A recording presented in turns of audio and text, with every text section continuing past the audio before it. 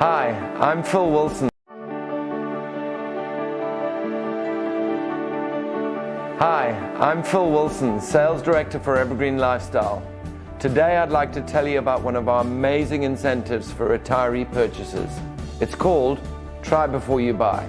If you're unsure about buying into one of our exceptional evergreen villages, come and stay with us for 2 or 3 nights, free of charge, and you can experience the evergreen lifestyle firsthand. So if you're ready to try out the evergreen lifestyle, contact us.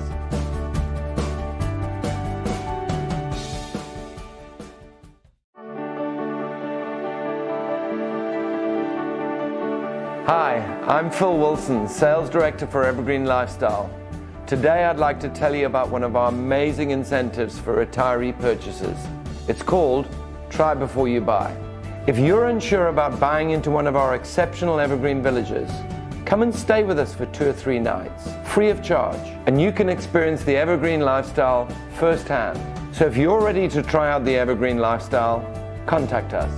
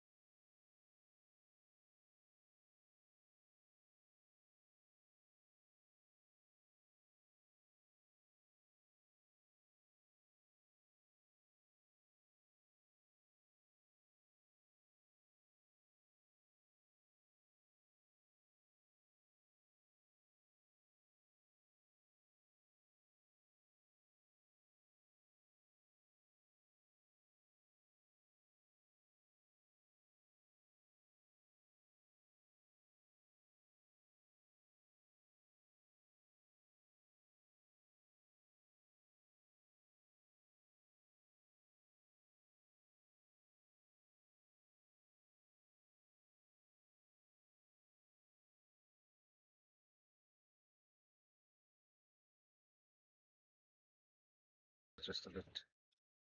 We were just getting on top of our chest and our lady got an LB, which was very unfortunate. Okay. That's how cricket goes. Yeah. Very frustrating.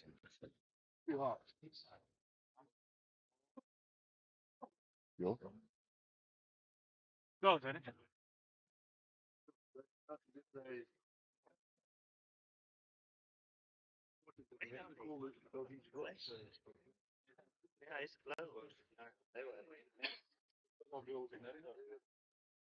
Look in the book. Not out. I couldn't see past you.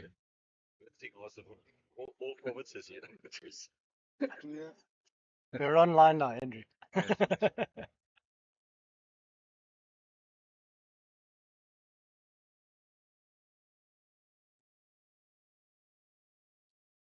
He was good at school, was that? Are we online?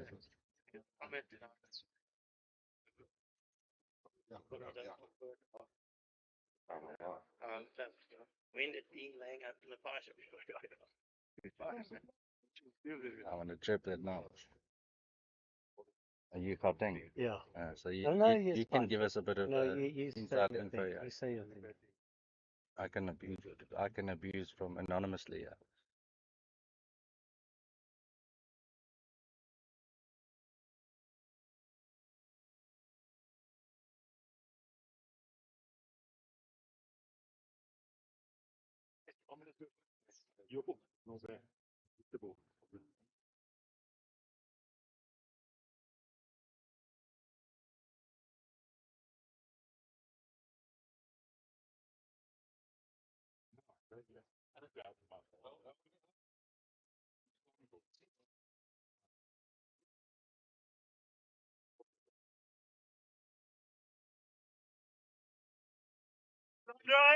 Run it, boys, run it!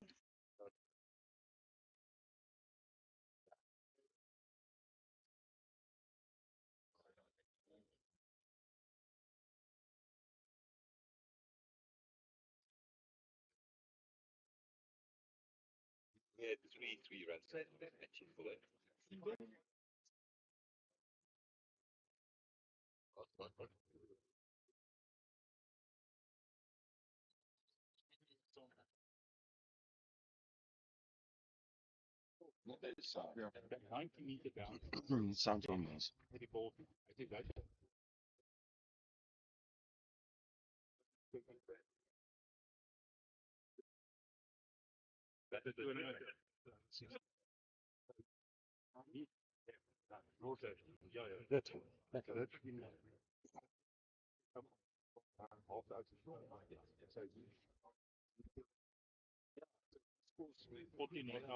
Bowling from the top end, yeah, I don't know where Caller Drive is, but it's somewhere on this end.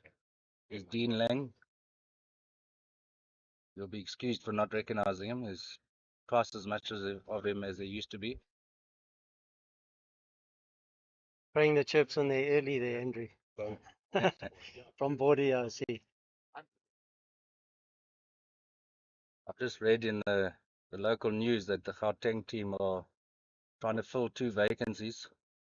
One is a fitness coach and one is a nutritionist. Were you guys mates from the past? No, fortunately, I don't know any of these buggers, so Yeah, from the top. Was that the bottom, whatever end it is? We've got You got Neil Fuzel continuing. Bowling to Andre Geldenhuys. a very tight first over.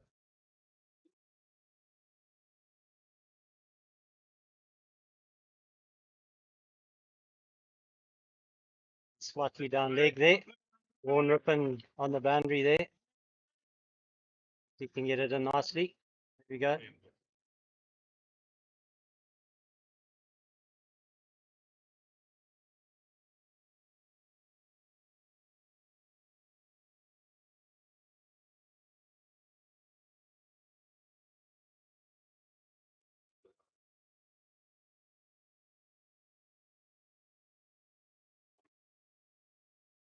Also, Neil bowls a nice left arm, sort of orthodox.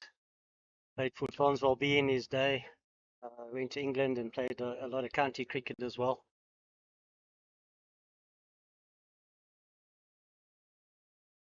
What we've got here is a ex-Boland B opening bat.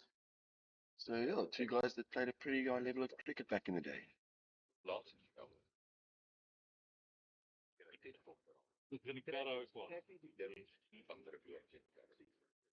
No, I think what's great about this Vets cricket, it just brings back old memories and sort of challenges between bowler and bat, and yeah, nice to see some of the guys that we haven't seen for a while.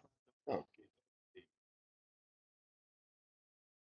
Andre playing that very cautiously into the wicket area.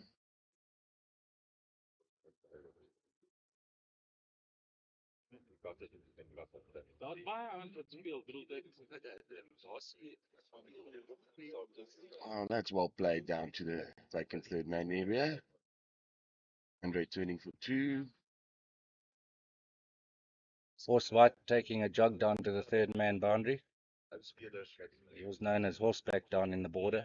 Looking a bit more like Sea Cottage nowadays, the way he's jogging there. Still a hell of an enthusiastic cricketer, let me tell you.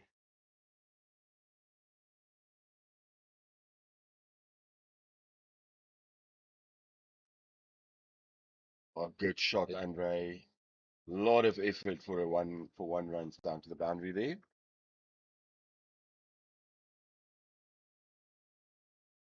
Crude field placing saved a certain 4. I think Andre used to play for Eds also back in the day, so he's a Gautenger Yeah, he played for Wanderers. for Wanderers. Okay. Yes. I think he's still a member here, if I'm not mistaken. He also, in the off-season, as part of his preparation, he played a couple of games for the MCC in England.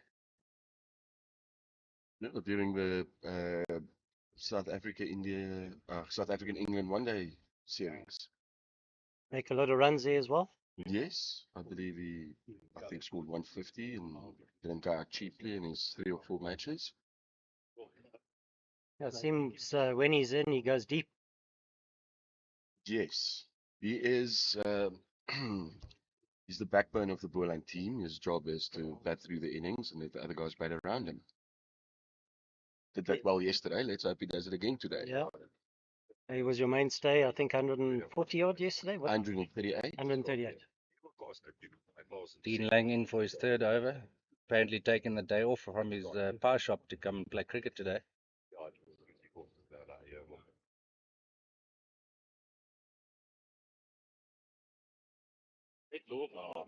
Beautifully driven for a single with a sweeper on the offside boundary. That's John Byrne, number 10 there for the Gauteng side on the boundary. Got a hell of a good arm on him. We've got Ibrahim Gaffaldine on strike. Let's see what he does. Looking around at this Gauteng team, there's probably quite a few power shop customers there that Dean has got. Interestingly enough, Gaffy batting, his nickname is Pie. So, yeah. I think the boys are going to have to buy you a pie after this, Henry. From Dean Shop.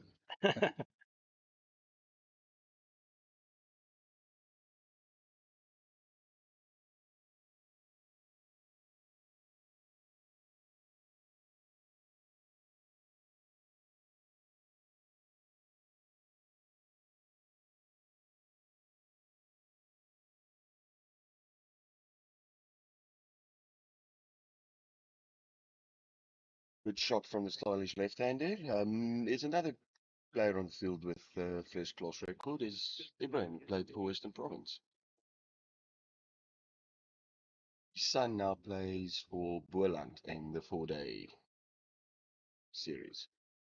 So the apple doesn't fall too far from the tree. No.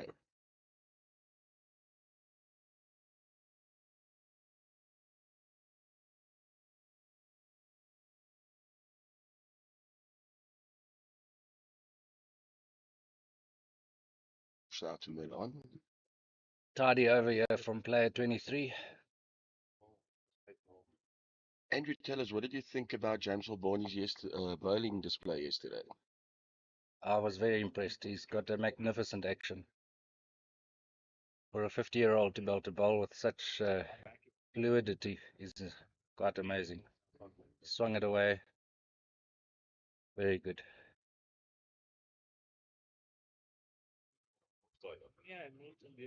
Is he the man who took 5 wickets yesterday? Yes. So the Boland team had obviously Andre Geldenhuys was the man of the match, but James taking 5 wickets, and then Jonathan Bolton, the wicketkeeper, with 3 catches and 2 stumpings. Fantastic.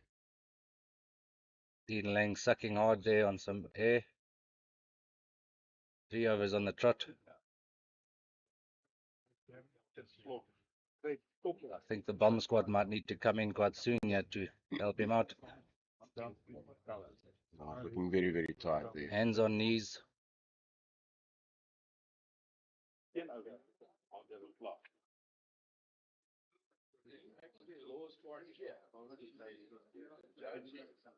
But it's quite an alternative kit that the Gauteng team is wearing here. Yeah, interesting. Yeah, Give us that background, please. it's Faisal, our manager, and a couple of the other guys decided we're going to go the real gold route, and yeah, this is a different sort of take on gold.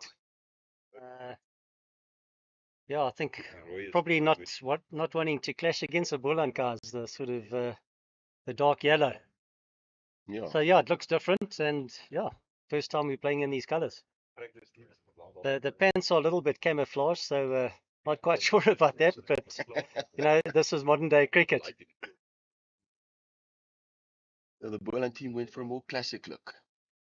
Yeah, the authentic look. Yeah. Neil Fusdale continuing from the top end. Right on the money there from Neil. The Boland guys had a different take on the color. They didn't think it was gold. It was more like a brown. And in true Western Cape humor, one of them said, "Why do Gauteng wear brown?" And the answer was because they cuck. Andrew, I think you and I are going to have a lot of beers after this. You need to join our fines meeting. I just hope that chirp from Boland wasn't premature. No, Because the opening spell has been very tight. I also heard the word kapun flying around when the Boland guys saw the Gauteng kit. Kapun. Kapun. Do you know what that means? I know what it means. Yeah, it's a mixture between pampoen and kak.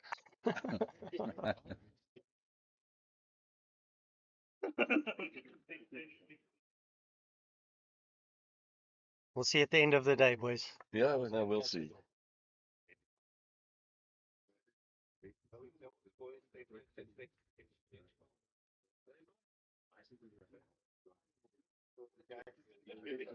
I think it's all about containment in those sort of first 10 overs. Not sure what the run rate is now currently, but not too many runs scored of late.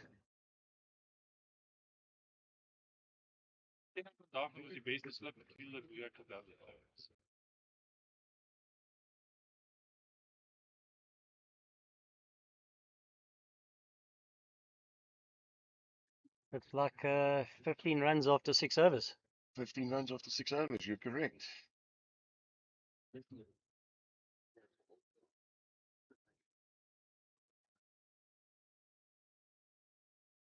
And it looks like Dean Lang will be continuing.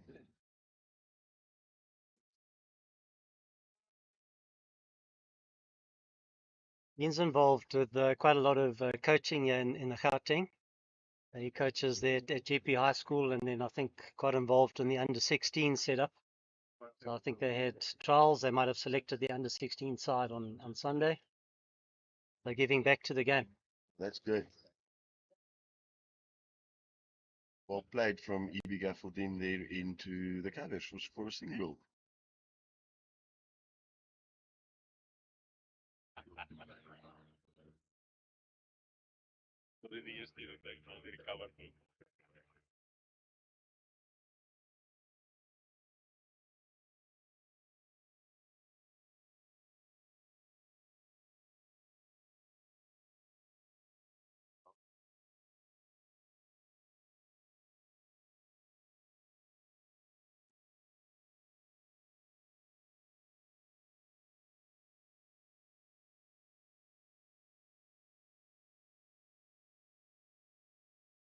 It was nice to have a left hand and right hand opening. Fielders have got to go from side to side. Yes, changing it up a little bit, making the guys run around.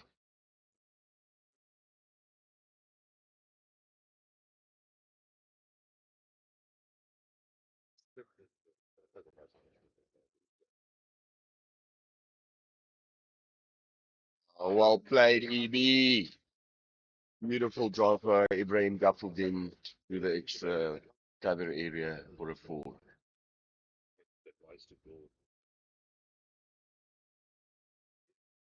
Yeah, great shot there. Looks very comfortable on the front foot, hitting it through the covers. Stylish left-handed batsman.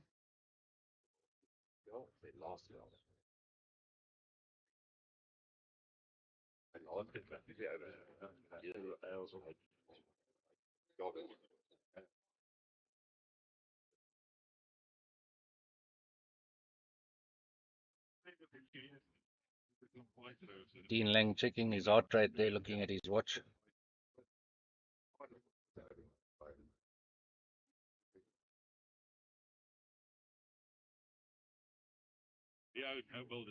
So, in some bad news for the Boland team, it seems like Kenny Jackson will be out for the rest of the tournament after a well-played 70 yesterday. No, that's a great pity. I mean, a great player in his day. It would be nice to have him play all the games.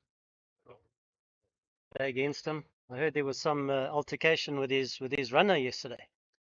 Yes, yeah, so he got run out on 70. You know, if you are not running, then obviously you're a little bit more upset about it. But and that's the funny thing also about Milton Daniels, who was his runner. Not that Milton likes to lose his wicket cheaply, but it was like okay because he can go and sit next to the field. And he ended up running a whole innings and running himself out of the team for today, being so sore. I think there were 3 injuries yesterday, if I'm not mistaken. So the guy's pulling up with a few hammies and Yes, the calf muscles, etc. and those are the hammies that weren't sore coming into the tournament. Well, Nice little quick run there. also, Captain Dave Bucker twitched his hamstring a little bit yesterday, taking off for his first run. And then obviously Kenny's calf going, and then Angus Simmers, or Gussie as he's fondly known at Groot and in the Boland team, injured his hand while being a substitute fielder. But he recovered well enough to be in the playing 11 for today. I think the physio table is going to be pretty busy this week. I think with this heat as well. Doesn't help matters. If I look over there to the physio table, I see a Boland player on the physio table. I just hope it's not one of the guys playing today. I can't quite see who it is. Also looks like Dean Lang's come off the field after his bowling spell and replaced by Ian Hoffman, number 12. Zach Barnard, the Boland team manager, Nick past us. Just want to welcome a special guest into the commentary box over here, Dave Bucker, the Boland captain. Morning. How are you, Claude? Well, good in sorry. yourself. All right. So, what are you thinking? Give us a little bit of an update on your thoughts as far as. Just came off the physio bench, so I haven't seen that much yet. But yeah, I think a decent start. Most importantly, we haven't lost wickets. Nice to see that EB she has a left-hander facing the left arm spinner. I think for the first time in the inning. See how that works out. But yeah, I think a decent start, some good singles. I'm happy. Which Boland player do we have there on the physio table if I look over there now? And that is Colin Myberg. Colin Myberg just getting a rub down before he goes out to bat and bowl this off to you. Well, I hope he doesn't have to bat, to be honest. Why? Because that means we're doing well. Shot. It's a proper cricket shot. Proper cricket shot by Ibrahim Gaffeldien. What I was hoping for, the left-hander against the left armer. I see Jonathan Bolton is sitting there rearing to go at number 3. Yep, he's ready. James Albani is taking a sip of water, relaxing with young AJ next to him, getting ready to bowl this afternoon. Who, young AJ or James Albani? Well, AJ will bowl if we give him a chance. Yes, he would. Take the opportunity.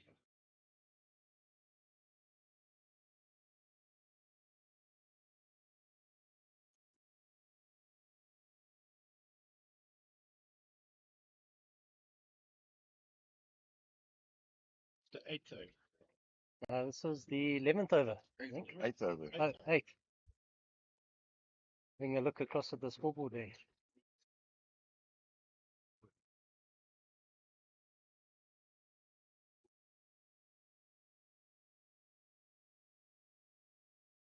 Neil Fuesdale bowling well from the top. Got 2 left-arm spinners. Isn't it? Not sure.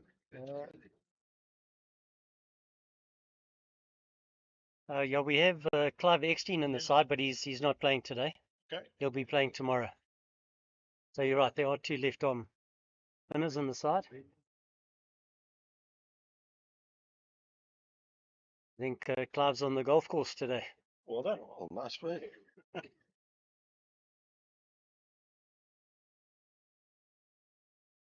Bowling change there. Who do we have in the number 12 jersey coming on? It is Ian Hoffman. Ian Hoffman. Give us some background. What does Ian do when he has the ball in his hand?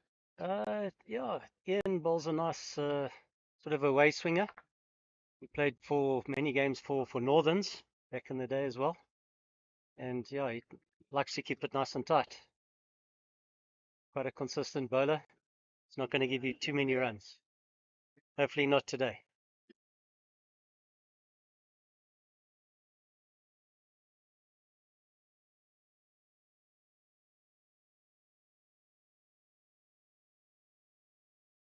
We know him as the Hoff.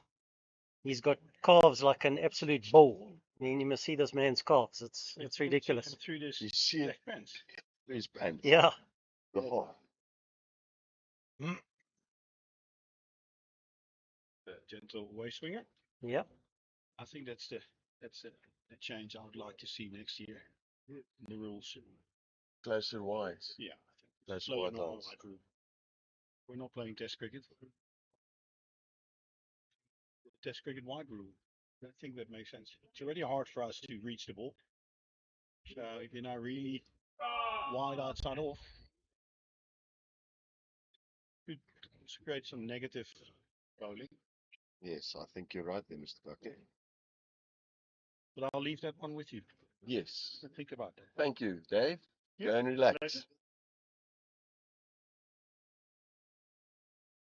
So, Dave Bucker's cricket pedigree is the Dutchman captain of the Dutch national side back in the day. All right. Very stylish right-handed batsman. Fortunately, got out cheaply yesterday, and I know he's looking forward to making up for that today. Oh, the Dutch have always been strong with their hockey as well. I see they did well. Recently, we had the World Masters hockey down in Cape Town, which they've just finished up with. And yeah, the Dutch sides were tended to be in the finals in the various age groups. So the Bucker family has had a very, very busy couple of weeks with Anouk, Dave's wife, playing for the SA team in that Masters tournament. Yeah, it's was a fantastic tournament. Again, they live streamed, which I think is great for hockey, and also nice to have live streaming today for the vets cricket. I think, yeah, just And you've promotes got the game. another guest coming into the commentary box, Coach Howie Bergens. Come on, Coach, come say hello to the people. Are you trying to get me into trouble here? No, you're Color allowed. commentary. The captain was just in the commentary box. All right. So we've got the Boland coach, legendary Howie Bergens. Yeah, thank you very much. Thank you very much, Mr. Chairman, for having me here. Isn't it wonderful to play some cricket? Oh, and that's a dropped catch at 45 with Andres scrambling through for a single. Fortunately. Fortunately for the Boland side, unfortunately for the Gauteng side. The long way down there for one ribbon. Yeah, he would have been upset dropping that, let me tell you. He would be, and the batsman would have been upset to get out to a long hop like that. All round poor cricket. The net result, one single.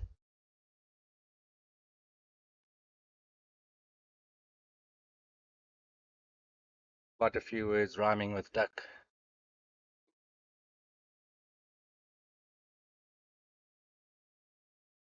Hasn't quite got into his stride. He's An off. older wide and a few long hops, but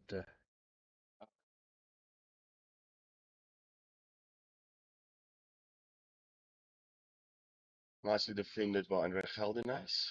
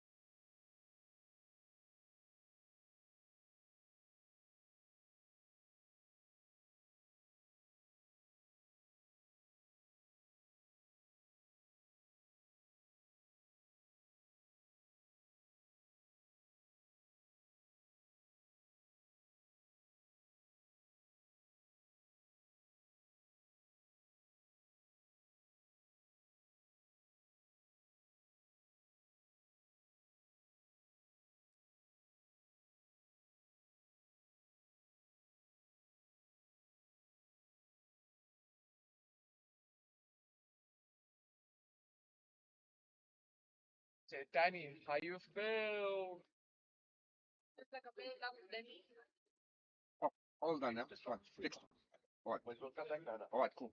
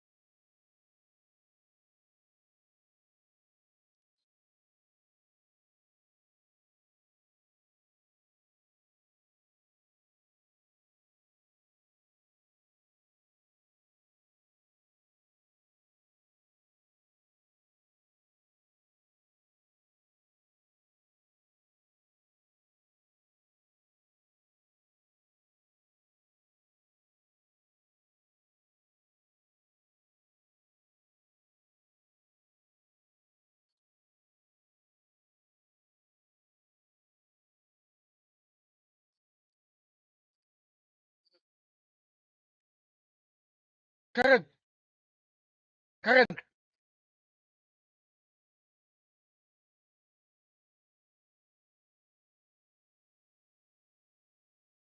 No.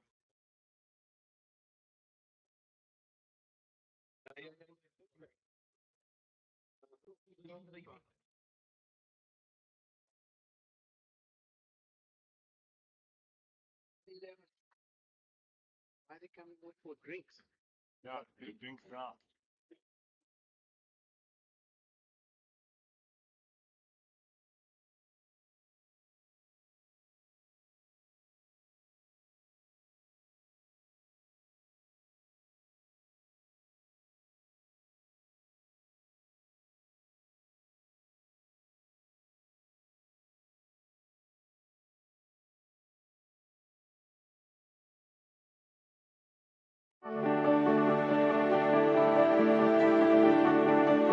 Hi, I'm Phil Wilson, Sales Director for Evergreen Lifestyle.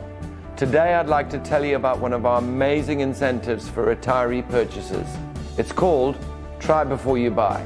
If you're unsure about buying into one of our exceptional Evergreen villages, come and stay with us for 2 or 3 nights, free of charge, and you can experience the Evergreen Lifestyle firsthand.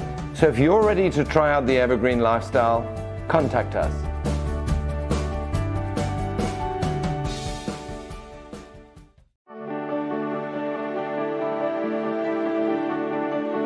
Hi, I'm Phil Wilson, Sales Director for Evergreen Lifestyle. Today I'd like to tell you about one of our amazing incentives for retiree purchases. It's called Try Before You Buy. If you're unsure about buying into one of our exceptional Evergreen villages, come and stay with us for 2 or 3 nights, free of charge, and you can experience the Evergreen Lifestyle firsthand. So if you're ready to try out the Evergreen Lifestyle, contact us.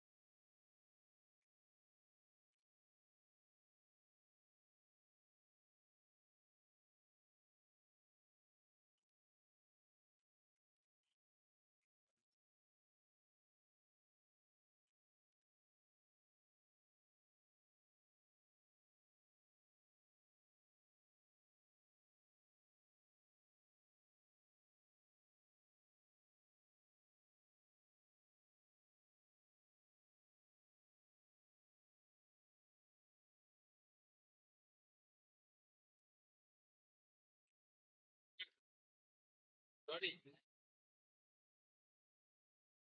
What?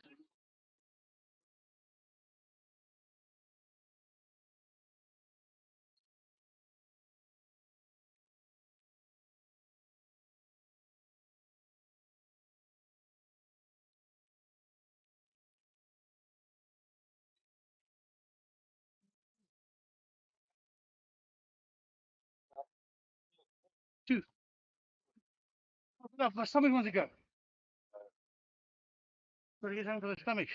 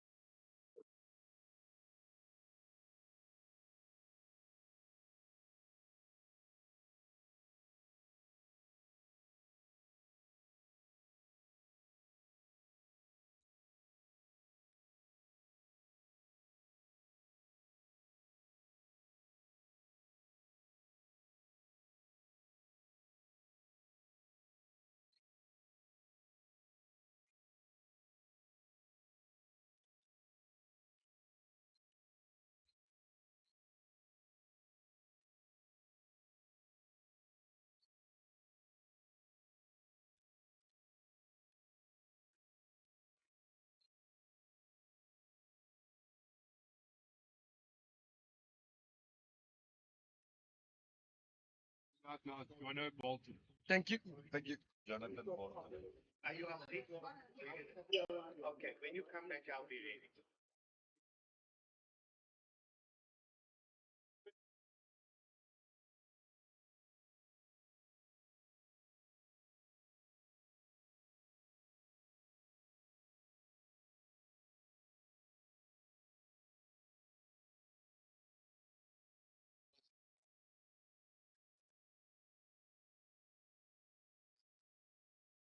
Luck.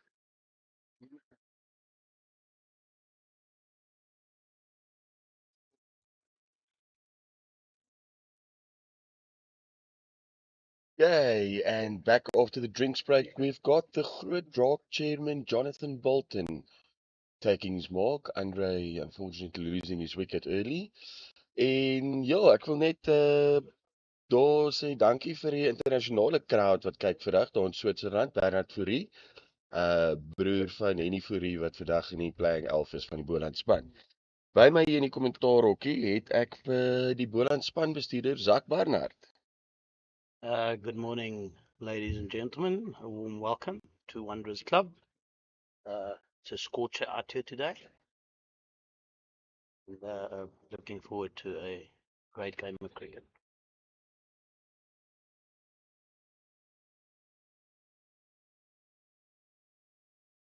Jonathan defending on the front foot there. Good bowling by Neil Fusedale. Neil has been keeping it tight all morning, bowling a very good line and length. That's obviously evident in the scorecard there. She's at 32 runs after the first 11 overs.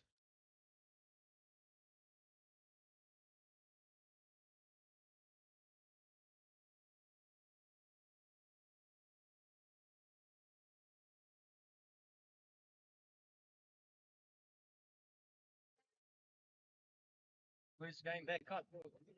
Yes, please. We need you.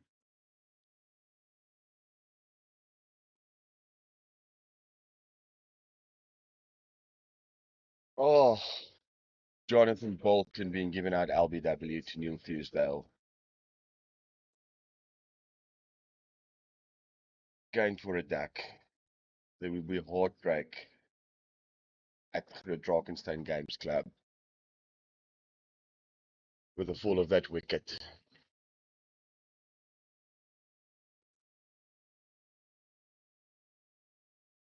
Losing 2 wickets, fairly close succession. Guys need to bounce back from the Boland side.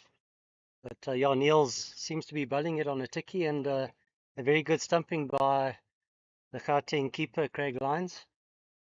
To get Andre out, I think that was quite a big wicket for the boys. Next up is the Boland captain, Mr. Dave Bucker. The Dutchman is strolling out to bat. It was a big wicket Neil took now, that LBW, to get rid of Jono. Underrated batsman. Who underrates himself more than the rest of us underrate him.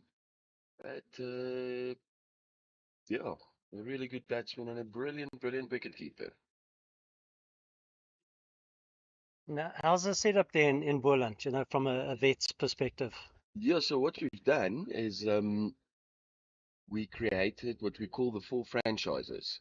So you've got the Stellenbosch Strikers, the Helderberg Vikings, the Drakenstein Griffins, and the Paul Heat. And we play Friday afternoon T20s for our league, and we have decided to keep it completely impartial. So the Stellenbosch Strikers and the Helderberg Vikings share the Oude Libertas field at the Stel as their home field. And the Griffins and the Paul Heat share the Groot Drakenstein Games Club field, the Pixton Oval, as their home field. And we play all our matches between the 2 teams. It's this is Ian Hoffman coming into bowl again. I think this is his 3rd over, if I'm not mistaken. Unfortunately, he won down the leg side and called a wide. Well played Nice by cover Ibrahim drive Jaffeldy. by Ibrahim. So how many sides you say in the whole One run. setup? Four sides in our setup. 4 sides. Okay. And we deliberately went with franchises and not club sides. So it's definitely picking up here in the Gauteng, the Vets League. This past season we had 6 sides play Wednesday nights, also T20. But this coming season, starting now in October, November, we've got 13 sides. Sure. So it's more than doubled, Yeah, that's good. which is fantastic. So a lot of guys coming back into the game, and I think with the 40 over, I mean the over 40s World Cup happening next year, we're going to have a lot of 40-year-olds coming Yes. into that Vets League as well. Yes, now we have, Zach, we've doubled our playing numbers. Yeah, since last year. Since And last obviously year. we got the additional franchise going into the our And league. And but I agree, there's a lot of guys coming back, you know. It's a shout out to Mark Nell, ex-Boland B wicketkeeper batsman, turned 40 last week Friday, and when he heard about this, he said, "Well, he's in." So that's another wide pool. it's growing, and we even had an application for a 5th franchise for the season, but it was decided that it was too late notice, and we'll bring in a 5th and hopefully even a 6th side next season. But it's growing all over the country, eh? No, it definitely is. I mean, it's brought players back that hadn't played for many years, Yeah. and now sort of kids are at the house and we've got some time to ourselves. We can get out there and play the game that we really love. Yes. So what we do have, something else that we do have, that's another wide down the leg side, And a run. and a bye with that. Something else we have down in the Western Cape that we have played a lot, and it's been going for years, is what we call the Friendly Cricket Association, where you have teams. Some teams are affiliated to clubs, other teams aren't, and you organize your own games, 35 over matches on a Friday or a Saturday or a Sunday. And that is where the Boland Vets were born from. And it is where Western Province Vets came from. So it's, yeah, that has at least kept guys in the Western Cape going. But even having said that, there's a lot of guys that never played FCA cricket that suddenly is joining up.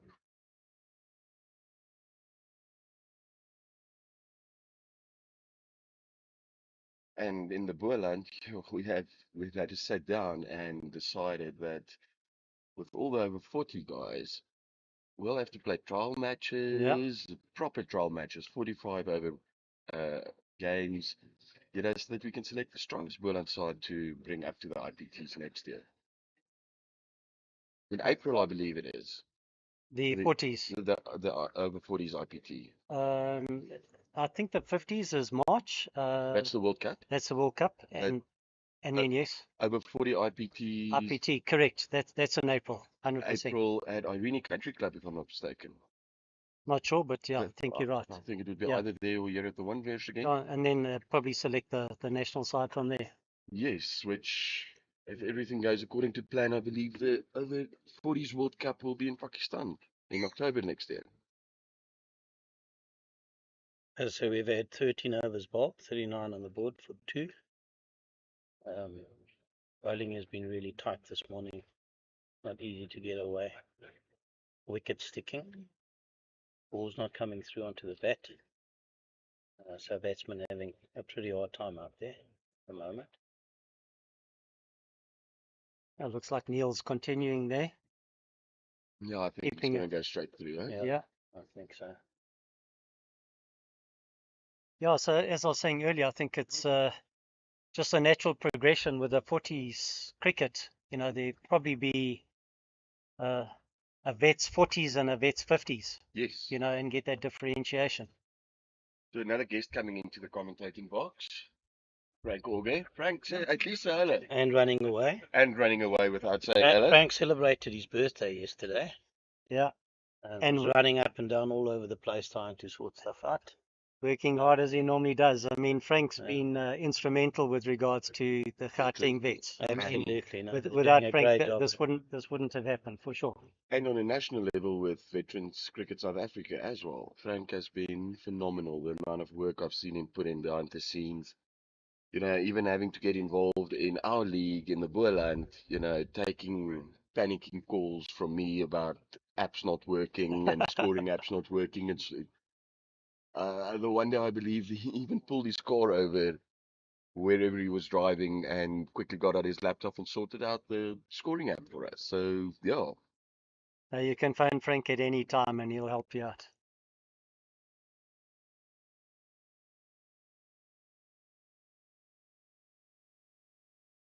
Ended by Dave Bucket. Yeah, and that little nut went to Steve and Jack. We haven't spoken about Steve. Yeah. Nice to have Charger on the side. Big personality. Really great guy to have on the side. And Big unit. he's a big unit for sure. And he'll give it out there today for sure. Looks like Steven is warming up. Correct.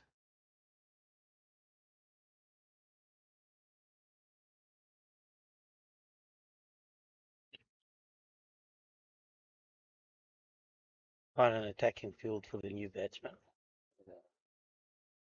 Yeah, I need two sweepers out there. Oh, we got three sweepers out at cover, mid off, and square leg. Silly point. Don't often see that in Well next cricket. swept by the captain. Exactly right, eh? Shot Mr. Bucket. Wow, that was a great shot. You know, he's been practicing that in the nets, huh? We've Yeah. all had to take our turn Deep shot. doing the little throwdowns for the sweep shot. We're going to see the reverse sweep coming out just now as well. Oh, I don't know. We'll have to see. I doubt it. With Um, that dodgy hamstring.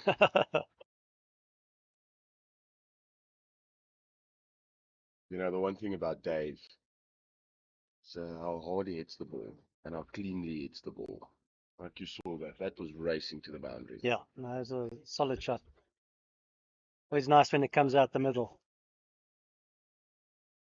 and with a fast outfield, there's only one result. Eh? Yeah. Dave hasn't been in the best of form leading up into the tournament. Hasn't scored a lot of runs in the warm-up matches. Dave needs a good. He needs a good innings. He's due a good innings. Yeah, so we got the man himself, Steve Jack, coming into bowl. Number 24 on his back. Charger. Charger. Ibi Gaffaldin on 20. Yeah, Ibi's been looking good. Middling it nicely. I think he'll enjoy the extra pace that Steve might have to offer.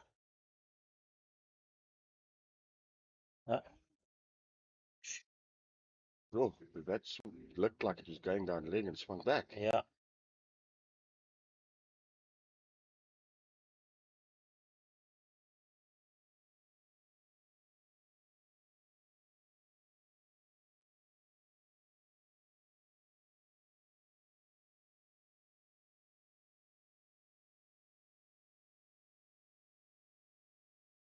Yes. Oh, There we go. wow. Great. What Great a nut. delivery! What a delivery What a from delivery Stephen by Jack. Mr. Jack. And well caught Charging in. behind. Well caught behind. Keeper there, Craig Lyons, yeah. I don't think there's a lot. Craig Lyons. Craig Lyons taking a good catch behind. And that's the end of VB Gaffalding. 420. Might have jinxed him. Saying that he'll enjoy the extra pace. Commentator's curse, unfortunately. Hayden Trollope strolling out to bat with the number 10 on his back. You know, interesting thing is when you start asking guys shirt numbers, especially down in the Boland where a lot of guys played rugby, everybody wants number 10. So we ended up with a situation where they had to give reasons, the guys all wanting number 10. Yes. And Hayden came up with the best reason. He played fly half for Boland back in the day, so he said it would be nice to have a Boland cricket shirt with the number 10 on the back next to his rugby jersey hanging in his bar at his house. Might be worth mentioning that he nicked it from me. So that seems to be a common thing with fly halves. Also in our Gauteng side, we got John Wern. He was also a fly half in his day. I think he played for Province B, if I'm not mistaken. Okay. But yeah, he insisted he have the number 10 shirt. The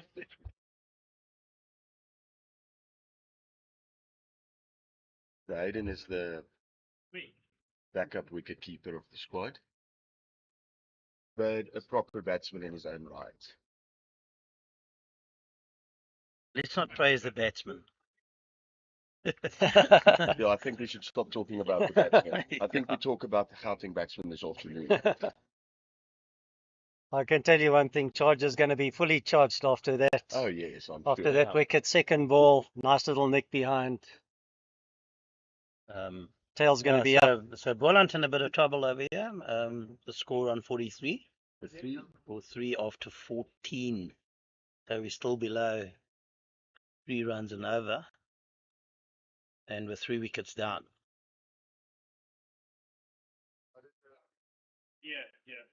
Yeah, ball looks like it's swinging quite a bit there.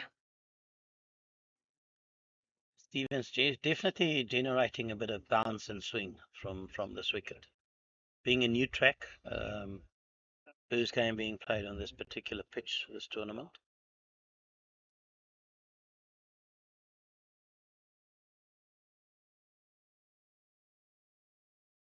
Nicely glanced off to fine leg. And that would go for 4 runs or 4 Hayden Trollop. Opening his account with a lovely 4 down to fine leg.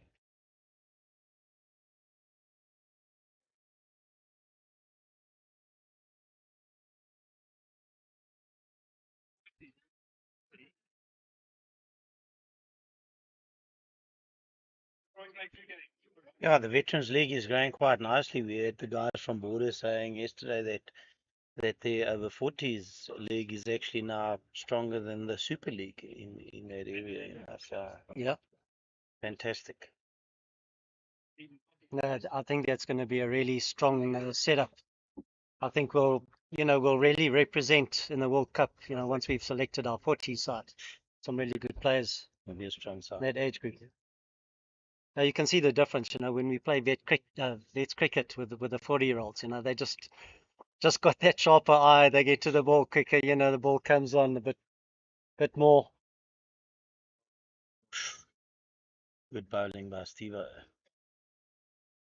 And especially in the field, they're just a little bit sharper. A little bit quicker. We still give them a go, but yeah. Same with us.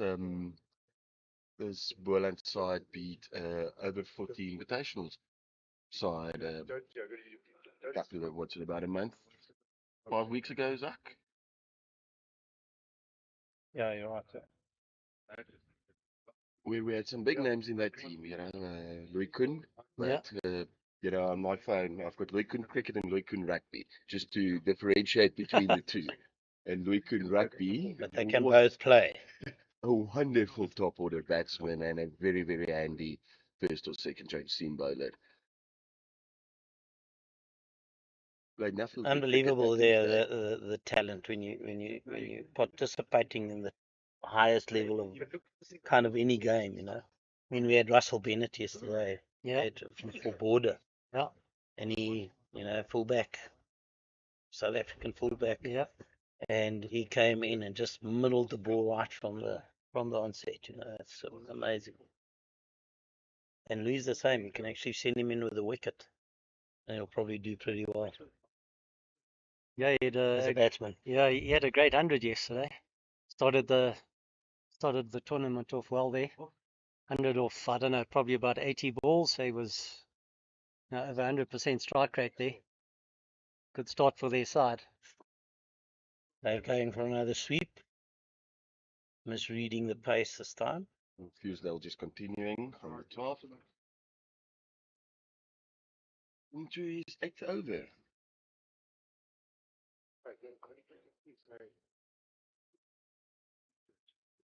Neil's been keeping it tight. No, he's definitely got the rhythm. He's out here yesterday practicing quite a bit, and while he was practicing, he said, I think I've worked it out. Something clicked. So it seems like it's working today.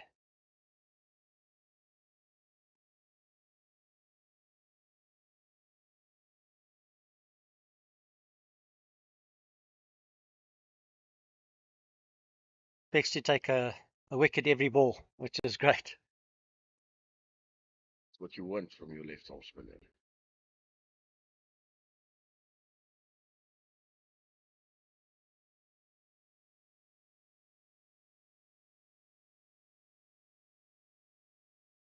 Coming from a left arm spinner. Got to look after your own, eh? Yeah, Claudia over here is pretty handy himself. Nice offie. Floats the ball in nicely. Oh, great shot. What a shot. Great shot. Dave Bucker going for a big one over there. And Edward That's a four. plots the boundary for a 4.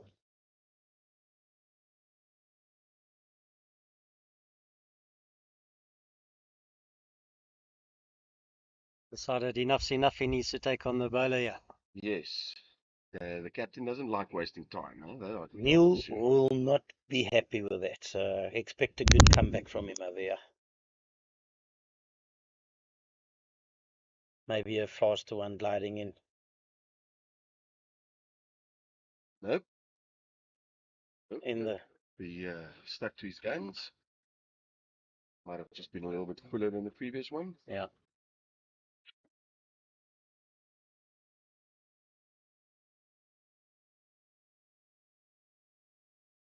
The end of Neil's over. 2.9.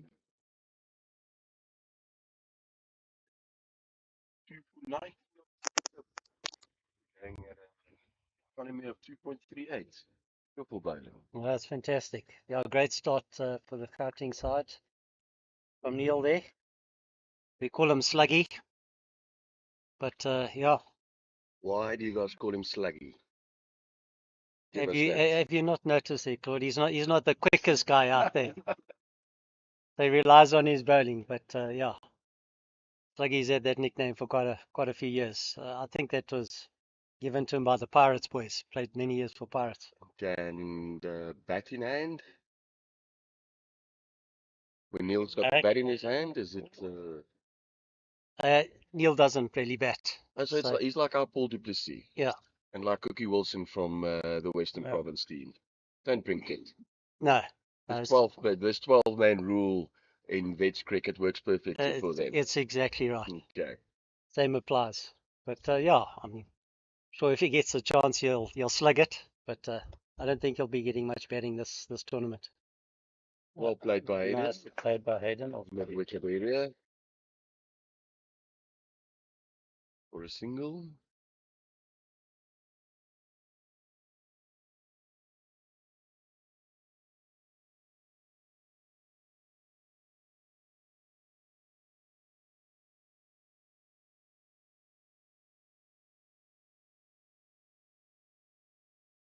Bucker taking strike to Charger.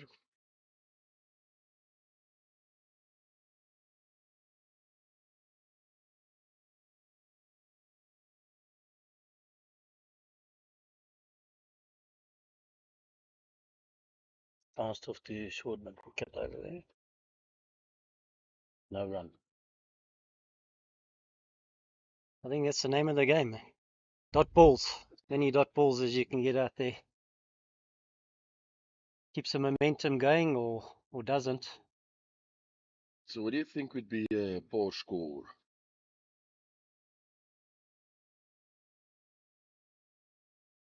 I think And he has given him. So Dave Bucker being trapped leg before by Stephen Jack.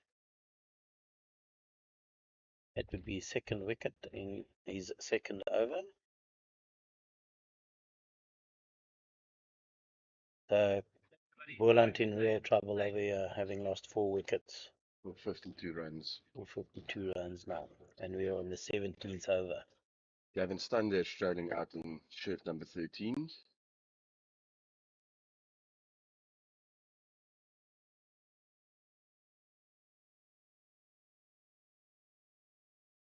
I think just going back to your question there, Claude, I think under all the sides probably look, these flat wickets here at the Wanderers, probably about 280, no sort of pass score. obviously the Boland guys need to reassess now, so I'm not sure what they're hoping to get.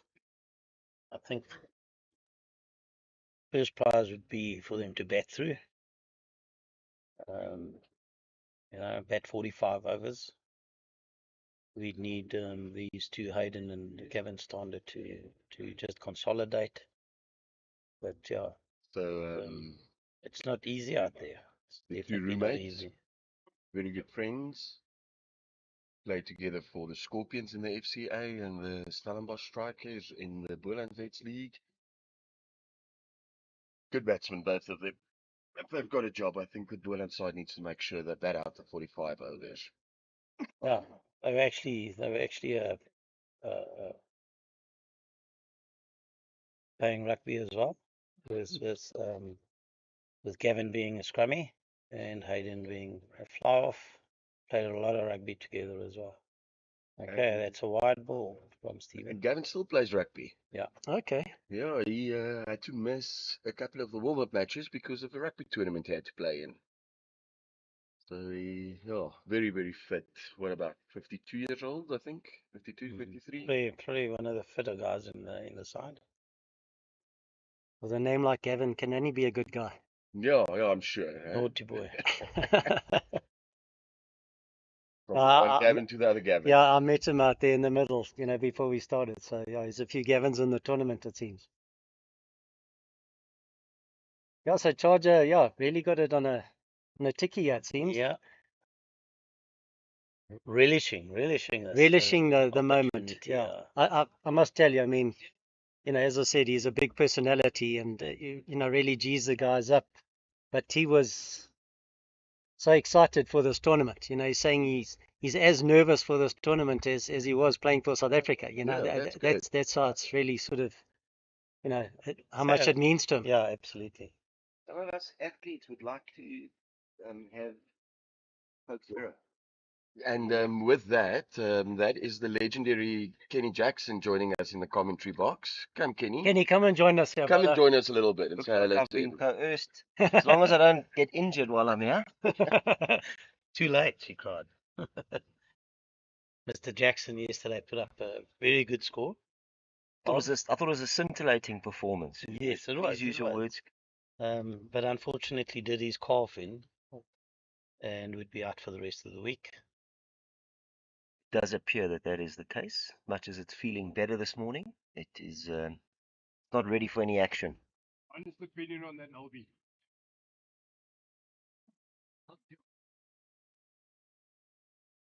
Okay, all right. Kenny, so Gavin was just telling us that Stephen over there said he was so nervous and excited coming into this tournament as it was playing for South Africa. Yeah, I think there's a lot of hype around the tournament and a lot of players that maybe haven't been playing that were playing first class cricket a while ago. The guys seem to have a lot of anticipation, and I think it's going to go from strength to strength. I think this is the first IPT. I think obviously there'll be a learning curve, and the next one will be even bigger and better. I'm sure there'll be a couple more provinces that initiate leagues, and it'll go from strength to strength. I know the World Cup coming up in March. I think some of the guys will obviously stick up their hands, and they've got a bit to play for over here. World Cup happening down in the Western Cape. I think as Roger alluded to at our opening ceremony the other evening, 2018 down in Australia, there's probably a handful of guys that were available to play and probably didn't go with our strongest side. And, then I think with COVID, we had that one in Cape Town. But as we said now, it's the inaugural IPT. And I think, which is great to have fair sort of selection criteria and players able to show their abilities. And I'm sure we'll have a great side at the end of the day. Neil Fischler is actually busy with his last over now, so I'm sure that the Boland guys will be very happy to see him off. Kenny, you played in that first World Cup in Australia. Yeah, very steep learning curve. You find out very quickly how much the body is not willing unless you're playing cricket regularly. So I think with this IPT, each IPT, you'll see the standard of cricket getting better and better, and more, I say ex-players, but players that maybe aren't playing anymore, that will reignite their sort of time on the cricket field. And with that, just the sheer volume of numbers, the standard will increase, will go up.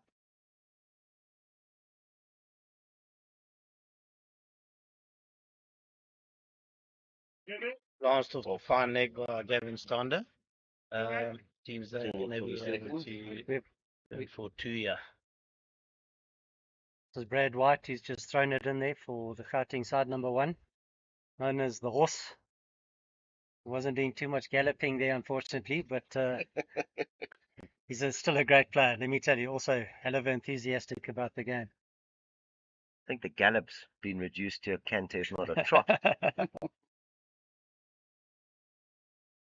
Ensconced himself cleverly at first slip, the best place to field, especially to the spinners. Yeah, very attacking there with the spinners, and Nick Rhodes there Okay. filling it off. Yeah, Kenny, so how many That's a sides really were... great spell by Neil Fusedale there. Neil, 2 for 22 of his 9 overs. I think that was beautiful spell of bowling. Yeah, well done there, Sluggy. Yeah, Kenny, that 2018, how many sides from around the world participated there? Trick question. My memory isn't the best generally, but I reckon there must have been about 10 or 12 sides. We'll have a look later and see how close my guess was. But it was very well supported. We've spoken a little bit earlier about the team that went from South Africa. They played under the banner of the SA Rhinos. The rest of the countries were representative, and whilst the South African side were there to participate and to launch basically veterans cricket in South Africa, we weren't able to be officially recognised, and that obviously changed in 2020 for that World Cup, because the process was obviously around selection. There was a selection panel appointed, whereas in 2018 it was more about who was available to go that could, obviously, and also to self-fund it. So the criteria is getting more strict with each edition of the over 50s World Cup, and the standard is the team's going to be a better team than the previous year. So I think it's all good. We got Anton Herselman, number 4 here for Gauteng, who's taken the ball. Plays his cricket out there at Krugersdorp at Koza. Generally an opening bowler. As he's got the physique for it. Nice and lean and mean.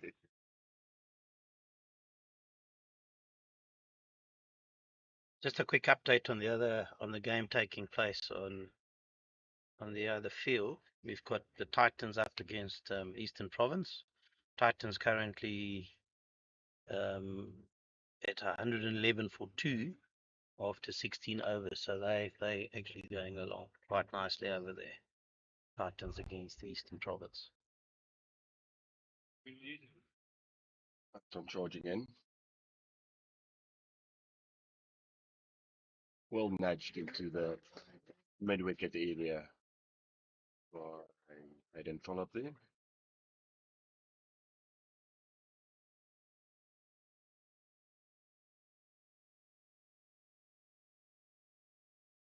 Also And great. off he goes. And off he goes. He Thank doesn't you. even Cheers, say goodbye. Kenny. Thank you, Cheers, Mr. Kenny. Jackson. Thank you, Thank you Mr. for Jackson. your honouring us with our presence. I think a great venue that we've got here as well. I mean, to have it here, we've got the 2 fields, so the players are, close by and able to watch each other, etc. But I think for you guys also to stay in the hotel, don't have to travel around. So, how are you guys enjoying it? No, it's been absolutely wonderful, and it's like some of the guys said when we got here. Hell, we don't even have to leave the precinct of the hotel and the cricket club. We've got the restaurant up there as well, Chariots, Yes. I believe it's called. Yeah, I think it's great. It's a great venue for put up a tournament like this. May I take a photo? Colin Myberg, come and say hello. Come and say hello here in the commentary box. They're on the live TV. Well, Colin, everybody has heard everything you've said, so you can just as well come and say hello.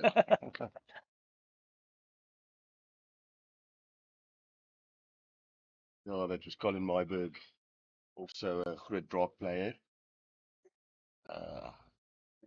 Bowled well yesterday. He's down to bat at number 10 today, but a proper all-rounder and a good fielder. Guy still played Premier League cricket last season for the Coronation Cricket Club out in Penil.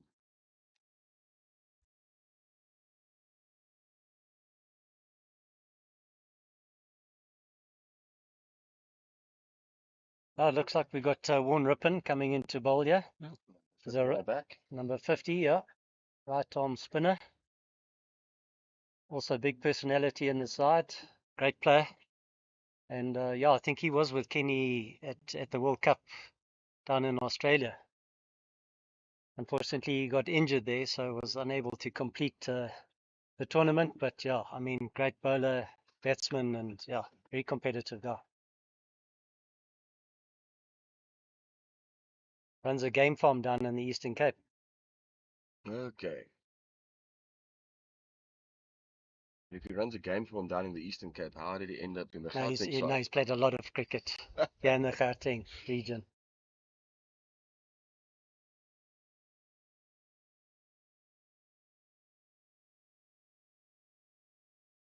The Eastern Province boys will probably I'm start nagging him. I'm sure they were giving him the gears, yeah.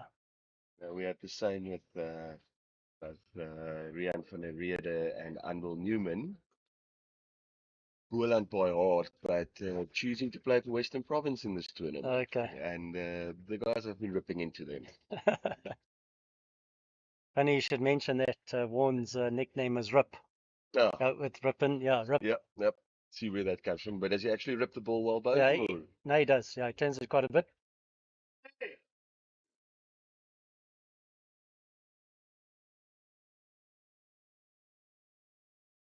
Picked up there by... They're turning for the third. Well run, Hayden and Gabby. Well run by the Scorpions boys there. Teammates, roommates. Rugby mates. Rugby mates. Drinking mates. Know each other well. They know each other well. I don't think they have to call while they run. They just know what the other one's going to do. Another one. Well played, AD. Yeah.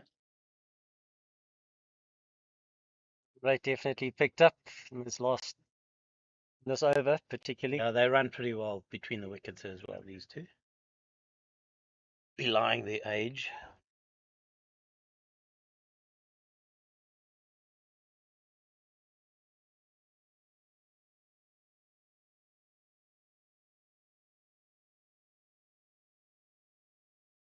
For the first time, the score has actually crept up to above 3 runs and over. Apparently sitting on 67.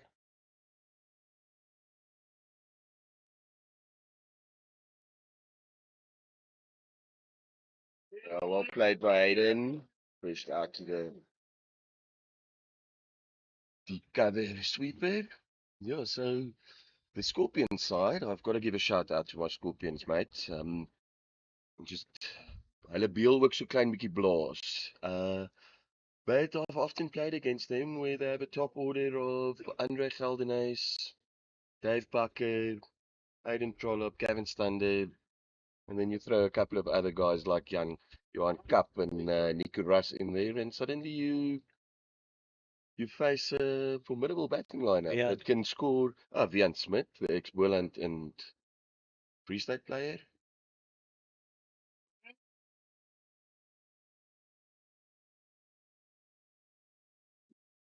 Yeah, it just creates a great camaraderie with the guys, and able to go on tours together. And it's, the Groot Drak, or as Groot Drakenstein Games Club is called, and the Scorpions. It's our derby games every year. We play them home and away. And it's always with the biggest fines meetings and party afterwards.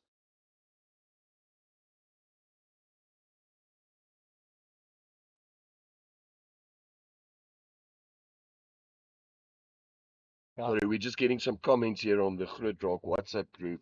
I think it's got to do with Jonathan Bolton's LBW. Jonathan Bolton's LBW over there. I having can pitch see him. outside leg. I can see him looking over to us. Unfortunately, we haven't got the.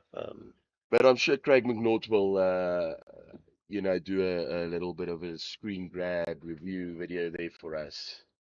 I noticed there was a load of text, but you guys aren't going into the actual details that were involved there. You don't want to Yeah. always read what those guys put on the group, especially if the chairman who is being talked about sitting smiling there with his phone in his hand. Yeah. You want to come say hello to us, Jono? Too soon. Okay. Yeah, Jono's still recovering from a duck. And I see Rob Freiter here on the Groot Rock group going, hard luck, Jono. Next time, shit happens. Oh, Anton keeping it nice and tight here as well. Trying to keep that line and length going. Ball's not really bouncing too high, so I think the slower pace, the better it seems on this track.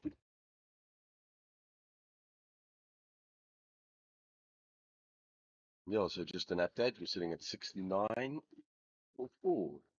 21st over.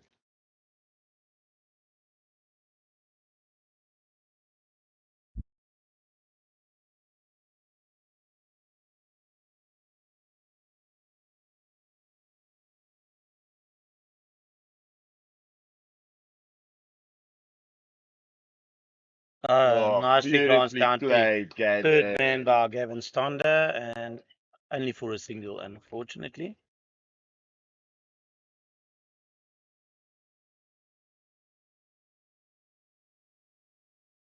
Both these batsmen looking pretty comfortable. The wicket.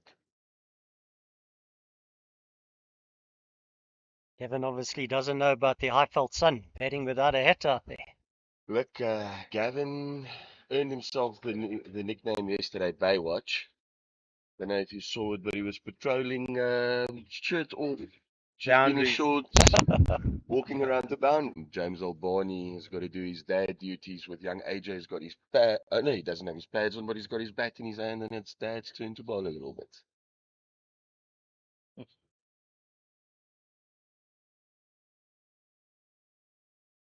For me and Vic.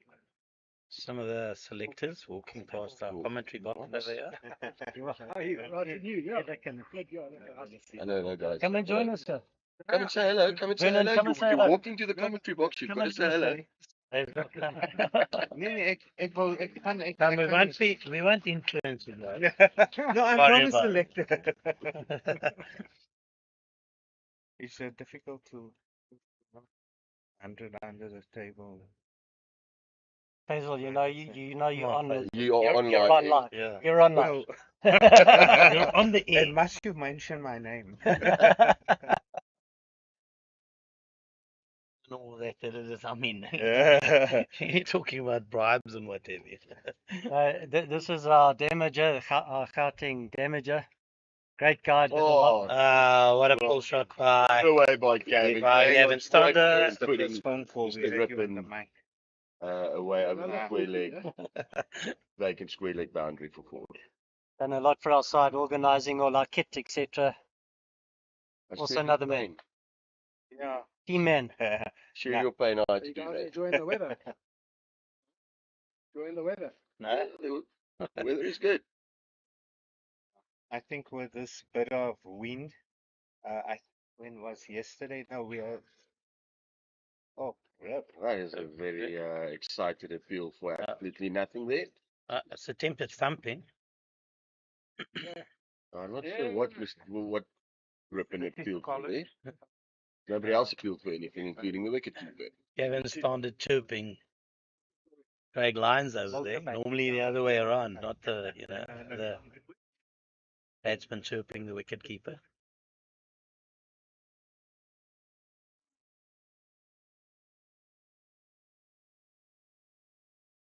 Looks like Mr. Jonathan Bolton is walking over to the video table. He also came back from a horrific injury. Great ball. Gavin, you should have heard. It was news to all of us. Yeah. So he tore He's one hamstring. Apparently, you've got 4 or 3 hamstrings. And it came completely off the tendon. The muscle completely torn off the tendon. And it, by cricket, grew back. And he's back to playing where it was feared 6 months ago that his cricket career would be over. So, yeah, now he's going over to the physios. Yeah, unfortunately, those hamstrings, they linger. You know, you tear them in the early years and it's always there. You know, you're very cognitive of that. It's young Tim Whitfield. It's his fault. The 29-year-old guy that was batting with him, the athlete, who made the old man run a lot. Right, so there, corded covers by Gavin McCauley. Hey, Hayden, is his wicket there? Or Nice one there. Hi, Tom, I'm first, Phil Wilson, wicket Sales tournament. Director for Evergreen Lifestyle. Today I'd like to tell you about one of our amazing incentives for retiree purchases. It's called Try Before You Buy. If you're unsure about buying into one of our exceptional Evergreen villages, come and stay with us for 2 or 3 nights, free of charge, and you can experience the Evergreen lifestyle firsthand. So if you're ready to try out the Evergreen lifestyle, contact us.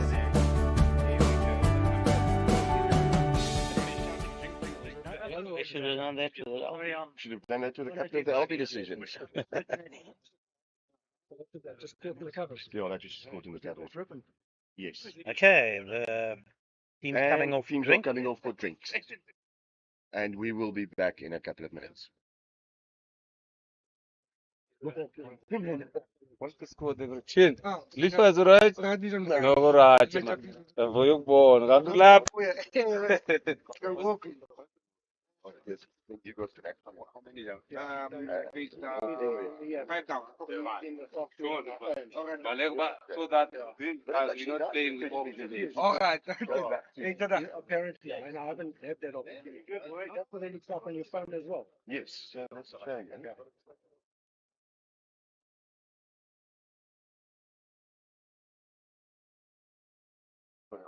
No, that's fine. Lacking privacy screens. Now I can hardly see what's going on.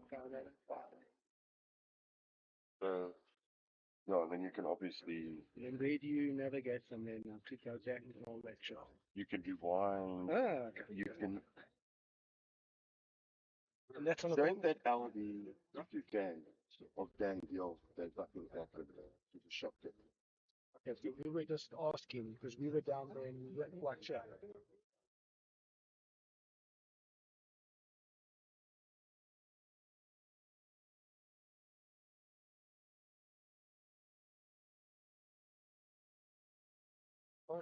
Yeah, it looked like it was doing that.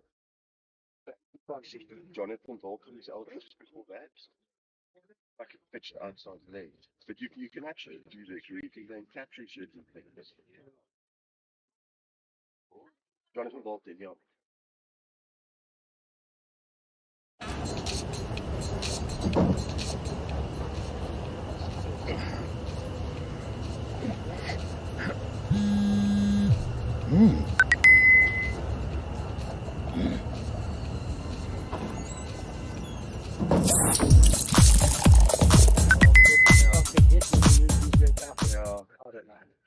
So difficult, eh? Need the scoreboard. Yeah. Oh, that's good. That's good to know. Good to know. Hello, Charger. Is he?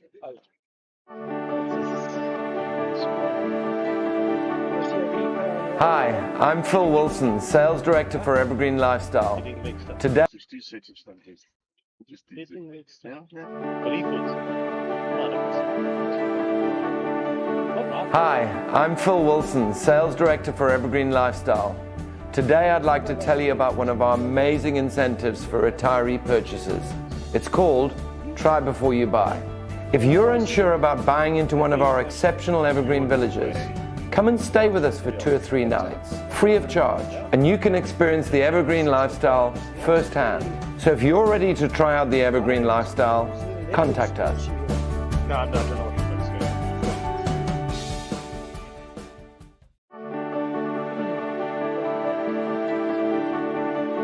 Hi, I'm Phil Wilson, Sales Director for Evergreen Lifestyle. Today I'd like to tell you about one of our amazing incentives for retiree purchases. It's called Try Before You Buy. If you're unsure about buying into one of our exceptional Evergreen villages, come and stay with us for 2 or 3 nights, free of charge, and you can experience the Evergreen lifestyle firsthand. So if you're ready to try out the Evergreen lifestyle, contact us.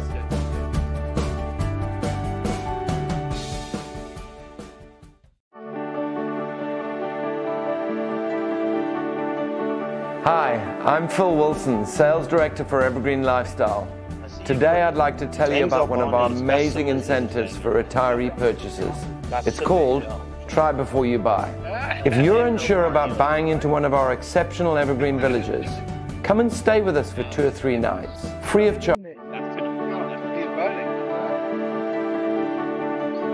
Hi, I'm Phil Wilson, Sales Director for Evergreen Lifestyle. Today I'd like to tell you about one of our amazing incentives for retiree purchases. It's called Try Before You Buy. If you're unsure about buying into one of our exceptional Evergreen villages, come and stay with us for 2 or 3 nights, free of charge, and you can experience the Evergreen lifestyle firsthand. So if you're ready to try out the Evergreen lifestyle, contact us.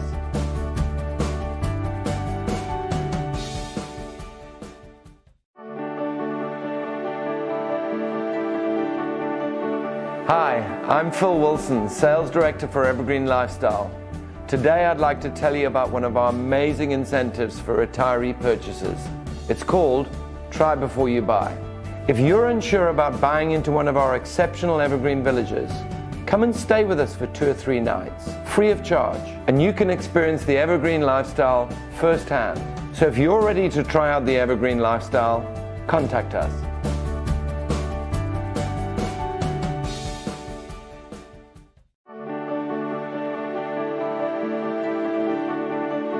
Hi, I'm Phil Wilson, Sales Director for Evergreen Lifestyle. Today I'd like to tell you about one of our amazing incentives for retiree purchases. It's called Try Before You Buy.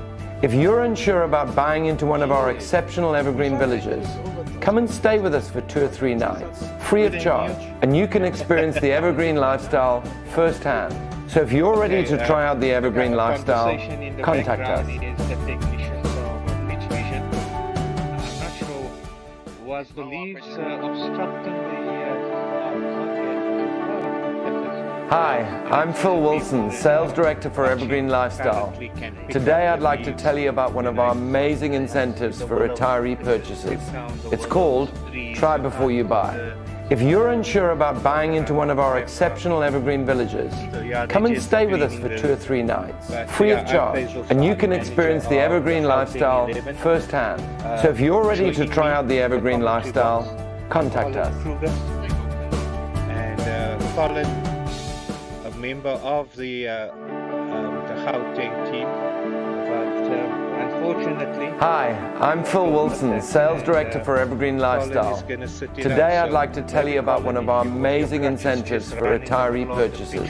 It's called Try Before You Buy. If you're unsure about buying into one of our exceptional Evergreen villages, come and stay with us for 2 or 3 nights, free of charge, and you can experience the Evergreen lifestyle firsthand. So if you're ready to try out the Evergreen lifestyle, contact us. I didn't. Okay. Lindsay, why didn't you tell the people that we also had some warm-up games against the UAE? Hi, I'm Phil Wilson, Sales Director for Evergreen Lifestyle. Today I'd like to tell you about one of our amazing incentives for retiree purchases. It's called Try Before You Buy. If you're unsure about buying into one of our exceptional... So that the viewers can see the condition of Colin.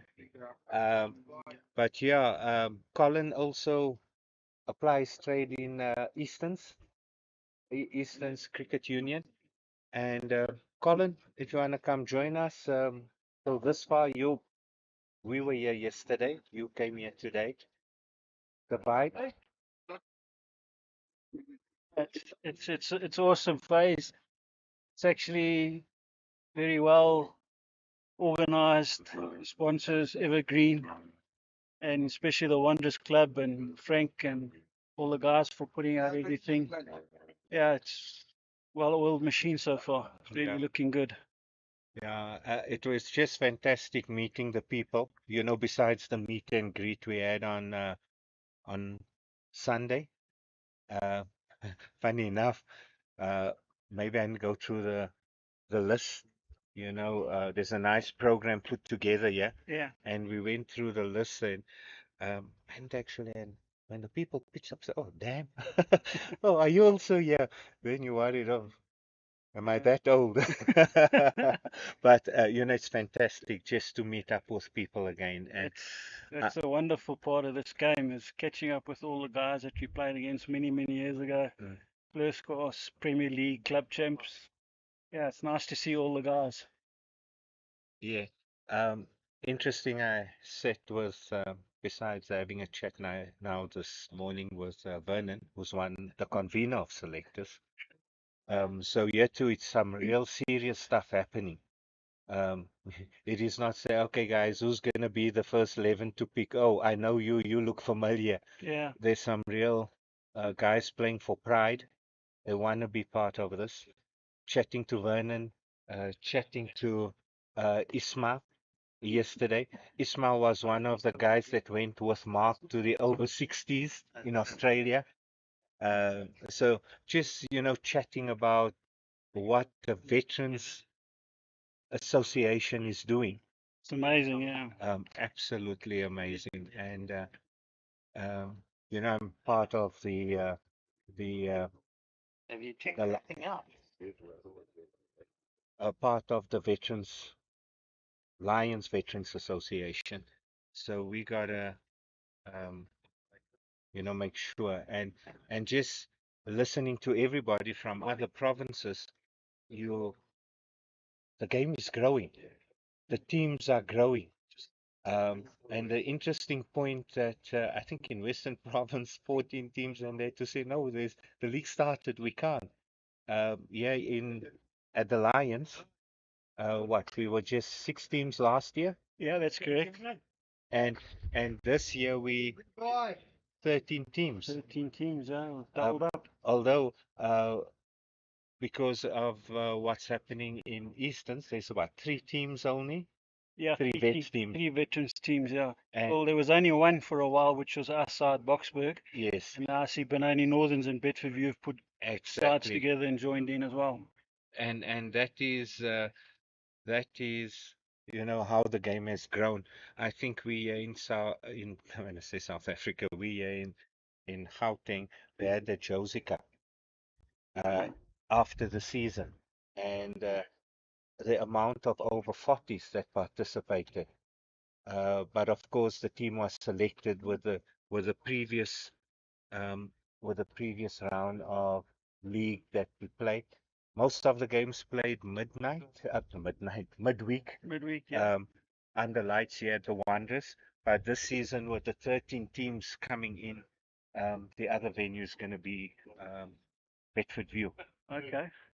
With lights as well. Yeah. So there's the 2 venues that we're going to use here. Yeah. And maybe the odd game you play on a Saturday, mainly Saturday, not Yeah, Saturday. the Pirates I'd like to play on a Saturday, yeah. But just nice to see some names. Today in the Gauteng team, Ekus is not here. You had, of course, you have got Stephen Jack. He was charging in here. That was great. His opening spell was great. Yeah. Dean Lang as well. Yeah. Bowled very nice. Neil Fusedale bowled a great spell. Nice. Yeah, it's a pity we're not going to see Kenny in action today. Yeah, it is a pity. Yeah.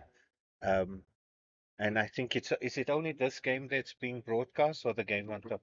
Both of them. So if the folk were watching the game yesterday, Border and Boland, they would have seen, I mean, there were two centuries in that game. Am I correct? Where was the 2 year or on the top? No, the 2, yeah, the 2 Western Province. Yes, Louis Kuhn. Kuhn. Oh, yes. So Western Province resting today with Border and just with the captain's coaches meetings yesterday or Sunday. Whoop, losing track of days here. That normally happens when you have fun.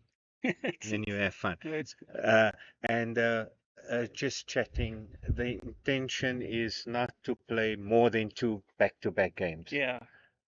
So of course, Boland had Border yesterday, and on the top field we've got Northerns, the Titans, and they're playing against Eastern Province. So yeah, I haven't checked the scores, what's happening on the top there. Just looking at Boland. I mean, Boland was also like a house on fire yesterday, scoring a lot of runs. Yeah. But the one Centurion, of course, is out. He's not. Andre. Andre scored 100 yesterday. Batted well, I believe. Yeah. Was Andre in the commentary box earlier? Yeah. Yes, he was. Yeah. Oh, and so that was, some guys showing their skills, huh? There was a Or lot of some, talent on show. Yeah. it's like, what they say? Getting on a bicycle. We won't say motorbike, a bicycle. Bicycle. And the guys are just having, I must say, Roger, Frank, the organizing committee, Graham McMillan, here at the Wanderers, making sure things are running like clockwork. Absolutely amazing what they've done. Yeah. Really, the time they've given up and the time they've put into this is just amazing. It just shows their passion for the game. Yeah. And it would be nice, we have guys from the various provinces just to come in here and chat about the involvement.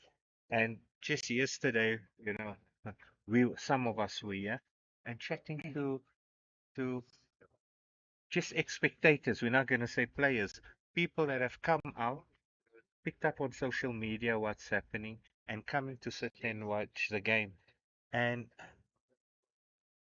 I don't know where this doom and gloom comes from sometimes, but when chatting to us, they say it actually sounds that cricket's in a good space. When we're now not just talking about the Veterans League, Yeah. we're talking in each province, what's happening in the respective provinces, what's still being done for the development of cricket.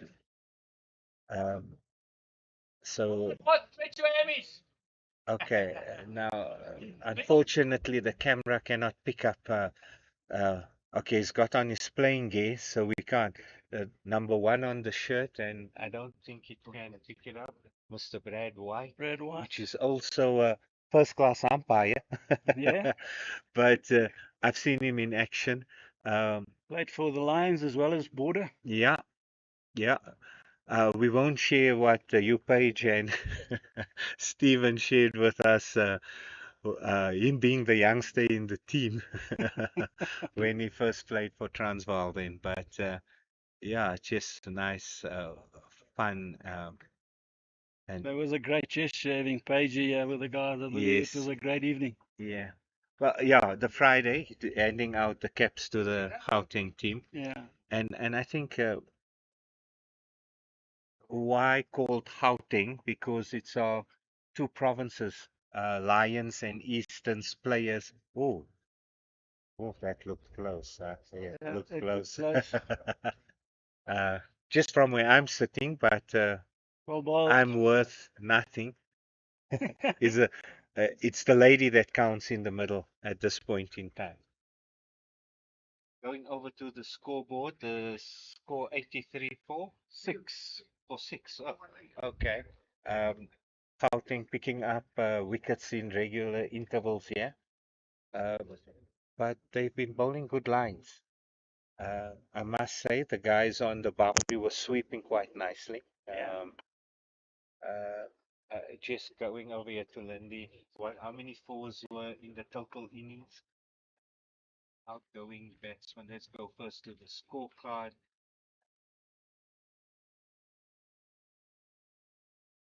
Fours. Oh, 7 fours. And again, compared to yesterday, you had Louis Kuhn song. The first 100 runs, he scored 90 of the 100, something like that. Yeah, he got to his 100 pretty quickly. Mm, Brendan Nash was also batting quite nicely till he went out. yeah. Yeah, Mario. Now they got And Province off to a very good start. yeah. But So yeah, outfield so quick and so hard. You just got to get it past the inner ring and it's full. and that has been, the heat wave that hit Gauteng, and I Yeah. think part of the Free State as well. That has been quite a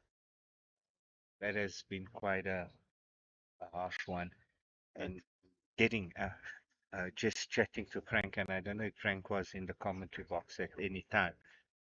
Since last Saturday or past Saturday, it's only Tuesday today. You're looking at 9 days of cricket on these two fields. Yeah, it's going to take a lot of plumbing. And yeah, especially with no rain, so it makes it difficult. Yeah, also the club I'm involved with, making sure the good thing is there's a ball, and most of the facilities, your Premier League club facilities are, they you're looking at ball facility and maintenance of it. Yeah, Big problem, maintenance.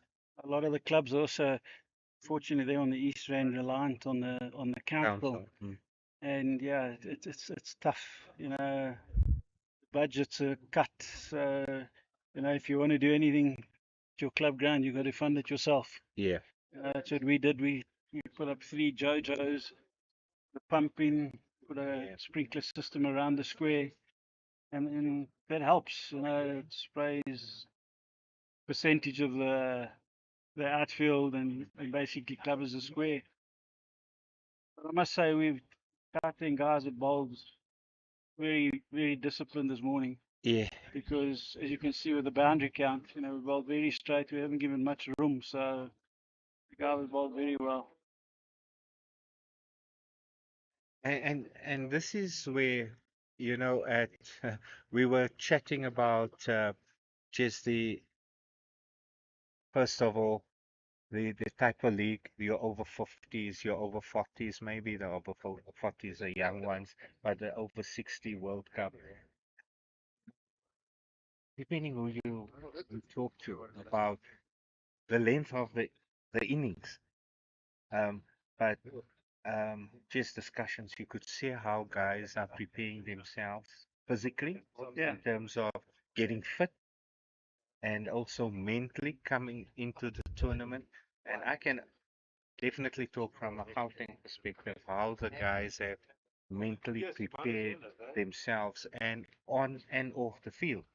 The few friendlies we had, the next sessions once a week, building up and leading into this 4 overs for 16 runs. Not bad. Not Great bad. opening spell. Yeah. And just in terms of fielding restrictions, it is 3, 4, 5. That's correct. Yeah. In the 15.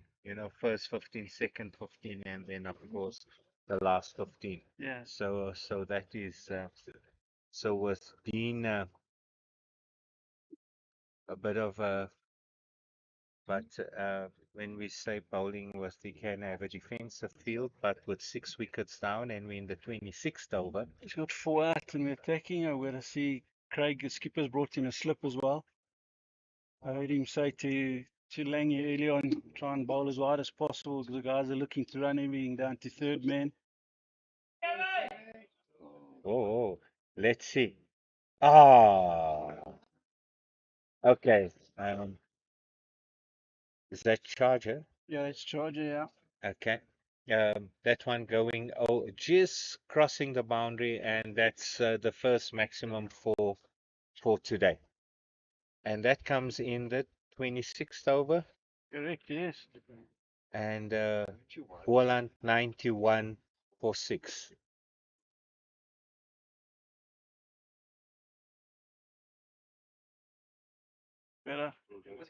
Better line.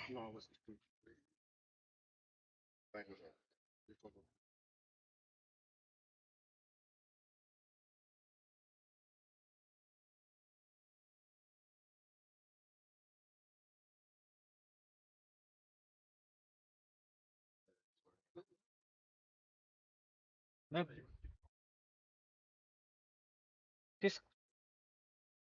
just come talk what's happening there at Pirates at the moment. I mean, Pirates at one stage had all, if it was either between Pirates or Old Eds, having the, the Mean Machine players Uh, so we're trying to get Neil down here just to come say a few words. He bowled his spell there. I'm just gonna get the scoreboard there if we can see what was Neil's figures. Uh, yeah. Uh, Neil, I think he bowled his spell on a trot.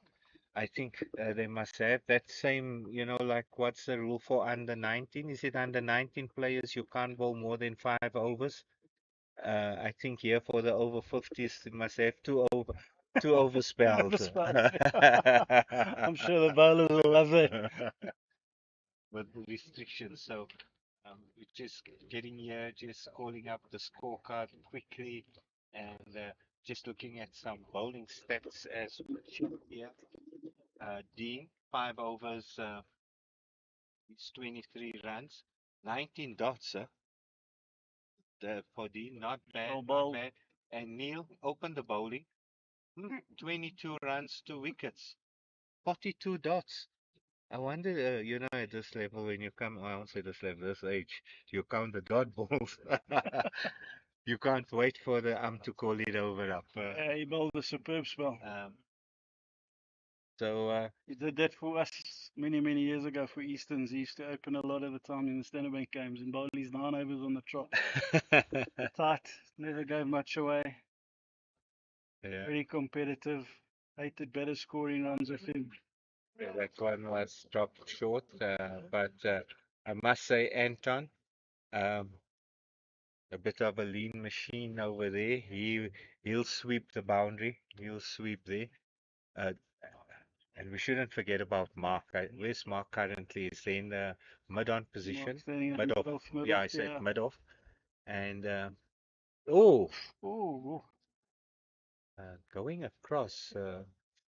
So yeah, don't know what saved him there, I but think they're thinking Rips bowling off spin, but he's drifting them more, yeah. so they should be a little bit careful playing across the line.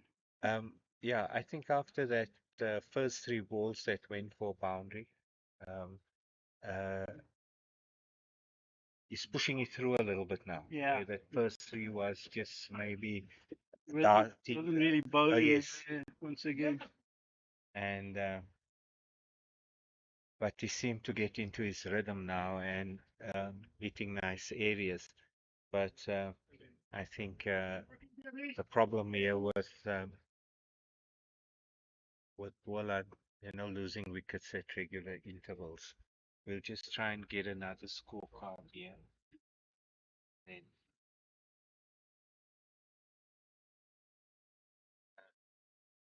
yes, and a lot of the time it's the wicket keeper that is the unsung hero. And if we just see how Craig is cleaning up behind the stumps, he picked up the stumping earlier. Mis-stumping, when we say mis-stumping, a stumping that was given not out. So he's been quite clean behind the wickets. So if we go to the scorecard, let's just go through the scorecard. Andre was stumped by Craig from Neil, 12 runs, 39 balls. Then we had Ibrahim, scored by Craig and Stephen Jack, the bowler, for 3 runs before Jonathan by Neil as well. And then Aiden also caught. The other LBW was so yeah, bowling quite nice, and if we go through the bowling figures, it is quite nice. Nice, Yeah, been nice reading for a bowling team. good discipline by the bowlers, yeah. Now, As I said earlier, with this fast outfield, you can't afford to give any width. yeah, If it beats the inner ring, it's 4 runs.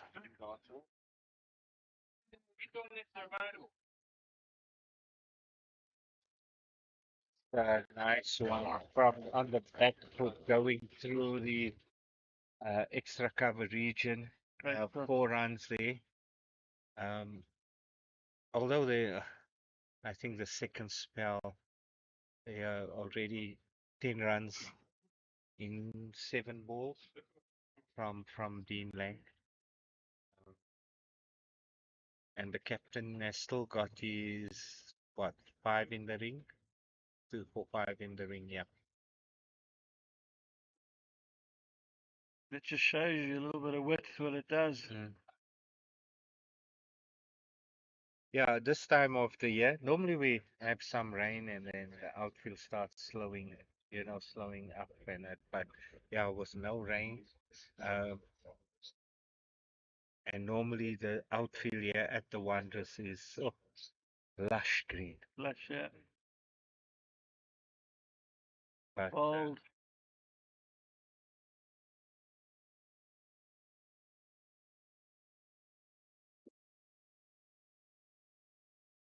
Like.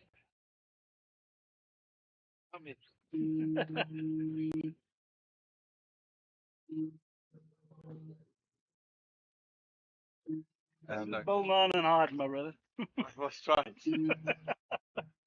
so what if the viewers are picking up and Old Langy.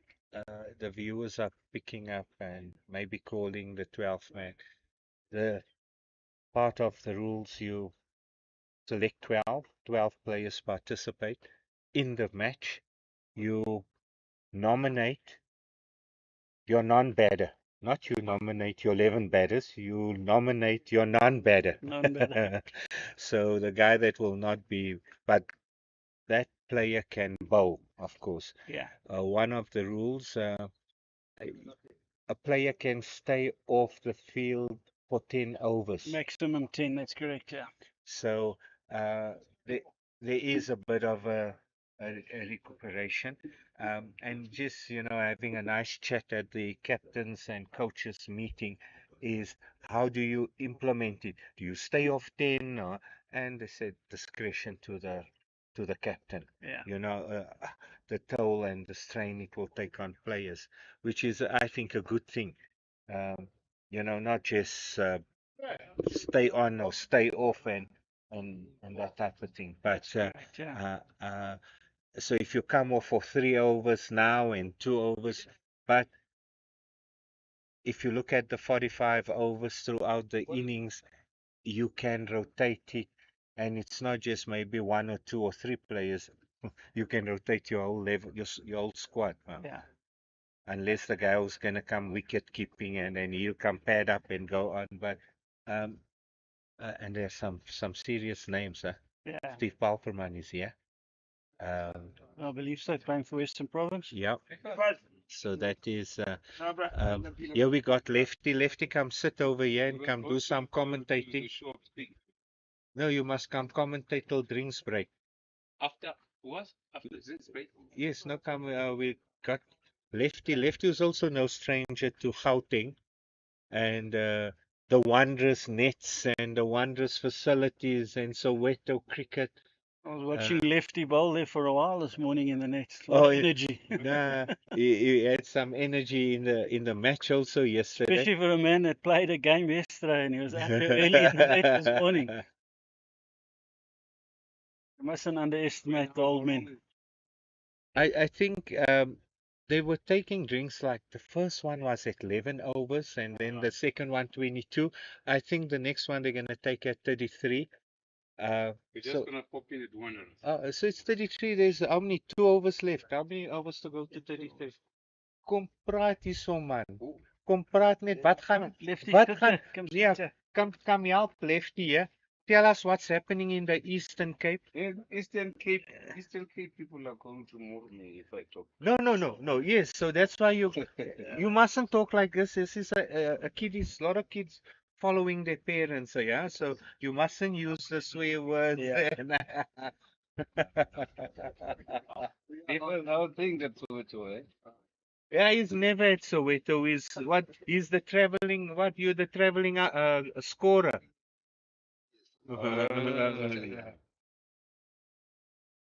Okay, I'm gonna leave you in for a few minutes with Lefty, and first of all, no stranger to Gauteng and Lions cricket here, and he can tell you, but maybe what we've been chatting about and talking. We can talk what's happening with senior cricket here in Gauteng. The Lions affiliate and Eastern's Collins from Eastern's, and but I think we need to tell the people how it's growing. It's not just one or two, and someone got up the morning and say, okay, I got 11 mates that is over 50 and we're picking a team and we're going on tour. There's a process in place, and everyone is following it in terms of the Veterans Association of Cricket South Africa. But yeah, tell us what's happening in. I think it's growing, because and the fact that it was the first tournament, am I correct, Ray, that we had last year for veterans tournament, club champs in East London last year. That was won by Bowes from Border. But we started last year actually after the World Cup in Cape Town 2020. Yeah. We came back with the concept and we really thought there was enough, people that are not accommodated because they are older than 40s and all that. So Eugene and Roger and the guys, took the concept and plowed it in all the clubs. And clubs really formed composite sides when they could not have one team from each club. So it's been going. There's been fixtures that were played. We started with 6 teams, right? Was 6 teams that started, and we have got over 40 as well. We accommodated over 40s and over 50s for the start. But just before we came here, if we did not have rain, we would have played a friendly game against the over 40s that we had.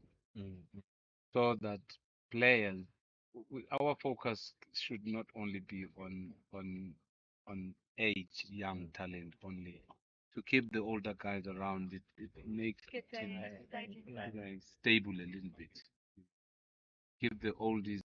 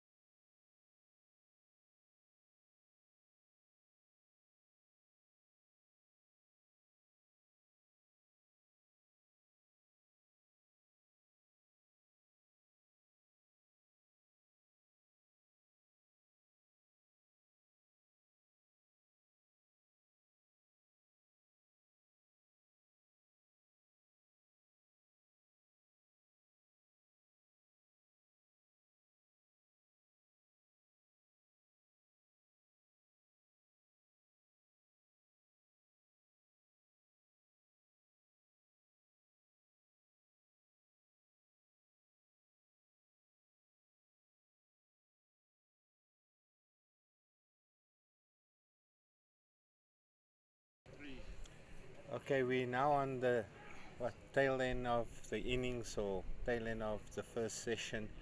3 overs to go. 166 for 9. And we got John bowling. And okay, there was. I must say the last 3 batters, there was some urgency in the running between the wickets. And yeah, let's see what Boland can put together here. I must say 167 a little bit respectable compared to when they were 103 or 105 for 6. Oh, that was picked up So it's a good nicely sweep there. for. Good shot there for 4.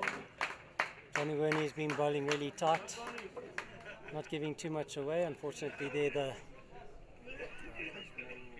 the batsman got it away. Yeah, we got here.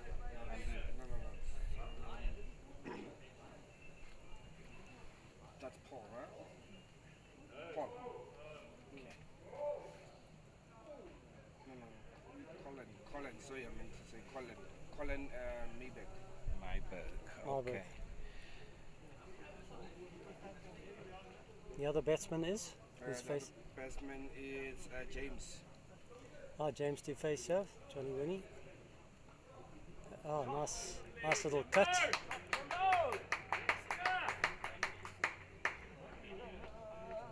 I must say, after the drinks break, the last drinks break, Boland has really put the foot on the pedal a little bit.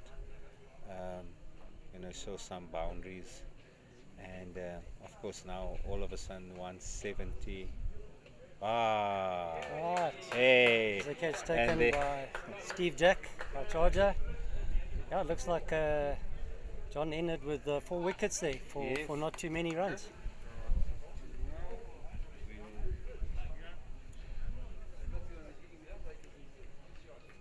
So that's a wrap on the innings from Boland. 173 runs.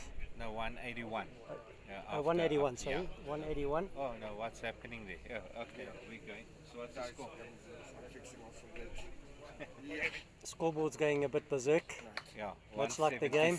Yeah, it was really good morning, and yeah, let's see how the Gauteng guys go out there with their batting.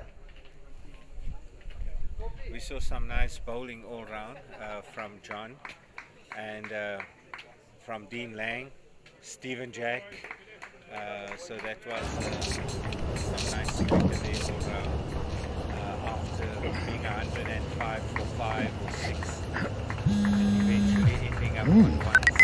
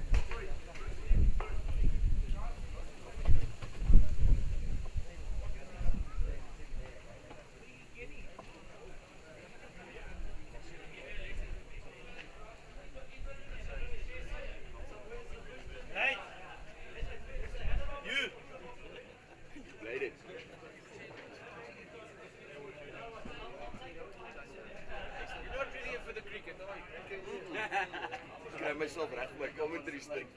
My commentary stick. You play, we can have you. Coke here this morning. I'll believe it was a Coke if I'd had a Smith. We're going to have you later on the decks this afternoon. No, ek het die Scorpions baie mooi mooi oor die Scorpions gepraat en oor die draak gepraat.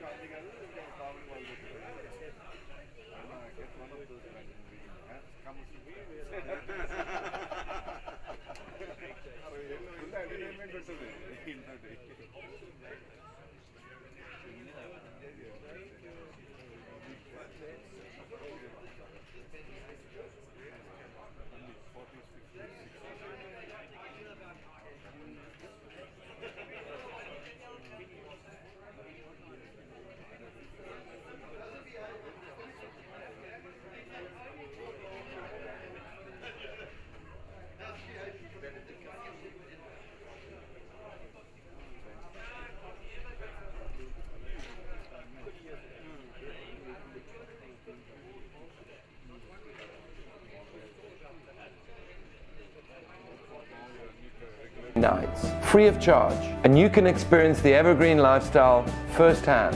So if you're ready to try out the evergreen lifestyle, contact us.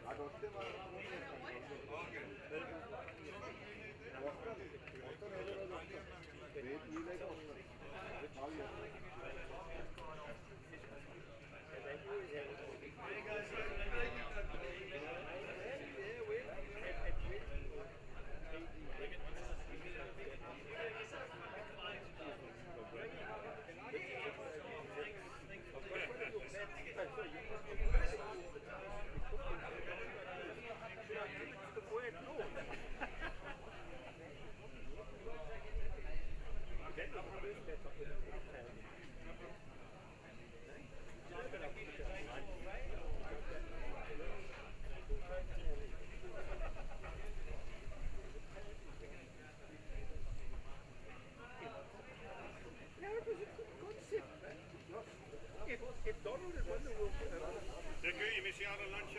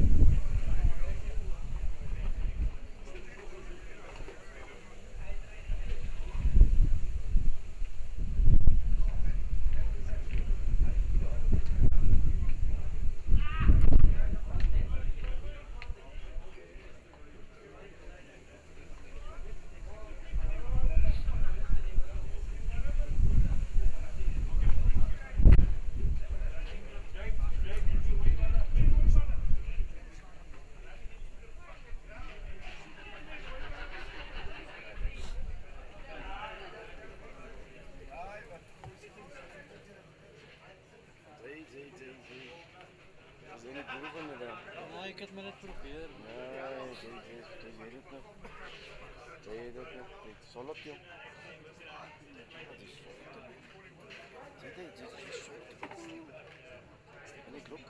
Ik lijk die van ons. Die foto van kijk niet zo. Een lenen. Correct.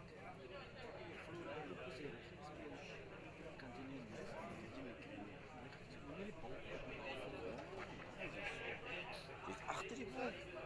Mooi man, het was al die jaren mijn motto. Ja. Ik weet niet hoeveel ik gecreëerd heb gezien. Ja, het is gekregen. Dat 42, kom eens in. 42 kom eens in.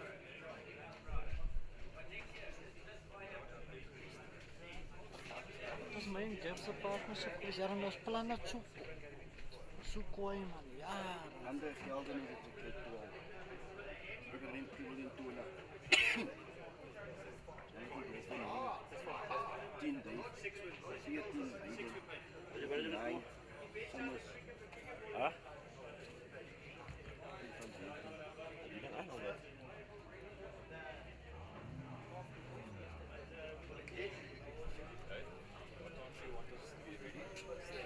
ASAP. Okay. Wat is het trigger? Akil 42 of 37. Wanneer? Nee. Akil 6-4. 42. Hij die eerste 4 dat is nog. Geef het in 4 dat 1-6. Kijk eens, ik zal voor Brad White aanpakken. Wie wordt anders aan die afgekeerde? Plannen die ook zo. En toe daai bom moet buitekant opstaan, maar toe kry jy sê op sê gif kyk nou gaan ek buitekant opstaan bed voel. Dis Ja. Hoe laat is dit op? Hy sê no. Oh, okay.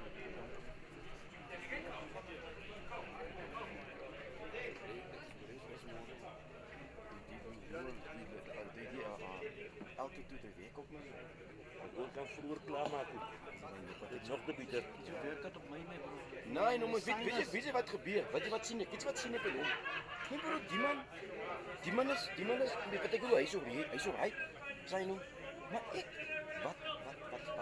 Jy het trek. Ja? Moet ons aantrek.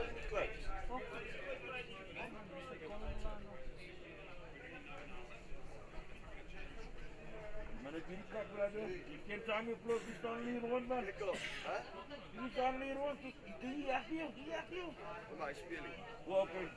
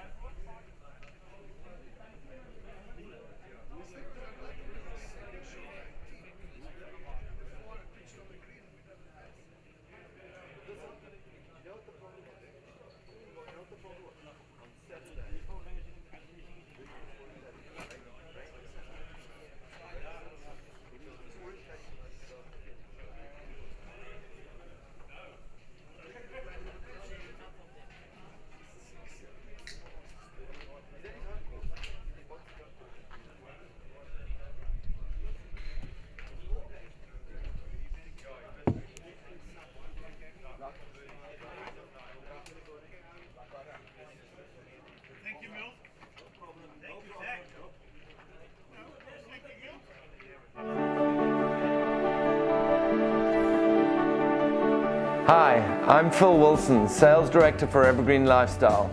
Today I'd like to tell you about one of our amazing incentives for retiree purchases. It's called Try Before You Buy. If you're unsure about buying into one of our exceptional evergreen villages, come and stay with us for 2 or 3 nights, free of charge, and you can experience the evergreen lifestyle firsthand. So if you're ready to try out the evergreen lifestyle, contact us.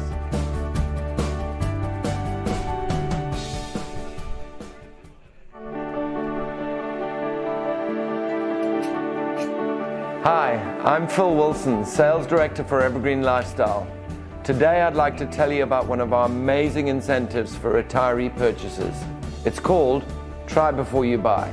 If you're unsure about buying into one of our exceptional evergreen villages, come and stay with us for 2 or 3 nights, free of charge, and you can experience the evergreen lifestyle firsthand. So if you're ready to try out the evergreen lifestyle, contact us.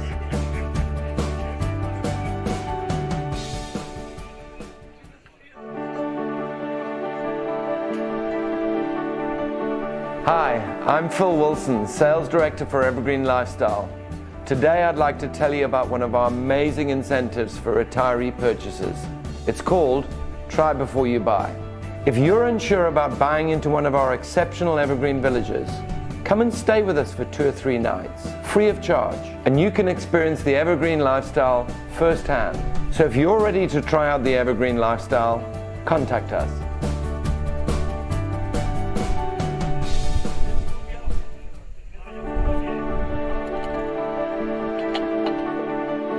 Hi, I'm Phil Wilson, Sales Director for Evergreen Lifestyle.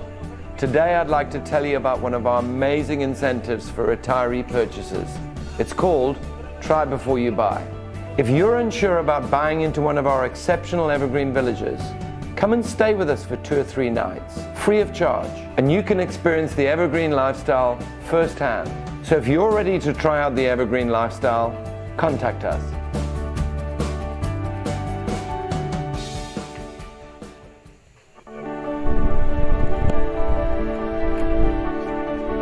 Hi, I'm Phil Wilson, Sales Director for Evergreen Lifestyle. Today I'd like to tell you about one of our amazing incentives for retiree purchases. It's called Try Before You Buy. If you're unsure about buying into one of our exceptional evergreen villages, come and stay with us for 2 or 3 nights, free of charge, and you can experience the evergreen lifestyle firsthand. So if you're ready to try out the evergreen lifestyle, contact us.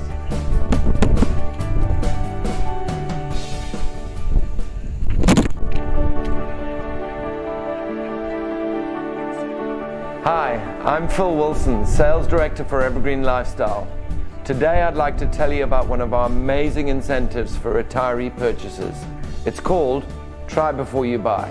If you're unsure about buying into one of our exceptional evergreen villages, come and stay with us for 2 or 3 nights, free of charge, and you can experience the evergreen lifestyle firsthand. So if you're ready to try out the evergreen lifestyle, contact us.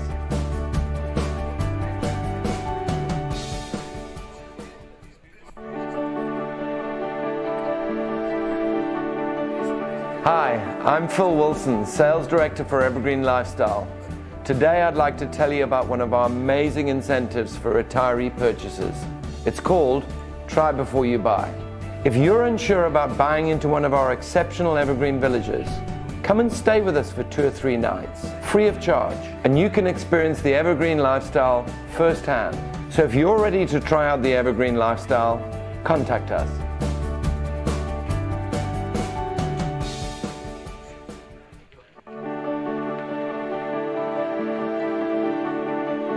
Hi, I'm Phil Wilson, Sales Director for Evergreen Lifestyle. Today I'd like to tell you about one of our amazing incentives for retiree purchases. It's called Try Before You Buy. If you're unsure about buying into one of our exceptional evergreen villages, come and stay with us for 2 or 3 nights, free of charge, and you can experience the evergreen lifestyle firsthand. So if you're ready to try out the evergreen lifestyle, contact us.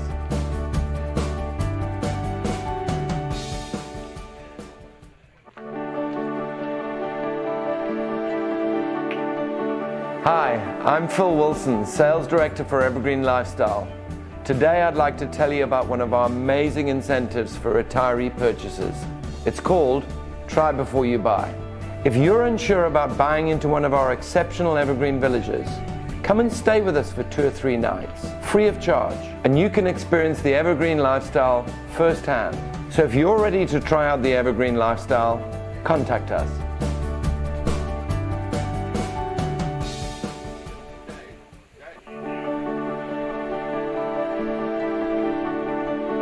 Hi, I'm Phil Wilson, Sales Director for Evergreen Lifestyle.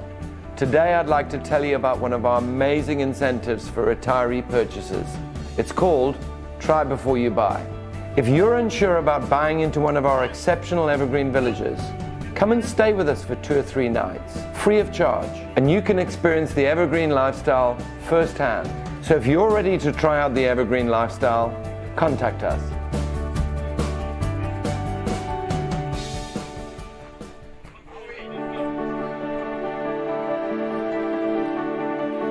Hi, I'm Phil Wilson, Sales Director for Evergreen Lifestyle.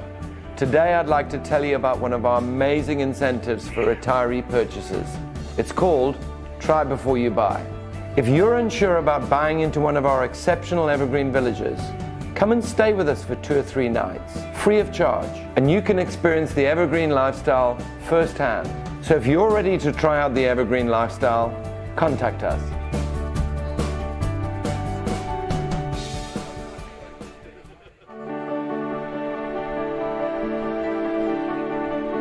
Hi, I'm Phil Wilson, Sales Director for Evergreen Lifestyle. Today I'd like to tell you about one of our amazing incentives for retiree purchases. It's called Try Before You Buy. If you're unsure about buying into one of our exceptional evergreen villages, come and stay with us for 2 or 3 nights, free of charge, and you can experience the evergreen lifestyle firsthand. So if you're ready to try out the evergreen lifestyle, contact us.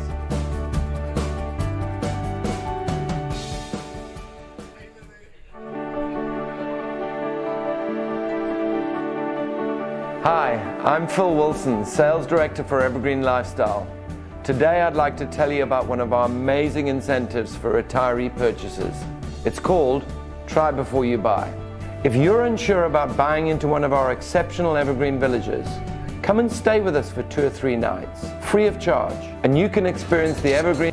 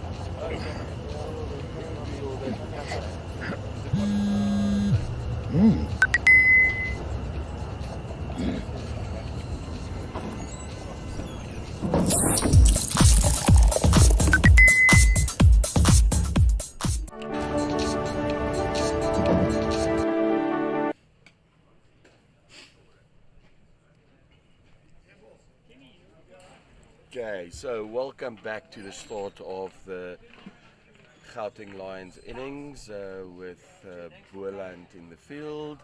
Next to me I've got Gavin, and then we've got a special guest in the commentary box. None other than Mr. Stephen Jack. Hello. How are we doing? Hey George, good to have you on board, yeah? Yeah, just maybe a quick wrap on the bowling from the Gauteng side. In that innings, Dean Lang bowled 6 overs for 27. Neil Threw Fuse quite a few pies in there. that he did, but still kept it pretty good. Neil Fusedale, sluggy as I mentioned earlier, 9 overs on the trot, 2 for 22. Ian Hoffman 3 overs, and Charger here to my right bowled 4 overs, 2 for 14, nice and tidy. Anton Herselman 4 overs, 1 for 7. Warren Rippon 5 overs, 1 for 22. Brad White 7 for, found the app here, 34 I think. 34. And Mark Tessendorf 2 overs, and John Wern, probably the bowler of the day, 3 overs, 4 for 13, coming on at the end there with his spinners.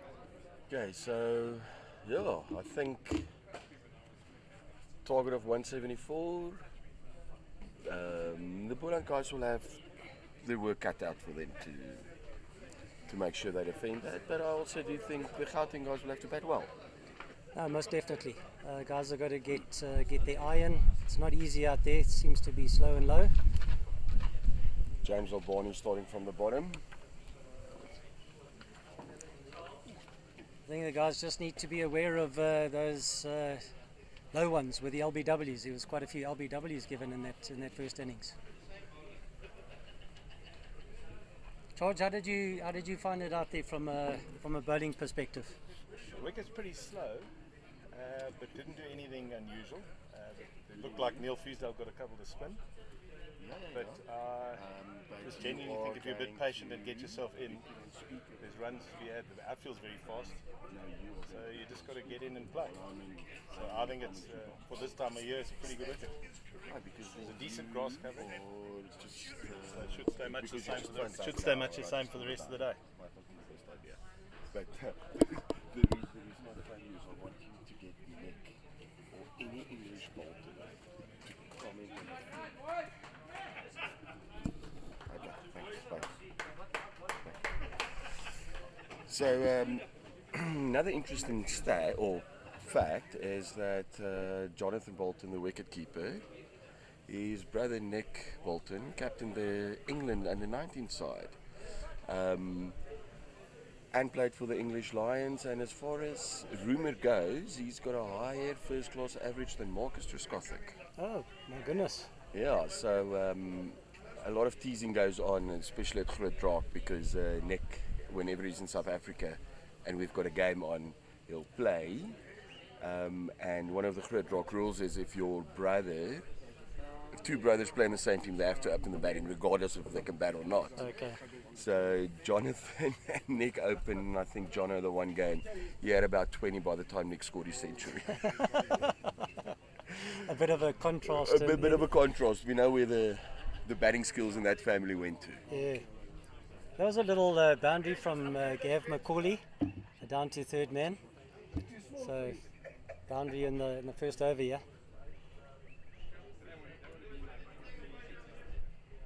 Snuck it around the corner to fine leg. Yeah. Ball 2.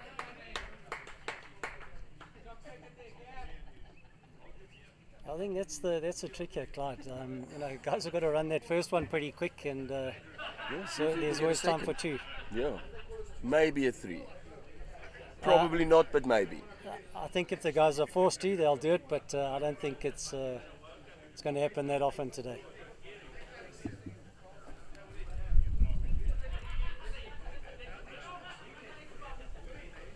Oh, that was a good ball from James Albani. Yeah, very good length there. It looks like it's also swinging away a little bit across the left-hander. Do you know what's the interesting thing about James? He's got that nagging ability to set you up as a lefty. Having faced him a lot as a left-handed batsman. Set you up, and then he just brings one back that straightens, and you leave it, and it's hitting top of off. So taking the new ball from the top end. What do we call that end? Let's call that end the townhouse end. The townhouse end. The townhouse end. So you guys opened with a left arm offie from the top in Wayne Rippon. The Boland guys is opening with Paul du Plessis. I actually watched Paul bowl yesterday. I think he also bowled his 9 overs on the trot, if I'm not mistaken. Yes, he did. And he had a catch. Dropped early on and then got one towards the end of his bowling spell. But yeah, also you can see he's been working on his bowling, and yeah, he puts it on a tickie. But you know what the one difference is, having watched Wayne for the first time bowling, but both obviously left arm offies through and around. Wayne turns it more than Paulie. But yeah, Paul's got that nagging ability to just turn it enough, where Wayne rips it. Paulie will turn it, like the old Alan Curry type bowler. Yeah. That's all you need. Yeah, you don't need huge turn. You just need to keep the batsman at his wits' end, and hopefully get a nick or 2 behind. Yeah. So, batting on this side is Nick Rhodes, who's batted most of his, had most of his career at Pirates Club, one of the oldest clubs in Johannesburg. Any relation to Jonty? I don't think so. No, okay. I think by the looks of their body shapes. No, definitely not. Nick would be pretty chuffed to hear that, but I don't think so. No. Oh, Paulie's starting very well from the top. That's another one. I mentioned the Scorpions players earlier. That's their mainstay, as a bowler.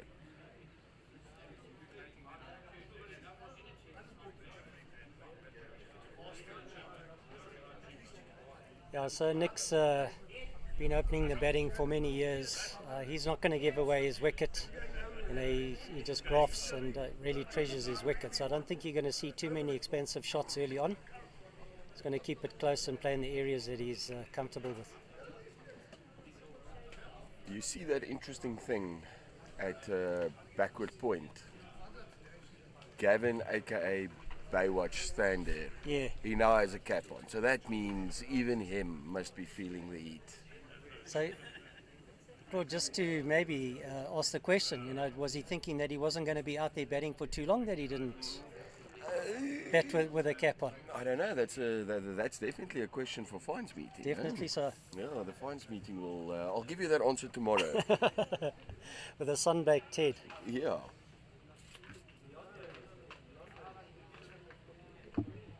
I see everybody's got their hats out here. Another blistering afternoon, yeah.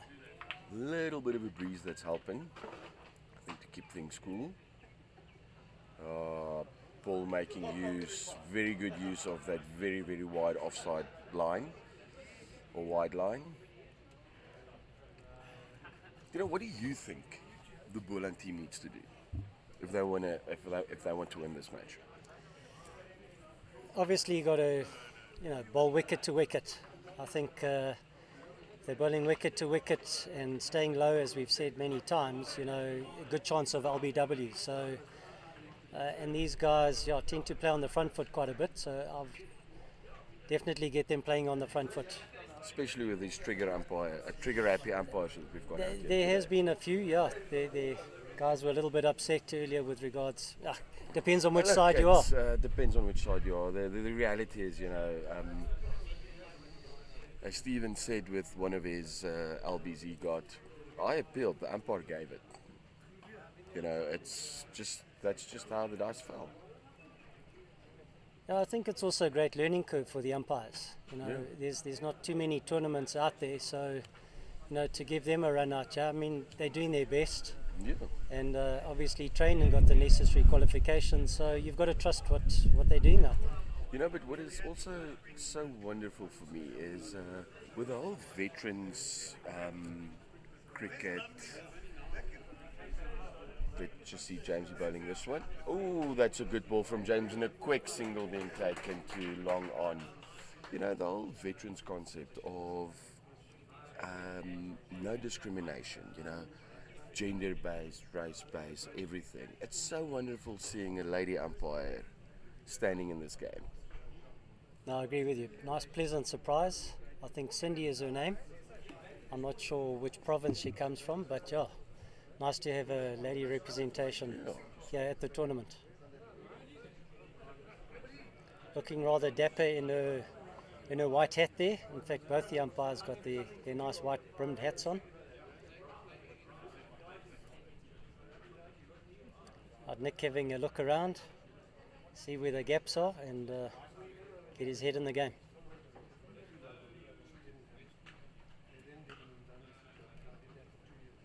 Nice ball from James Albani, played out to, fielded by Colin Myberg at mid-off.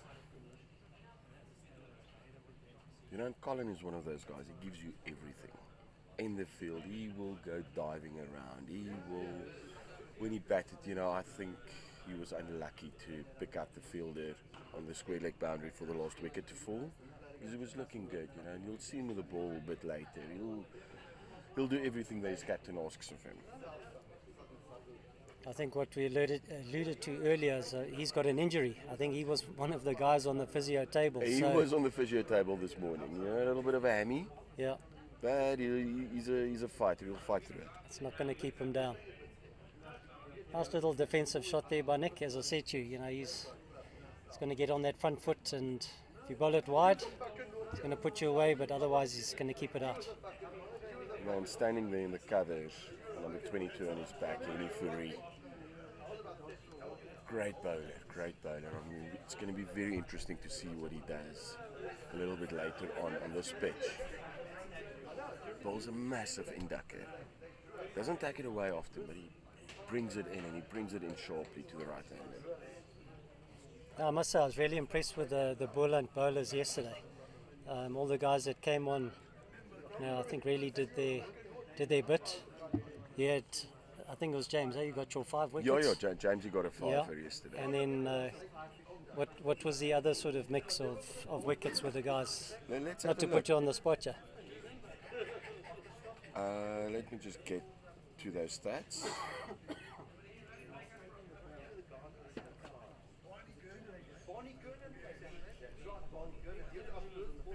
I know you got Paulie here, and your other spinner. He was also on the money yesterday. Yeah, so yesterday, James Albani 5 for 37 in his 9 overs, going for 4.1 economy rate. Paul bowled well, 1 for 38 in his 9. Colin Myberg, stats doesn't look good, 0 for 57 in his 9, but he did a job, and he bowled towards the end when the guys were having a go at it, And in those circumstances, I felt he bowled really well. Akil Kipido, Akil was with the over 60 side at the World Cup. You know, he took 3 for 34 in his 9. I watched him bowl. He was pretty impressive. Varma, you know, this man has so many names I can't remember. It's yeah, so we just call him Varma. Tad expensive, going for 47, not taking a wicket, and then Jock Engelbrecht standing in, helping out with a couple of overs. Jockey is a very good batsman and he can be a handy bowler if needs to be. He went for 24 of his 2 overs when they went on the slog late in the innings. But yeah, I think the story went, you know, it's not Akil that told me, it's actually Omar Henry that told me. Akil was so unlucky at that over 60 World Cup. I think the first game they dropped 4 catches of his bowling, and the second game they dropped another 3 or 4 of his bowling. Goodness. So he took his first wicket in the third game. I watched a couple of those, the last bit of the matches streamed in the morning, and Akil bowled well. You know, I've always found him a very difficult bowler to face personally. Nice little tickle down to third man. And we've got Gussie Simmers running in from the point boundary. So Gussie, Angus Simmers with a number 9 on his back, the 0-9. You know, the ultimate team guy yesterday. He wasn't in the playing 12 and he became the physio, rubbing up Andre Engelbrecht's back and just be there for the guys. You know, the type of guy you want next to the field. So you mentioned Omar, because I think Keel goes and bowls a lot with Omar. And so what is his involvement there in the Boland sort of area? So Omar, you know, it's a very interesting thing. Omar approached me he phoned me a while back and said, I've heard about this veterans cricket thing. Can we have a meeting? And I said yes, and he brought, we now call them the legends. Himself, Howie Bergen's our coach, Stephen Jones, the ex-Boland all-rounder and so forth. They came for a meeting and said, tell us about this veterans thing. And we gave them the lowdown and we told them everything, and they just love it. So officially, no involvement on a day-to-day basis yet from Omar. He is loving our vision, he's loving what we're doing, and we did our capping ceremony. Where Omar was the guy that handed over the caps to the guys, and there were some guys with tears in their eyes receiving it from a legend like that. So yes, no, Omar said to me he will become more involved as time goes on. He's got a couple of other projects, but it's beautiful. He, in preparation for that over 60s World Cup, he spent a bit of time with us in the nets to get himself ready. And being Omar, he ended up coaching myself as a left arm, Offie, Paul du Plessis, Akil Kipido, Varma and so forth, more than actually bowling himself in the nets. You know, just sorting out a little bit of technical issues and giving advice and so forth. You know, a brilliant human being. He will definitely get more involved, and I think it's good. Always those guys. I mean, they've got all the knowledge and just giving it back to. I mean, even us guys in our 50s, you know, we can still learn from players like that. Yeah, it was amazing. Just spending in total probably 3-4 hours with him, standing behind you and saying, I don't want you to do this, I want you to do that, focus on this, focus on that. It was amazing. You know, and that's how Howie Bergens became our coach. Howie also had a quite illustrious playing career for Boland. In the 80s or 70s and 80s as far as I know, and he attended that meeting, and after that he just said, how can I get involved? And we said, okay, well, we need a coach, and he still coached Paul Roos, their first 11 last season, you know, so that's how he got on board, and he just decided he's coming and joining us on tour, and it's amazing, you know, and it's about giving back. And let's just have a look. Oh, James is moving it outside off. He's bowling well. I can see the captain at first slip. Yeah, definitely found giving his him a length clap. there. Oh, he found his length, you know. Seems like the rhythm's good. interesting thing with Jamesy though is there's a couple of guys. You know, I mentioned earlier that over 40s invitational game we played. You know, a couple of guys that I reckon would be in the running for the Boland over 40 side for the next IPT. Never batting with a helmet. And James doesn't take kindly to things like that, you know. He's still a mean fast bowler if he has to be. Yeah. And I saw a 41 and a 42-year-old scrambling and asking for helmets that had to be brought from the change rooms, you know. So James still has it. Still in the tank. He still has it in the tank.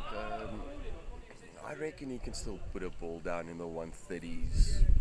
If he has to, he obviously, you know, being 54 years old, 54, 55, he can't do it for 9 overs, but let's see, Oh, he's had a good start. We're looking at 5 overs there and 12 runs on the board. 12 runs on the board, yeah. Keeping it tight, you know, it's so nice having seen the partnerships, you know, and out of a team context, seeing him and Paul du Plessis. You know, they've known all along they are the opening bowlers and they've got to build that relationship and bowl together, because yes, yesterday Jamesy was the one who took all the wickets, but they bowled in you know, in tandem as a partnership, doing what they have to do. Yes, a quick run there. Oh, and Jonathan Bolton took that. Those bails came off very quickly, but the batsman is safely back home. Yeah, so you mentioned earlier regarding your capping ceremony and having Omar there. Our Gauteng side, we had Hugh Page. So unbelievable. Lovely evening with him, and he presented us with our caps.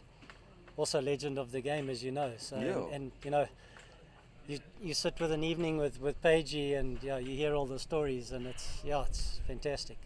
No, it is. You know, I've been enjoying so much. You know, spending time with these legends. Played in a golf day last year for Grant Pollock, and just seeing all those guys. And you know, I was telling when Omar, you know, when I met him. Let's just have a look at this ball from Paul. Yeah, nice shot from Gab McCauley. Nice little cover drive there. That was a good shot. You know, beat the inner ring and raced away for 4. It was, there was a video, came out in the 90s. I don't know if you remember this, but it was a coaching training video. Think about 93, 94 that it was, but it had Omar as the spin bowling coach, Merrick Pringle as the swing bowling coach, Andrew Hudson as the batting coach, Proctor and John T with a couple of fielding drills. You know, I watched that video hours upon hours upon hours. And I said to Omar when I met him, I said, Omar, you know, that made me, that video made that you are my hero. And I looked up so much, and to meet you, you know, the legend that you are. But getting back to that golf day and what I thought about this video, let's just watch Paul here. Oh, good ball from Paul. You know, to play in a golf day, meeting guys like Merrick Pringle. Great swing bowler. Great swing bowler that he was. You know, and to sit here and look at guys like Stephen Jack bowling, Dean Lang bowling. Okay, a couple of pies later, but you know, it's nice, you know. And we take the border side as well. That's got Russell Bennett, the ex-Springbok fullback. Seeing these guys, it's just absolutely amazing, and that they still want to play. Like you mentioned, Graham Pollock, there was a picture that was posted on our WhatsApp group, and Warren Rippon was sitting there with Graham Pollock and Rupert Hanley. So the guys came down. Spook Hanley. And Spook, yeah, and the guys was sitting there watching the vets play. So great to have them down. Yeah. You know, and again, just a special mention to Evergreen and for the money they're putting in and making this happen, because it's. You need those sponsors and guys to put back into the game, and we need that, create you know? this for everyone. If the Devil Speak guys are listening, where's the Devil Speaks? It's afternoon, we're sitting in the commentary box. You know, I think we need a couple here in the commentary box. We need a couple in the commentary box. Yeah, but just, overall, I know we've said it earlier as well, and it's not just about bringing the legends back. It's about the game and being active, and even if it's just in the local vets leagues, just guys playing. Can't agree more.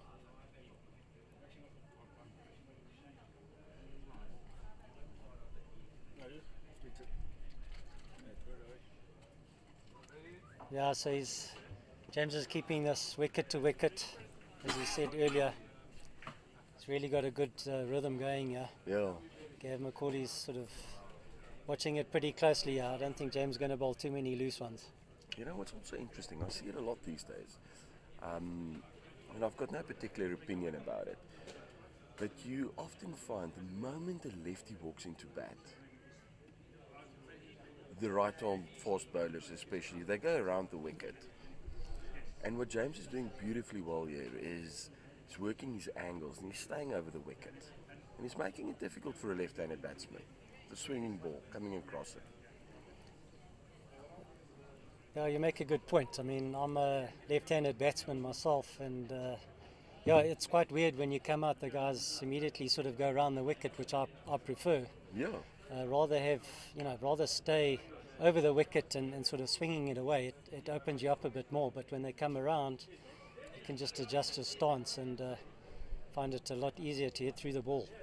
I find the same thing, also being a left-handed batsman. Sometimes I think, geez, you've got a better chance of getting me by taking the ball across me than you'll ever have by bringing it into me. Because, we all, it's obviously because we're lefties, but most of us are strong of our legs, and you're bringing it in, and it becomes a flick, and just down to fine leg, and on. They take the risk or the opportunity from the ball moving away from us. They just take it out of it. I don't understand why. Yeah. But having said that, I enjoy the fact that they do it. As that Gussie Simmer sharp at point there. Yeah. That looked like it came out of the middle. Yeah, it's probably one of his short ball we haven't seen much from James. So one short one, and unfortunately he didn't get that one away. Found the point, the man at point there. Yeah, so we're 7 overs, sitting at 20 runs. So yeah, much the same as what we saw in the first innings there. Yeah, definitely. Guys are not getting it away. I've always said, or had the thought pattern that the team batting first, you've got the runs. The other team has to get it. Yesterday we saw an absolute run fest in this field with Western Province annihilating Eastern Province. A high-scoring game. Today might be... might be tight towards the end. It might be tight towards the end. We look at it, it's 20 of 7.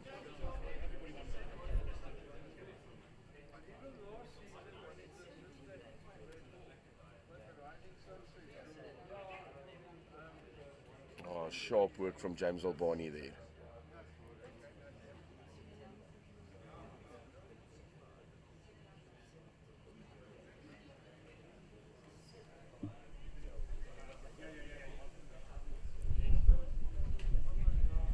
Who's your keeper? Jonathan Bolton. Oh, sorry. Yeah. Yeah.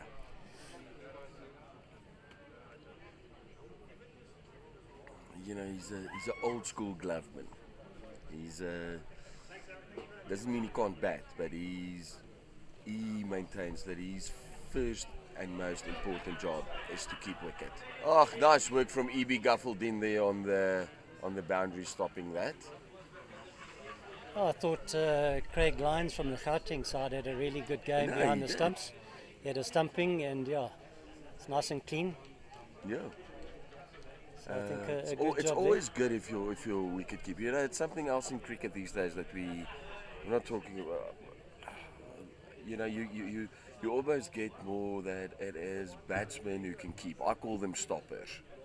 But you're pure glovemen.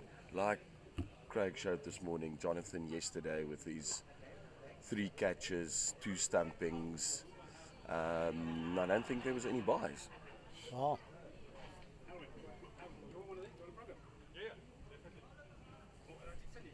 I think in South Africa we're pretty blessed with keeper batsmen. Yes. You know, if you ever look at the younger age groups as well. And those guys, they're involved in the game, you know, every single ball basically, if they're getting to open the batting as well. Yeah. Look, and that obviously gives you the opportunity to select an extra batsman. I understand the logic that a keeper these days is an all-rounder. Most definitely. You know, it's just the way it is. But yeah, I think in the lower leagues you more often see what I call the stoppers. Paul is not giving away anything, yeah. No, he's not. You know, 3.5 overs, 0 for 11. He's keeping it tight. You know, he started a little bit loosely yesterday, but I think that was also just adjusting and so forth, and he finished well. Yeah, but a good bowler. I faced him so many times. You know, and the interesting, you know, I mentioned earlier that he doesn't get a lot of turn. What all he does get is bounce. He bowls a toppy more often than not. Oh, that is unlucky. It was a good shot. Good shot, yeah. Hit it to mid on there. Unfortunately, fielder dived over it. Hayden Trollope there, you know, the backup wicket keeper, playing as a batsman today. The old buddy he made a good effort there.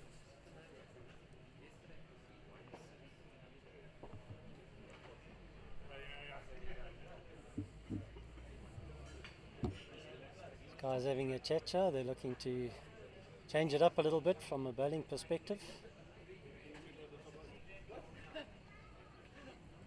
Gavin McCauley, 21 of 30 balls, and Nick Rhodes. But you mentioned it earlier. Nick is going to scratch around and not give his wicket away. And he'll build in innings, 5 of 18. But you know, he doesn't have to go hard. It's not a big target. To get that target, you've got to bat smartly. Oh, it's just about keeping wickets in hand. It's not a big total, but as we said, you know, it's still competitive. So you've got to grind it out up front and lay the foundation for the rest of the guys coming in later. Yeah, absolutely. Oh, we've got a bowling change. Henny Fourie in shirt number 22 is coming on to bowl. Henny is what I mentioned earlier, that's got that nasty inducker. Yeah, so I hope his brother Bernard in Switzerland is actually on the feed. Bernard, give us a comment if you're on the feed watching your boot bowl.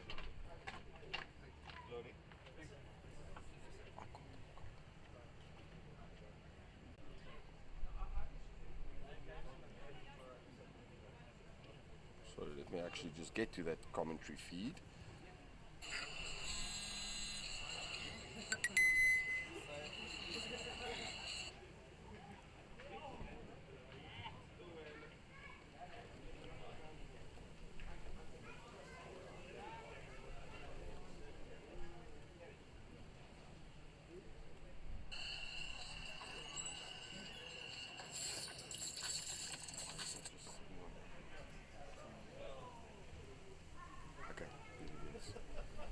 So just played out there to extra cover by Nick Rhodes.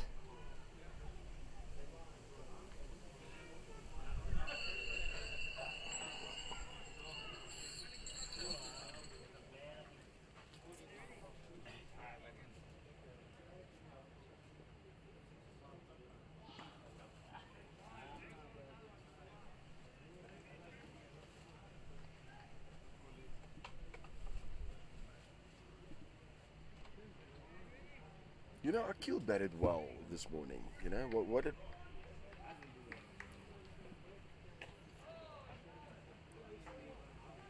Akil batted well. I can't remember quite exactly how much he got. But I see Khadija, his wife, made a comment here on the live chat. Well batted, Akil. Okay. So obviously the missus was watching. Nice to see that the family is watching from all over the country. Listening into the feed here. Let's have a look for Akil. Yeah, so he made 42 runs. 42 runs off 37 balls with 6 fours. Sure. So that was really well batted. I think definitely worth a mention from the family. Yeah. Batted nicely there. He scored a 70 at that over 60s World Cup. To think about it, that we've got a guy that is playing in the over 50s that played in the over 60s. You know, that I think that also means there's quite a few over 50s guys that will still make the over 40 squads. Well, I think that's probably on a few guys' minds. They're 50, they're out here. They've got a taste of it now, and in vets cricket, it's 40 plus, so the 50-year-olds are playing against the 40-year-olds, and I tell you what, they're going to gun for it. They are definitely going to gun for it.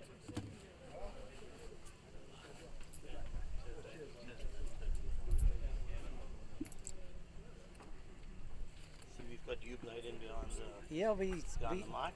I'm going to have a chat with Hugh fairly shortly. He's just walked onto the commentary table, and Hugh, I don't know if you've been walking around having a look at the various Unbelievable, grounds, unbelievable what I'm seeing out here. It's absolutely unbelievable. Hugh, great to have you here. I know you've been travelling around the world. Haven't heard you lately commentating on the rugby field, so what's been happening? It's unbelievable. I don't know why they're not asking me to commentate anymore. It's unbelievable. What I do also think is unbelievable is the bowling change from the top with Akil Kipido coming on. So you know that there's not goalposts here. There's actually wickets. Yeah, I know. I know. Same thing, but a little bit different, huh? Okay, but I'm going to leave you now. I'll get back into it a little bit later. Thank you. Hugh, thanks for joining us. It's an absolute pleasure. Put me on the spot.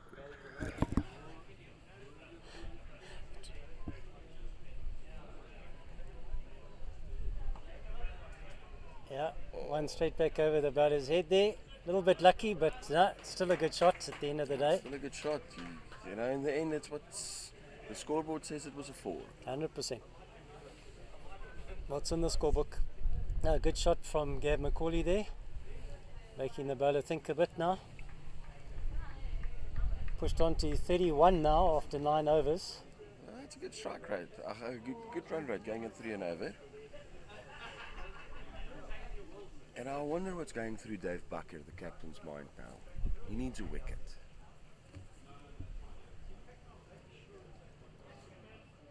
Oh, we've got Gavin Baywatch Thunder chasing hard there with his hat on. Underarm throw in. Up. Obviously, lucky number 13 for Gav. Yeah. Maybe that's a good number for him. So, getting back to the capping thing, you saw that our guys have a number below the bat. That's their capping number. And I researched quite a bit, how do you do it? And that's obviously the logical thing is when you take the field, you get that number. But then thinking to myself, the logistics of having to have clothes made and everything, and having that number, what am I going to do? So, what they did with the Proteas, when they played their first test match in 1992, Kepler is number 1 because they batted first. And Googling a little bit, I found out that another option is going by surnames. So that's why James Albani is number 1, because alphabetically. The alphabet, yeah. But then having known Colin Boy, oh yes, and unbelievable, there's a wicket for Akil Kipido. I see you made a comeback there. Akil made a good comeback there. Who was that taking that? Man in the covers there. Man in the covers, I think it's Andre Geldenhuys. Yes, it is. It looks like Andre, yeah. Yeah, it's Andre. Good wicket, good breaking of a partnership there for the Boland team. Much needed. Yeah, I think because they kept it fairly tight, Nick maybe felt a bit under pressure to get on with it a little bit, and unfortunately pushed it through to covers, and it was a really good catch at the end of the day. Yeah. Yeah, I agree. It's. I don't think that was a lucky wicket. I think the Boland team worked hard for it. Definitely. And they took it.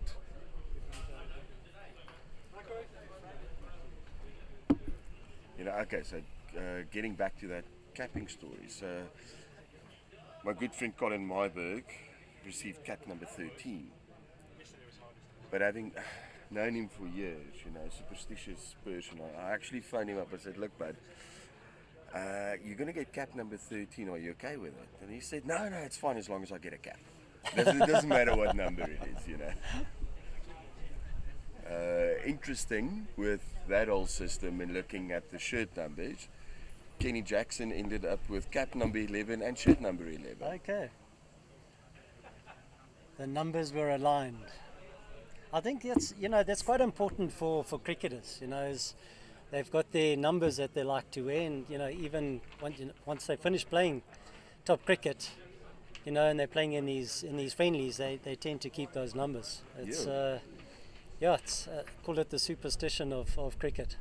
Yeah, and what we decided with the Boland vets is that just looking at Henny Fourie with number 22 on his back bowling now, that will be Henny's number until he retires. So no other the over 40s and the over 60s and whatever, nobody can choose number 22 until Henny says it's done. And I think that's special. Yeah, 100%. Right, so we got Warren Rippon's coming to bat. We got Gav McCauley facing this one, but Warren Rippon, really hard-hitting batsman. He's not going to hang around too much. If it's there, he's going to put it away.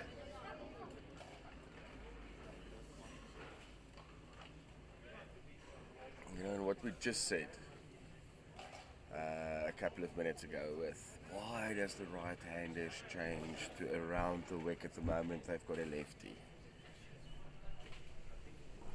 Then he's going to change his angle attack again now with a right-handed batsman. And as I said to you, he's an in-swing bowler. He is an in-swing bowler. So stay over the wicket, take it across the lefty. Obviously, between him and the captain, they've got a plan. But that's just always my feeling.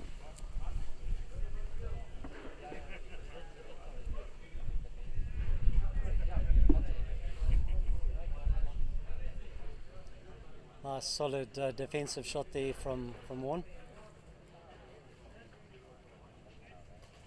Who do you reckon is the best fielder in your Gauteng side?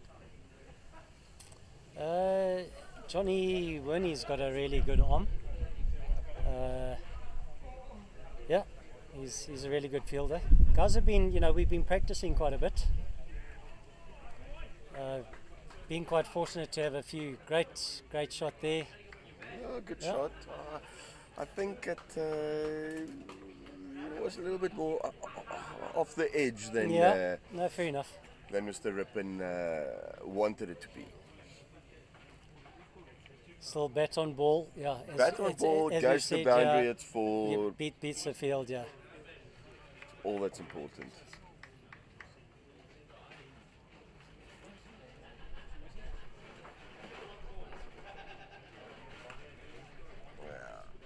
It's a good shot, but a straight drive. Good shot for none. For none, straight to Dave Bucker, the captain, at mid-off.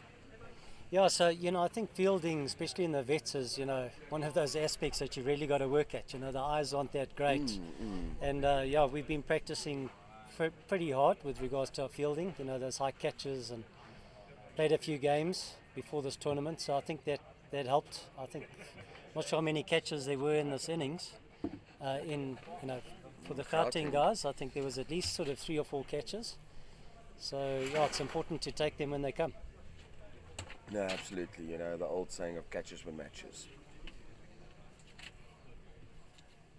Especially with a low score like this, the Boland guys have to take their catches when it comes. Nice shot there, out to deep cover. Colin Myberg bowling it in from the deep. But that's a good ball from there, eh? Yeah. One bounce into the keeper at the stumps. What more can you ask?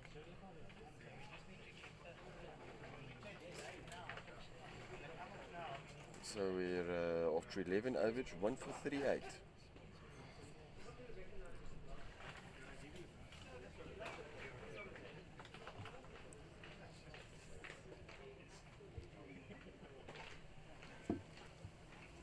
So obviously the number 50 is quite important to Rip. Got that on his back. Sure, he scored many 50s in his days and doubled it up with a few tons. So nice round number. So, but why do you think he chose the 50? I need to ask him. I'm not sure, but as I say, I think maybe because it's over 50s cricket. Okay.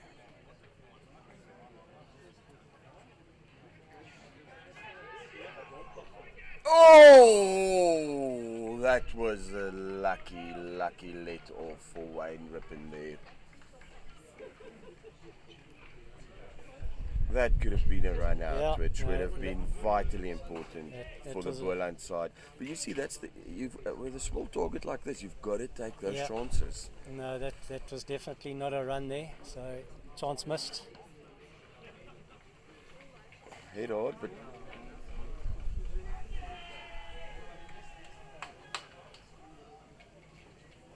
that was what's going on. Yeah, bit of. Guys need to get it together from a calling perspective there. Do you think they feel under pressure? Gav McCauley. Yeah, I know the replays show that it was good. He got back in time. Jeez, that's Yeah, so I know Warren, I think he's a year older than me, so 50 is definitely not his year of birth. He's probably a 66 baby, maybe a 65. Okay. Some tight bowling from a keep it up definitely. From the top, eh? Looks like he's picked up from yesterday. Yeah. Another bowler who gets turned, but he gets turned and bounce, which makes things difficult when you face him. You know, I mentioned earlier all those warm-up matches we played. So we played one. This was towards the end of last season. That Akil actually played for the invitational side against his own teammates, and he absolutely ripped them apart in a T20. I think he took 6 wickets in his 4 overs for like 15 runs, and we bowled them out for 50. And that's the type of bowler he is. He can just change a game. He can change a game. Okay, so drinks break. The guys are coming off. I think we'll see all of you in a bit. Great, thanks, Clark. Claudie. Claudie, you auditioning? I think you got it. I think you're better than some of those guys on.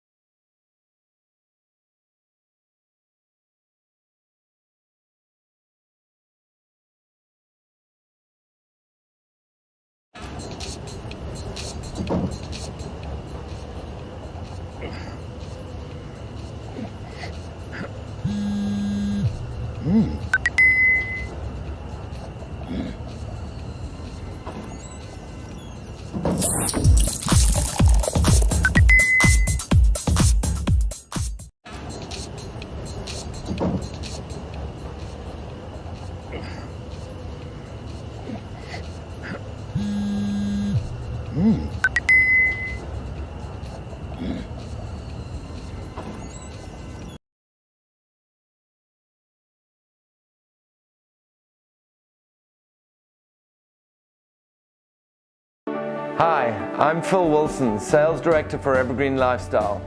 Today I'd like to tell you about one of our amazing incentives for retiree purchases. It's called Try Before You Buy. If you're unsure about buying into one of our exceptional Evergreen villages, come and stay with us for 2 or 3 nights, free of charge, and you can experience the Evergreen Lifestyle firsthand. So if you're ready to try out the Evergreen Lifestyle, contact us.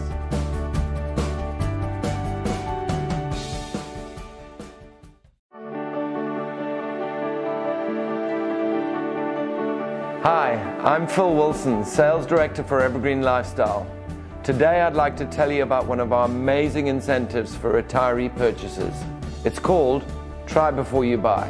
If you're unsure about buying into one of our exceptional Evergreen villages, come and stay with us for 2 or 3 nights, free of charge, and you can experience the Evergreen Lifestyle firsthand. So if you're ready to try out the Evergreen Lifestyle, contact us.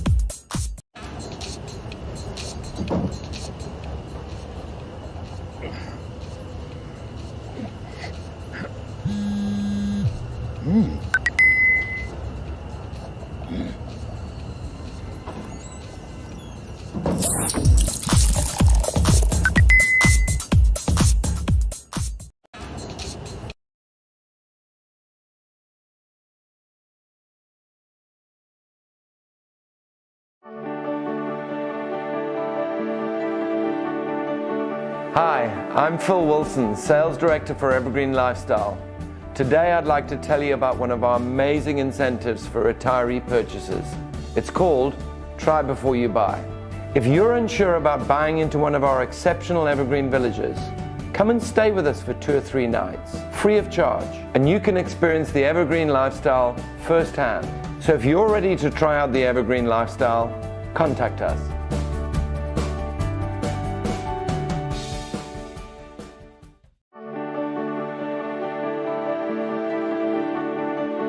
Hi, I'm Phil Wilson, Sales Director for Evergreen Lifestyle. Today I'd like to tell you about one of our amazing incentives for retiree purchases. It's called Try Before You Buy.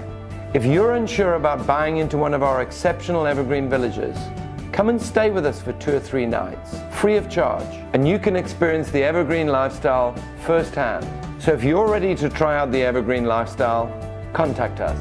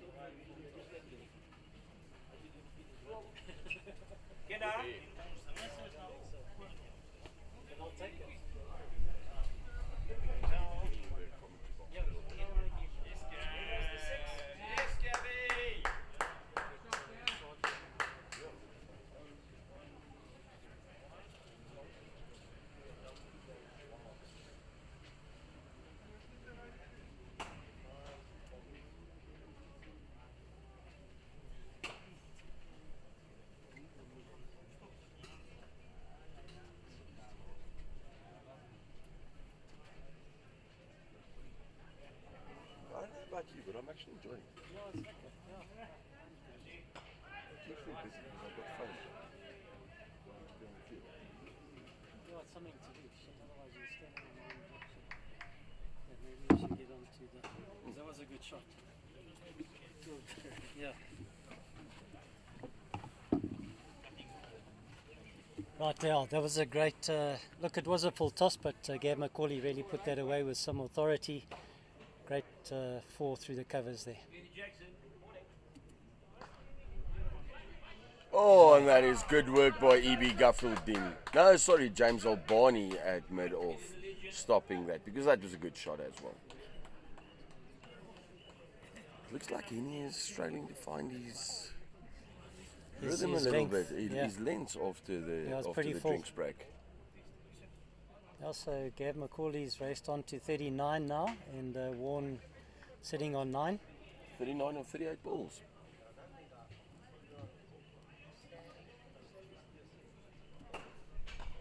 Oh, that's a good shot from Gavin. 1 bounce 4. Okay, so just a little bit of an update on the Boland team. Angus Simmers has been pulled out with a little bit of a tight chest in the heart.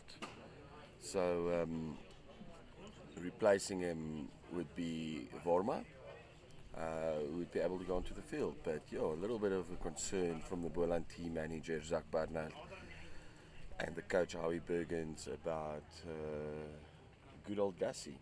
Yeah, so hopefully all is okay there. Yeah, I'm sure it will be, but it's, you know.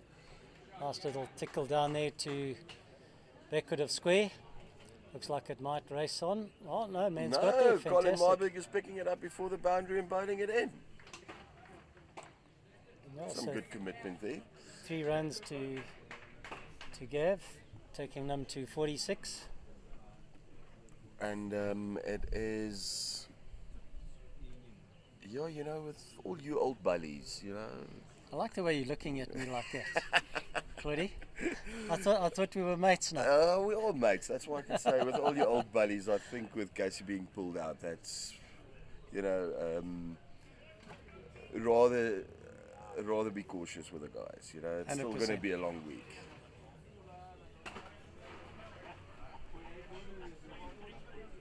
You see, old Baywatch Thunder has found himself a little spot in the shade on the boundary there. Yeah, I think that word bullies has been used quite a lot at this tournament. Days, yeah.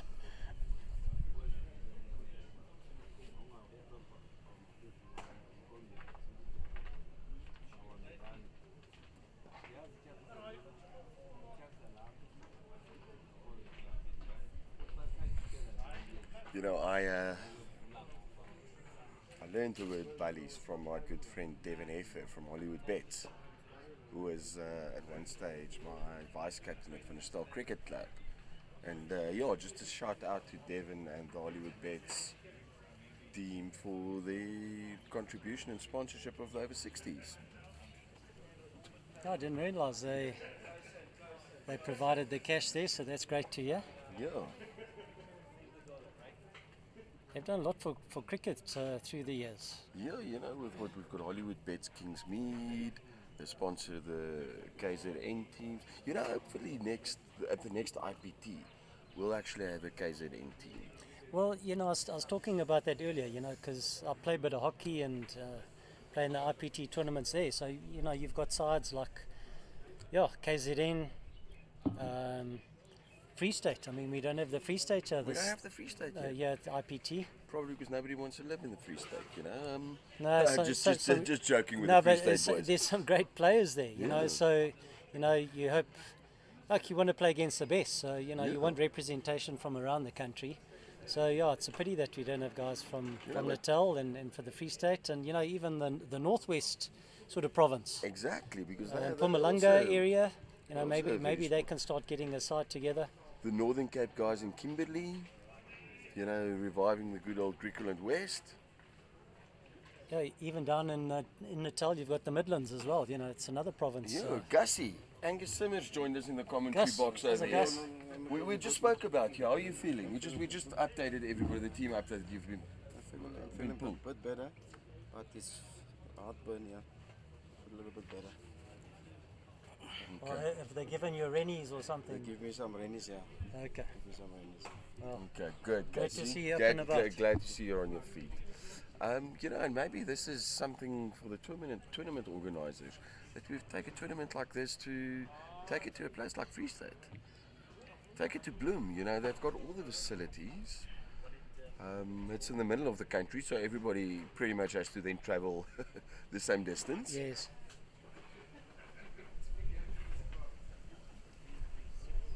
No, I mean, there's some great players that have come from the Free State. And yeah, as we said, hopefully next year, they'll be here in full force. Okay, So there's a challenge to the guys out there in the Free State and the guys there in the Natal regions. Get a side together and come and join us. On the Northern Cape, eh? Northern Cape, yeah. We've got Zach Barnard just stepping into the commentary box over here. Team manager of the Boland side. Zach, what are you thinking? Give us a update from your side.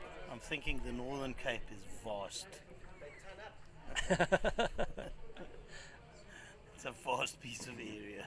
But they've produced great cricketers in the Northern Cape, Really? Remember the days of Mickey Yeah, they've Arthur got playing Zach. for I mean, Zach. Crickleland West, and yeah, they've got Zach. He's from Prisca.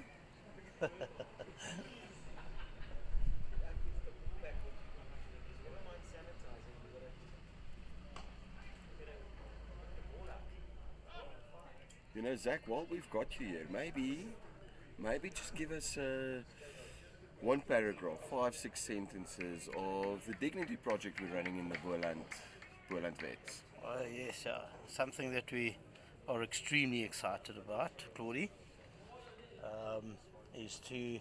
Oh, and that is the kitchen sink went at that, and I think James was unlucky not to get an edge there. So yes, as far as the Dignity program is concerned, we're looking to, obviously, from a Boland point of view, to plough back into our communities, restore the dignity of the players within our areas that are struggling socioeconomically. With a couple of programs that we are running, we also currently in partnership with SPA got together and identified a number of our young girls leagues, of which we've got 8 of them in the Boland area, ranging from ages under 13, 15, 17 and 19. And with the help of SPA, we are going to go into these areas and supply all of our girls teams with a 1 year's supply of sanitary wear, which will obviously enable them to participate, and join the practices, be able to participate in matches, etc., whenever the need arises. So something that we're very excited about. And looking to hopefully over the next couple of years get more sponsors on board. A lot of our players, very talented players, are struggling financially, etc. And would under normal circumstances not be able to participate in a tournament like this.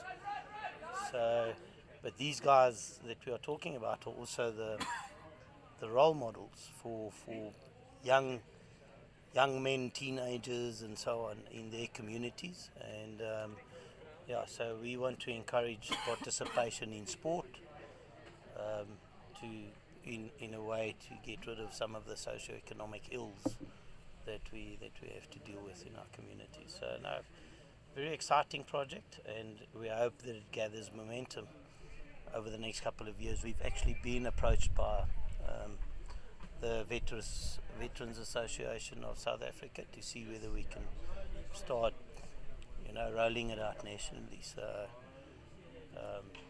really privileged and humbled to be part of something like that. Sorry, that was a great stop by Gav Stander Baywatch on the boundary there. That's good. Sorry for interrupting you there. No problem. I think That's I'm 50 for Gav Macaulay, so well done, better, Gav Gav. Macaulay. Okay, so I'm just looking at the live chat feed here, and I see our Boland secretary, Cedric Lottering, said, Zach, Claude and Gus, tell the guys we can still make it. Dot balls, pressure and wickets. So at least we know the secretary. He's not here, but at least we know he's watching. He's watching, and he must be listening as well, because he realized that Gussie was in the commentary box with us for a couple of seconds. As cricketers, we're always optimistic, so nice to see the support coming through. When still a good game. Still a good game. Still a good game. And I think this game is still on, eh? This game is still definitely on. Couple of quick wickets, and you never know.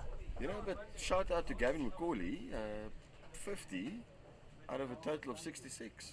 Yeah. He's doing a job. Not sure how many balls he got them off there, but it's almost a runner ball, I would imagine. 47 balls for 47 that 50. balls. Great stuff. Oh, Zach, that's great. I can hear the passion in the voice as well. So, nice to be doing something for the community there. It's, hats off to you guys.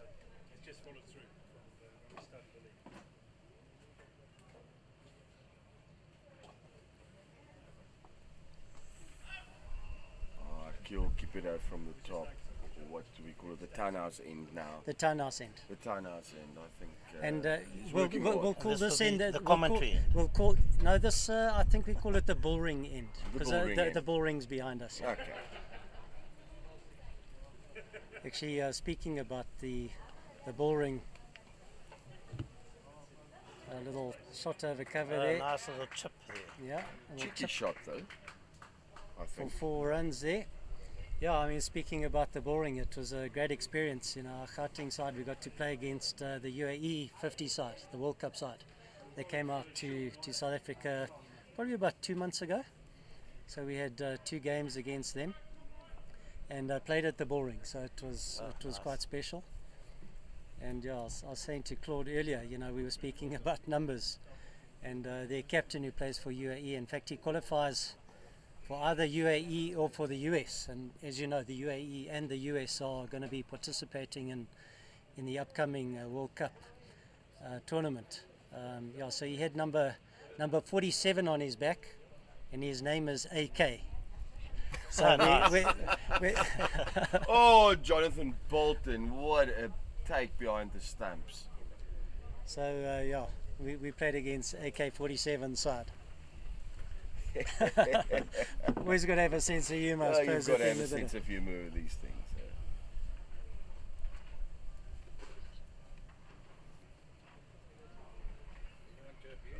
It's better than being. Andrew's come back. He spoke a lot about pies earlier, so not sure if you want to throw any more pies in the works. That AK-47 is still better than Carter Ockmore. Yeah. Who plays for the UAE as well. Yeah. K. Ockmore. K. Ockmore, yeah. On the back of his shirt. You got Andrew joining us again here from Border. So keep it tidy, Andrew. Macaulay's swinging like a rusty gate there. Just gone to his 50. I haven't been around to see it, but it wasn't 3 shots like he's just played now. He has my pick of the bowlers of this tournament so far. No, most definitely.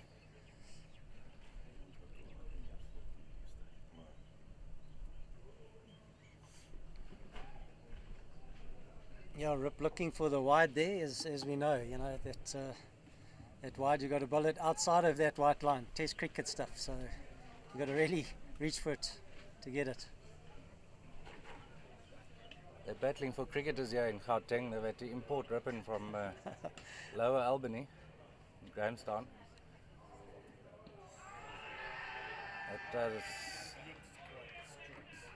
fairly adjacent, and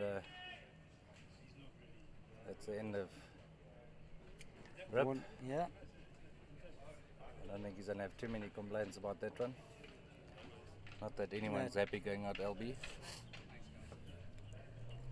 Yeah, James is bowling wicket to wicket. It looked pretty plumb. So yeah, no complaints from the batsman there.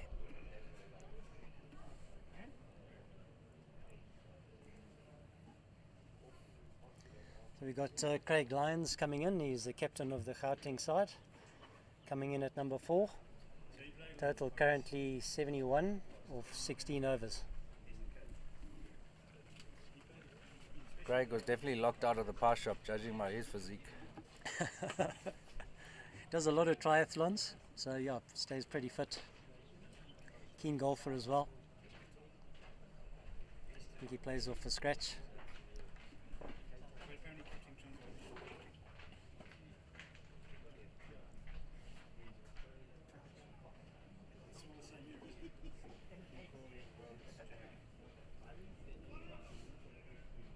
So what have you guys been doing all day, Andrew? Not playing? We started with a game of touch rugby at 9 o'clock this morning to loosen up those limbs. Did come at the expense of a hammy when the former rugby player thought that he could take a gap. Are we talking about Russell? No, Russell was okay. It was Paul Armstrong. Okay. Paul Armstrong had 36 caps for the border rugby side and a record 101 caps on the bench. A bit of insignificant trivia. By the end of his career, they had a separate bench for him that no one else could sit on. It was his bench. That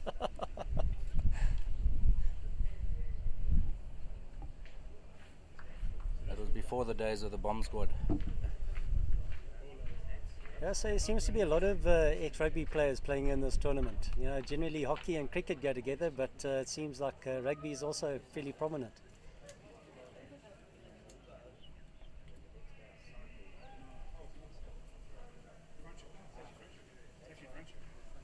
So besides the touch rugby, you guys had a good lunch and a good few beers, it we've seems? had a very quiet day. Took a stroll down to the mall. Stocked up on some Salusa 45. And just enjoying a bit of cricket and spying out the opposition for tomorrow. Oh, it's great to have you guys up in the Gauteng. Hopefully we're giving you some good weather and some good altitude. The air is very much thinner and drier than where we come from. Yeah, so we got you guys tomorrow, so looking forward to that game as well.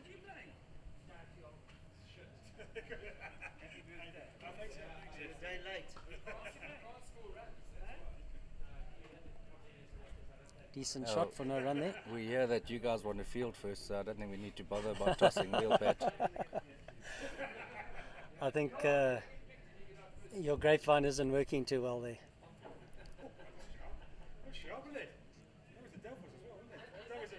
Such a strong performance in the field today. I think you guys should just stick to your knitting and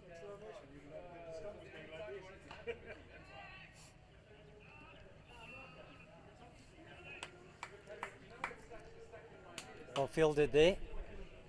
Is it a kill there?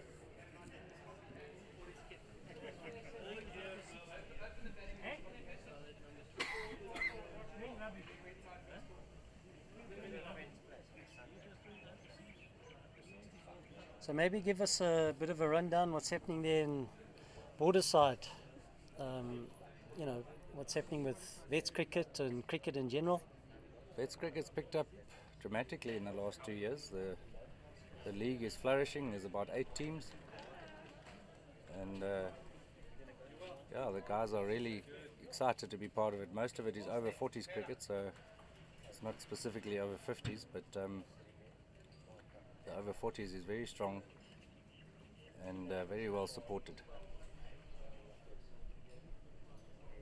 We also have a team that we take called the Gypsies that we take down to the famous Pineapple Tournament. Where's that held? And that's in Port Alfred every March.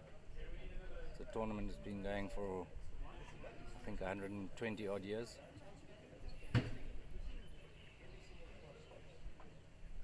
Also sort of T20 cricket? No, sadly it's not. It's 50 over cricket. And I can tell you what 50 overs is. It's a long pull for 51-year-old legs. But the teams are mixed up. There's youngsters playing, there's old buggers playing. But very competitive still. And a unique aspect of the tournament is that it's all played on matting wickets. So the pitches are covered in the old-fashioned matting of yesteryear. And the spinners can get a bit of purchase. Those that can seam the ball around quite enjoy it too. But it's a very even contest between bat and ball. And the tournament lasts about 10 days, so oh wow, it's one way of keeping the pitches in good nick.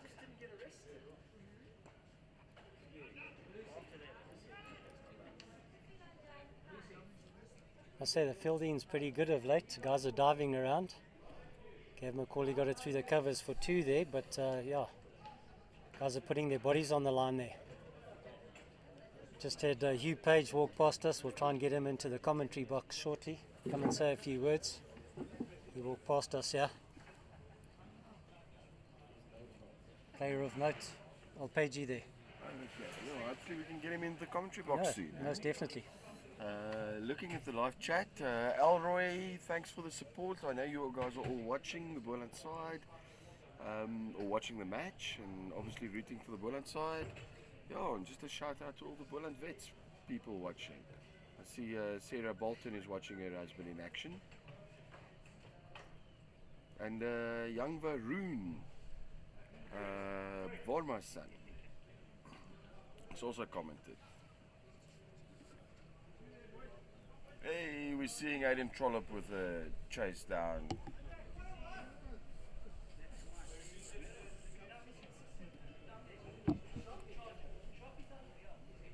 Seems like your WhatsApp group there, Claude, is pretty active today. I think we need to get a Joburg one going here. Yeah, I think so.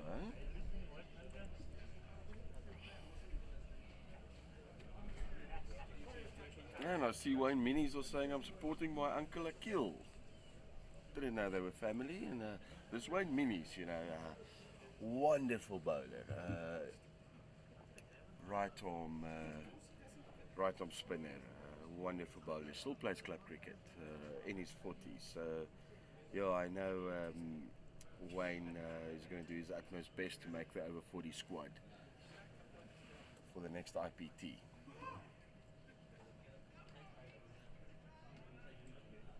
You see Captain Dave Bucker is making a change, bringing on Gavin Baywatch Thunder to bowl his little dibbly dobblers. You guys remember Chris Harris from New Zealand? Yes. Now Gavin is that type of dibbly dobbly bowler. You know, he can keep a thing tight because the guys struggle to get him away. Nuggety player. Nuggety guy.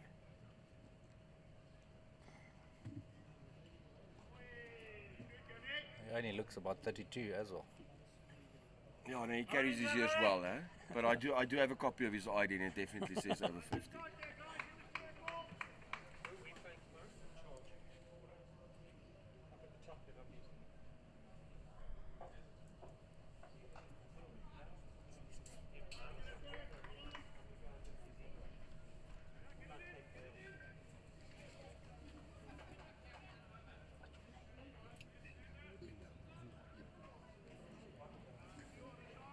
I'd just like to acknowledge Linda, who's helping us here in the commentary box with all the stats, and he's got the scores ahead of him there. Linda, thanks very much. Really appreciate you making the time and yeah, making a difference to cricket out here. It's a pleasure to be on commentary box with the very own little Andrew Sampson.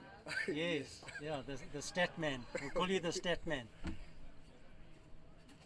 Dave Bucket picking it up at on the long on boundary.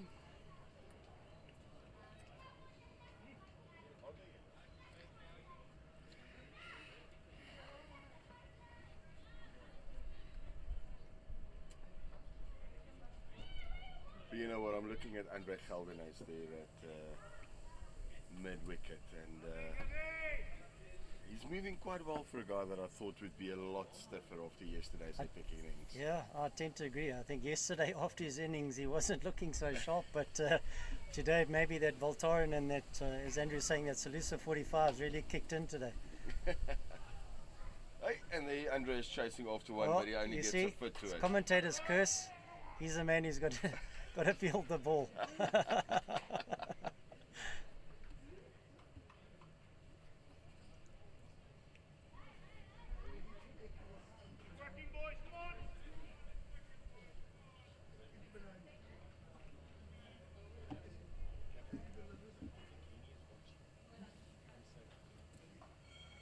Nice one, Gav. Gavin Stunder is keeping it tight with his little dibbly dobblers. I don't know, Mr. Statman, what was that? 4 of that over. He's bowling so slowly that might bounce twice if it wasn't any fuller. You don't have to insult the man. And it is highly effective. No, it is highly effective. It is a highly effective little looper. Especially he's coming in with quite a long run, and then the ball comes so slowly that it's very deceptive.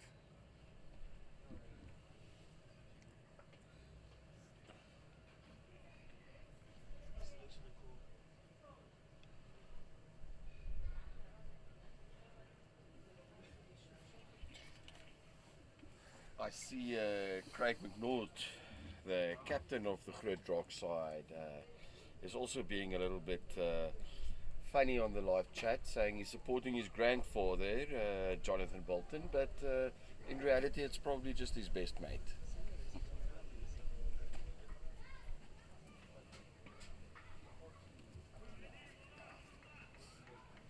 Well, and thanks, Wayne, for the vote of confidence. The three of us are looking forward to that calls from SuperSport for our interviews. We'll only go if the stat man comes with us. Yeah, no, it's a package deal, eh? Yeah, so shout out to Henny Gemeses from Koza. It's also just dialed into me, listening to the commentary. Robo Dog, hope you're enjoying the commentary and the cricket on offer here.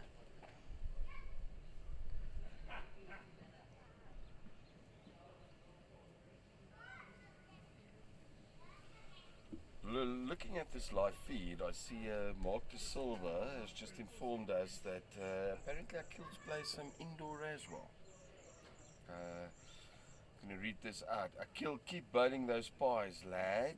They are not finding it easy. Can't wait to see you in our indoor side over 50s bit. So yeah, I think we've got a lot of people watching this, taking interest in what's going on, and I think that's good. You know, the whole vets thing, we've spoken about it quite a bit today. You don't want to hammer on things, but it's good, it's interest. Yeah, maybe Akil, we've got a player unfortunately did his patella tendon 2 weeks ago. Colin Kruger, who's was our opening bowler and a really good middle order batsman, but he also plays indoor cricket, so maybe the two of them play for the national indoor side. Oh, that would be amazing. Nifty fielding on the sweeper fence there. Oh, E.B. Guffeldien doing his best there.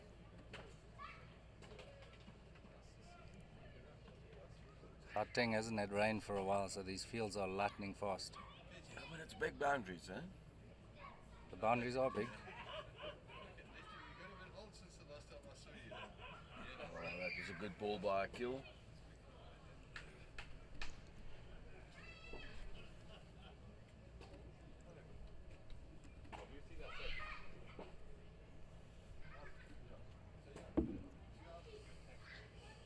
We had Frank on the commentary team. No, we haven't. We've tried to get Frank, but Is he he's not been joining dodging us? us, eh? Hey G, do you want to join us on the commentary team for a little bit? Come and join us. Ladies and gents, the infamous Hugh Page. Hey G, great to have you here. Thanks, man. Yeah, nice to be here. Thanks, Gav. You're welcome, you. Thanks, man. Yeah, I popped in yesterday and I've just come back today, and yeah, it's lucky to see all the guys. And what has surprised me, and I don't mean it with any disrespect, but it's good cricket being played. Eh? Yes, definitely. Yeah. So, yeah, the guys. I'm sure that at the end of this week they're going to need a couple of weeks to recover, but it's looking good, I must say. And yeah, there've been a couple of hundred scored. I must admit, I'm glad I'm not bowling here. I must be honest. The wickets look pretty flat. Eh? Yeah.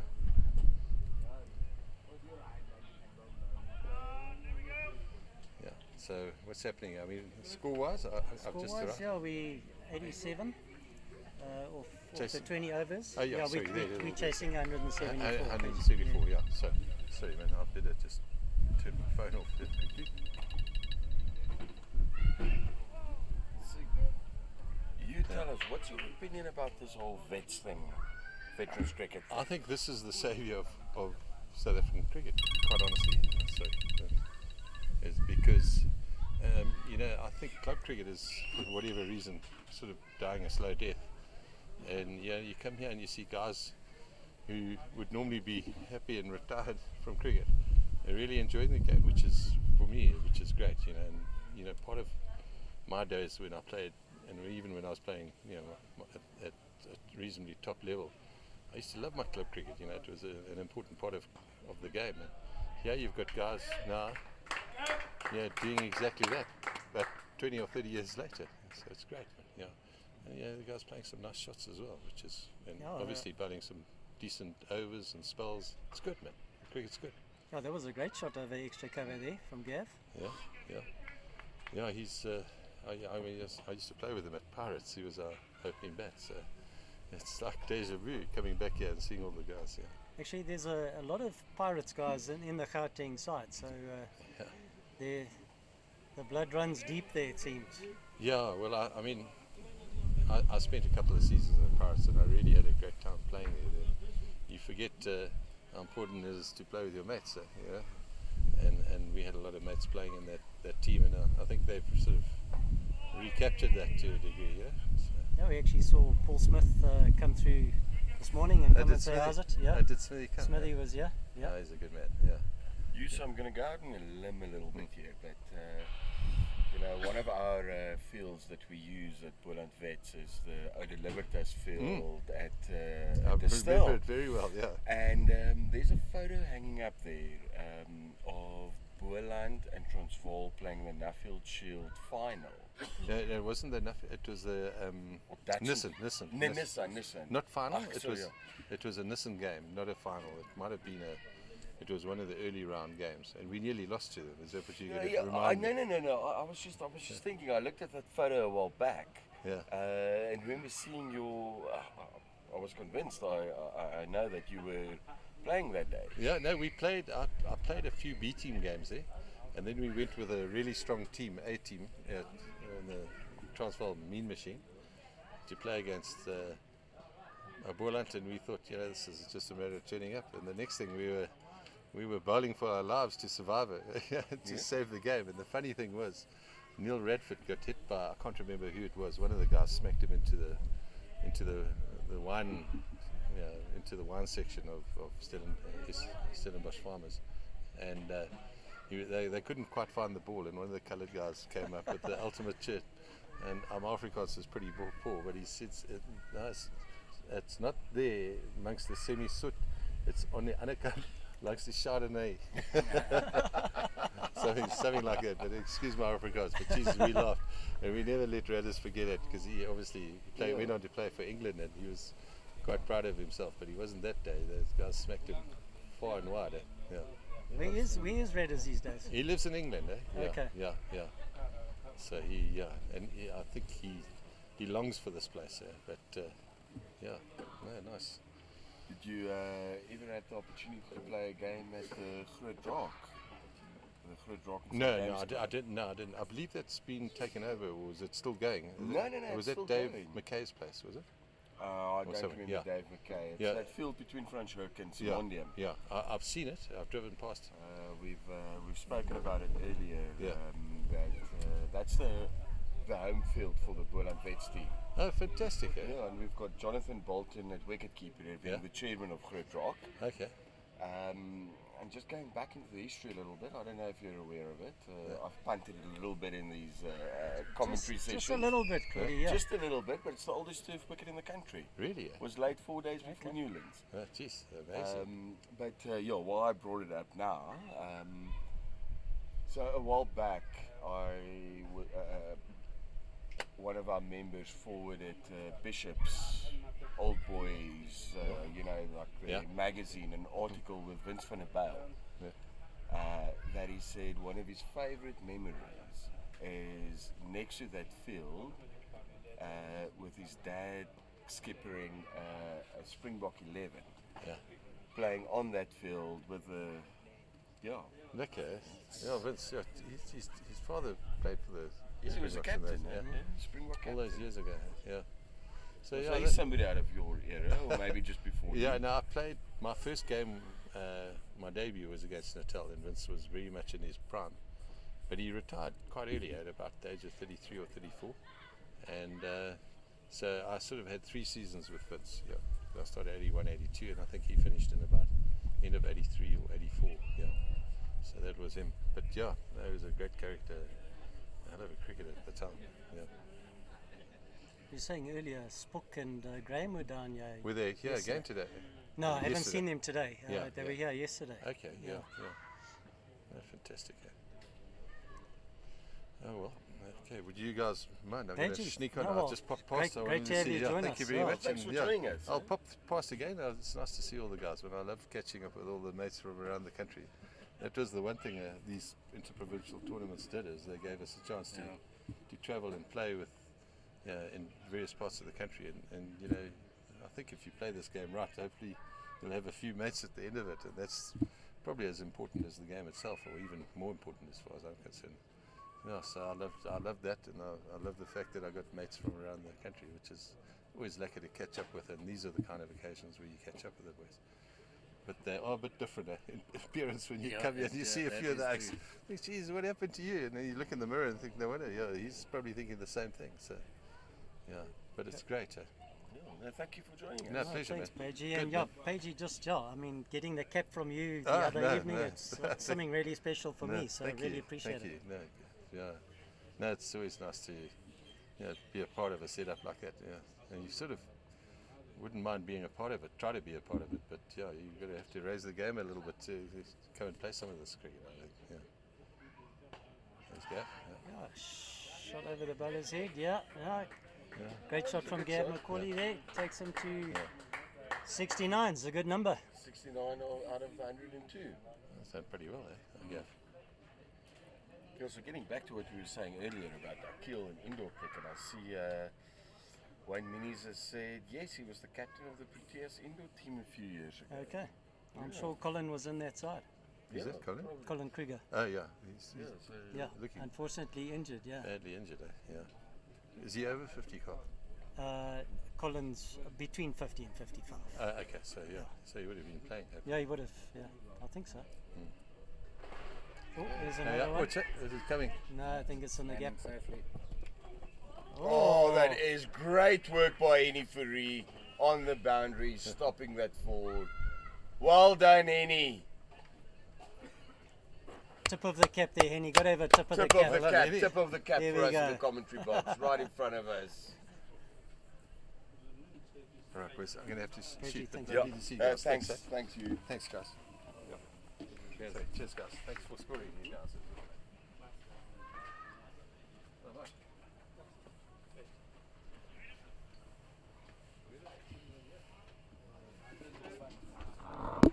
Great legend of the game there, Hugh Page. So really quick bowler in his day.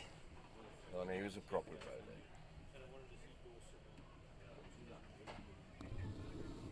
bowler. Gauteng managing this chase very neatly, Yeah, they're doing.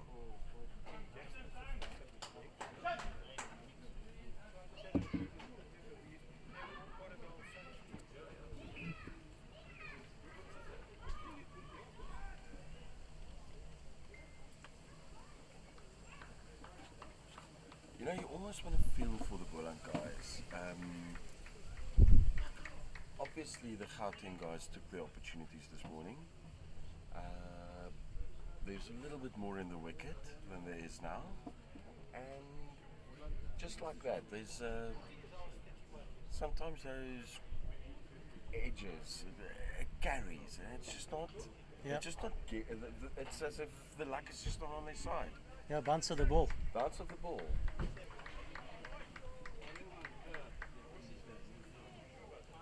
Right, so a bit of a drinks break there. So Gauteng after 23 overs are sitting on 104. Gavin McCauley on 71 and Craig Lyons on 12.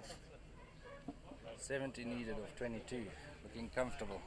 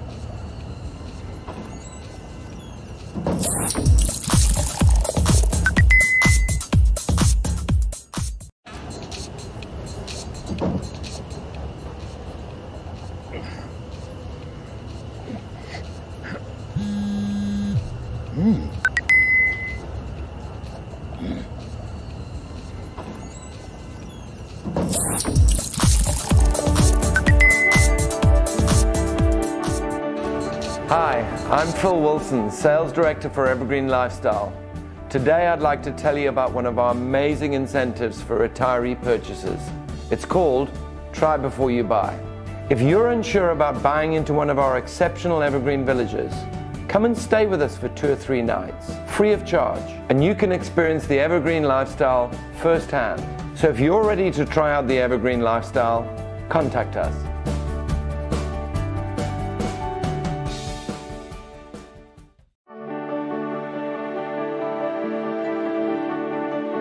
Hi, I'm Phil Wilson, Sales Director for Evergreen Lifestyle. Today I'd like to tell you about one of our amazing incentives for retiree purchases. It's called Try Before You Buy. If you're unsure about buying into one of our exceptional evergreen villages, come and stay with us for 2 or 3 nights, free of charge, and you can experience the evergreen lifestyle firsthand. So if you're ready to try out the evergreen lifestyle, contact us.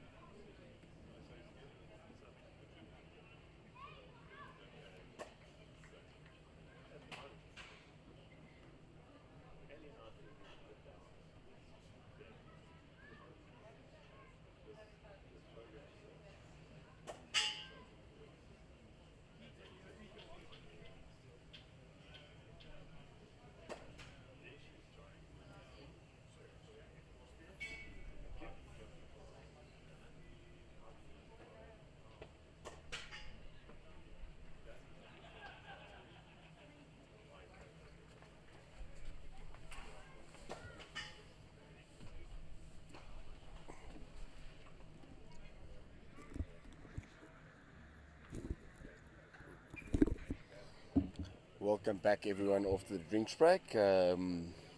Seems like I'm alone in the commentary box at the moment. My fellow commentators, Warren. Okay, no, nobody wants to listen to me. Yeah, so unfortunately until the rest of the guys arrive, you're going to be stuck with me.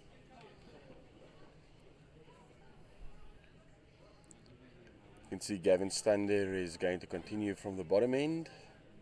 Captain Dave Bakker is giving the instructions.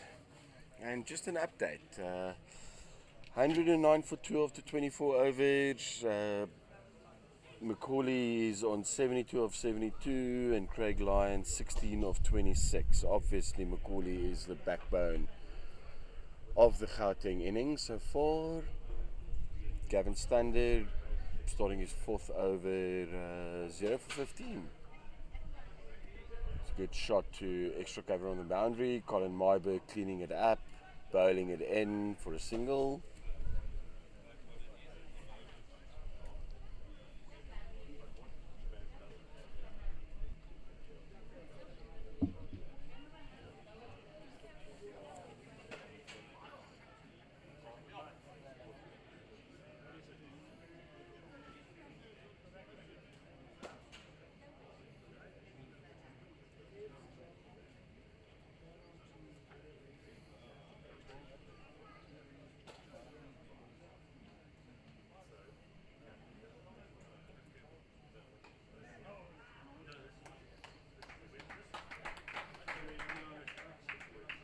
Another boundary by Gavin Macaulay.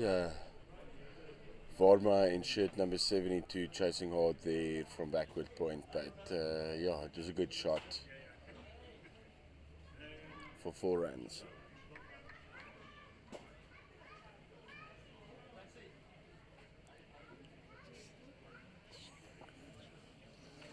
No, unfortunately the commentary box is now completely in the sun, and fellow commentator Gavin is complaining about that, but he will just have to sit down. Hopefully some of the guys next to the field can bring one of the umbrellas closer to us, but it doesn't look like anybody's interested in helping us.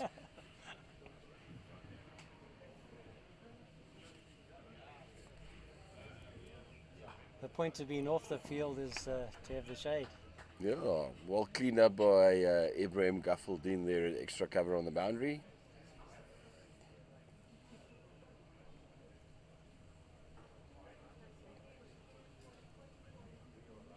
You know, Gavin, I'm almost thinking Dave Bakker needs to do something aggressive here if he wants to keep his Boland team in the match. Oh, Colin Myberg doing a wonderful cleaning up job on the extra cover boundary on the offside again. You know, it's quite. They are not going to contain the Lions side. They've got to be aggressive. What do you think? Maybe. I think got to bring the players in. I think you got to force the guys to try and go over the top. So get everybody in the circle, surround the batsman, as you say. Sort of put the game to them. And bring the strike bowlers back. Bringing James back. James Albani back. Paul du Plessis has only bowled 4 or 5 overs. They've got to attack now. No, definitely. I mean, the Gauteng guys have they're cruising. They're just in cruise mode at the moment. Yeah, so it makes it easy. If there's lots of gaps in the field, you just nudge those 1s or 2s, and there's enough gaps in the field to get a boundary or 2. But yeah, I agree with you. I think you've got to change things up and put the pressure back on the Gauteng batsman. With 20 overs left, rather bowl out to strike bowlers now, trying to go for the win and see what happens. But it's a strong group, this group. The Lion side, the Boland side, the Border side. Yeah. It's a strong group, and it's the unfortunate thing with a strong group like this is in the format of the tournament where you go for the best second to continue in the cup final, or the cup part of the thing, is it's going to be a tight race. I think it's going to boil down to run rate at the end of the day. It's going to be close. Because yes, the Boland side comfortably in the end beat the border side yesterday, but the border side can very easily take you guys down tomorrow, and then we sit with each team, each one of the three with 1 win out of 2 games. Same amount of points, and yeah, it boils down to that run rate scenario. No, we're the other group with which will probably be between the Titans and Western Province. Yeah. You know, they've got the easier route with whoever wins that game tomorrow between them. Could easily be placed first, second best, if you want to call it that. I don't know what you call it, but yeah. I think that's the one unfortunate thing where you don't have, you know, bigger pools, you know, where you have Free State and, as we said earlier, you know, guys from the other provinces. You get more teams in the pool, and then, you know, the variance of points comes into play, and by the end of those round robin games, you know, you've got a clear winner. Yeah, because what I think we're looking at is, I'm by no means saying the Boland team has had a bad game, but you know, it's so tight that one bad game takes you out of the competition. Right. Yep. Yeah, it's almost like a knockout scenario. So yeah, you can't afford to have a bad game, and if you want to win the cup. But I mean, there is the plate for the guys to also enjoy. Yeah, so you know, it's.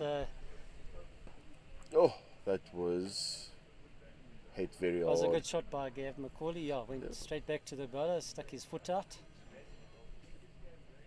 Maybe not the wisest thing to do. Want to try and stay. It's the fit and stay healthy. fit for the remaining 2 or 3 games. But you know, there was one of your players. I was sitting on one of the benches there on the other side. I think he had number 20 on his back. Who's that? Number 20. I have to think about that. Anyway. Doesn't matter who it is, but he said to me. The numbers aren't there in the program, yeah. He said to me, you know, this is more of a fitness contest than a cricket contest, you know, with the games being... Actually, that's probably warned, because he said that in the sort of preamble to the tournament. Yeah. Guys, this is a tournament about fitness, and yeah, he's actually quite correct in saying so. You know, you've got to feel for the Boland side, losing a player like Kenny Jackson on day one. You know, a very important player. Obviously, he's still a very important squad member and helping the guys and transferring his experience and knowledge of the game. But you've got to feel for the Boland team with losing a guy like that. Mm-hmm. You know, and they needed him to. They actually needed Kenny this morning on a difficult track. Most definitely. It's hard to replace players like that. Always leaves a big hole in the side. Yeah, but you know, Kenny being the team guy that he is, he'll do everything that he can from the side and helping the guys and so forth. Yeah, I think the joke before the tournament is, you know, the sides that can end up having 11 players is the side that's going to win the tournament. That's very true, I think. Oh, Colin Myber with a dive there at cover. Geez, that guy just puts everything into it. Really good effort there. And Linda, has Colin bowled in this match? I don't think so. No, he hasn't bowled. He hasn't even bowled. You know. Oh, Dave Barker, the captain, with an amazing stop at somewhere between extra cover and mid wicket. Extra cover and mid off there.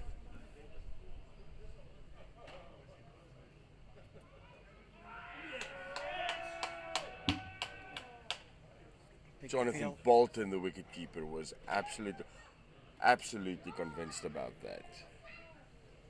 But the umpire said no, and the game will continue.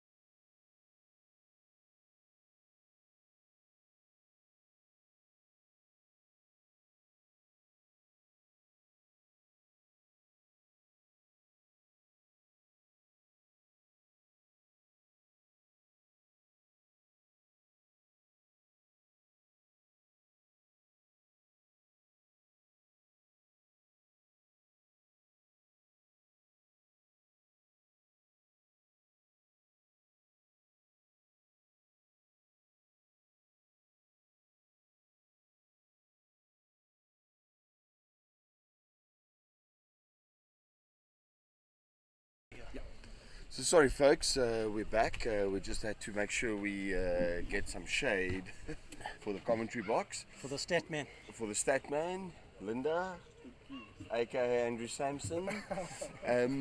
We've got a batting change from the top, Colin Myberg coming into the attack.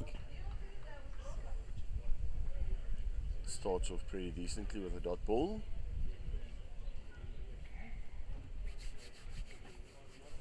First time I can actually see the screen here. There we go. Okay, This is like a proper commentary box. Yeah. Yeah. Oh yes, unbelievable! Colin Myberg with getting rid of Gavin McCauley with an LBW. Beautiful bowling, Colin. That is a big wicket for the Boland side. Yeah, that was good bowling there.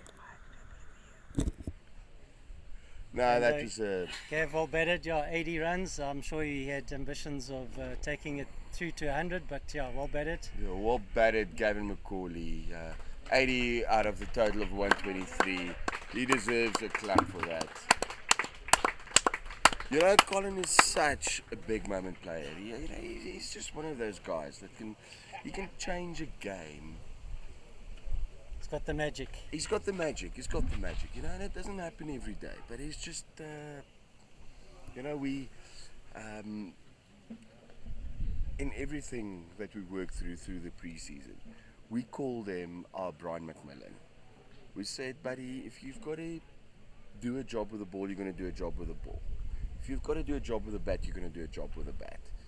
And it might be, you know, because Brian Mack was one of those guys that he could easily fit into the top 4.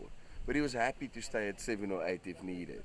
He was happy not to take the new ball, or maybe not even bowl in an innings. And you know, Collie is that type of guy who can just create something out of nothing. You know, if you've been compared with the likes of Brian Mack, in fact, his butt Graham is here at the Wanderers, and he handles all the coaching here at the Wanderers. Okay. But yeah, I mean, if you compared with Brian Mack, yeah, that's a huge accolade.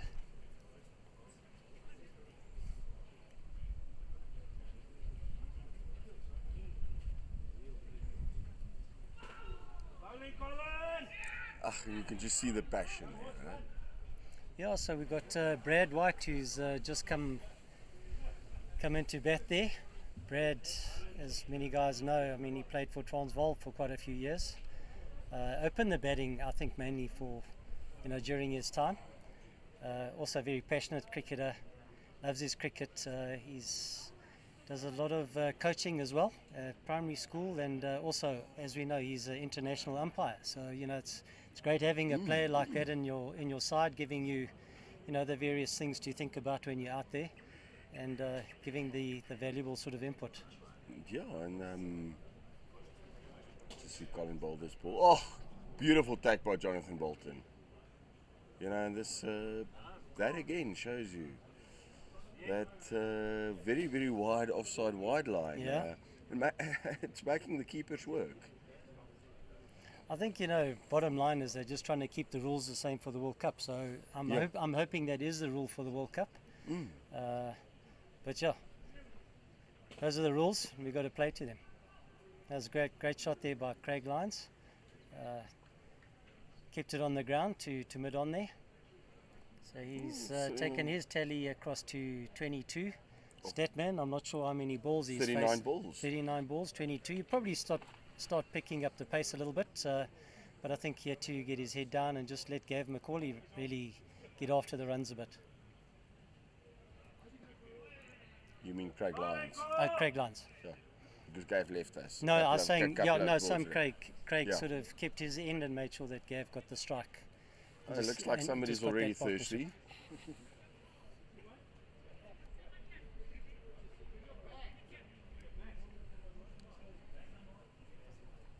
You know, I think if Boland wants to win this game, they needed that wicket. They needed to get Gav McCauley out of the equation. Yeah. You know, 1 or 2 quick wickets here, and it shifts. You know, changes the momentum. Changes the momentum. I know Mr. Linda Statsman, aka Andrew Sampson, here next to us. He doesn't have that win probability calculator they've got on Crick Info. I wouldn't be surprised if he's got it in his back he pocket. might there, actually have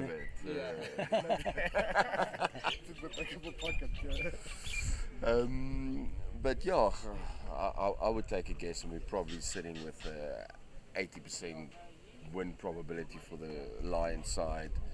I think if there was a poll, I think it would definitely be 80 and maybe a little bit above. Yeah. Oh, almost. You know, that's the we spoke about the bounce of the ball earlier, and things like that could have easily been a wicket for the Boland side. That could have changed momentum. Maybe taken it to 75% win probability. Ball by ball. You know, I've got to root for my own team here. I'm not going to say I'm unbiased. No, that's, I think, very unbiased. Oh, look at who we have walking into the commentary box over here. Mr. Patrick Lawson from Western Province. We have the Pat, Province come and boys say hello joining to us. everybody. Fat Pullinya. Afternoon, everybody. What's happening here, Claudie?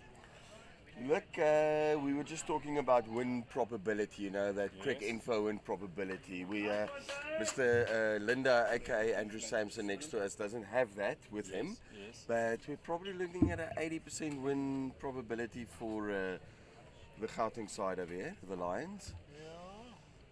Colin Myberg just brought his magic and got rid of Gav McCauley a couple of balls ago. We did see that. Colin's magic arm there. Good That's to so see. what's happening up on the other field there? Have you guys had a walk around there? So Eastern Province are 82 for 2 in the 18th over. What are they chasing? Oh, Baywatch doing his best there. You know, you don't They're always have to chasing use your hands. 336. 336. Yeah. So that's poised to be an interesting game there too. If EP can pick up the rate of it, because they've certainly got wickets in hand.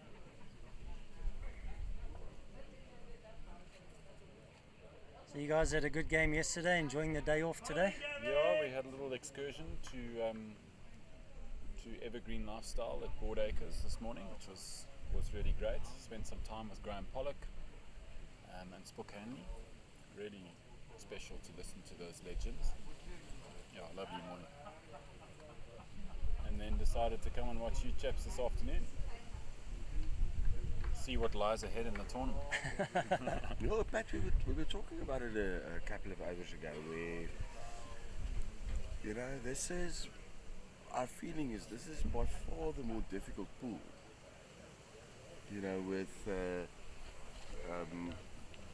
and then you guys are facing the other pool where playing for second best, because there's a very big probability that we're going to have. I'm not taking anything away from the Lions today, but we might end up with a situation of one win each for the three teams in this pool. Whereas with you guys, I hope EP can get it together, but yeah, where it would go down to the wire between Net run rate. Net run rate. Yeah. But then there still is the plate competition to play for. Absolutely.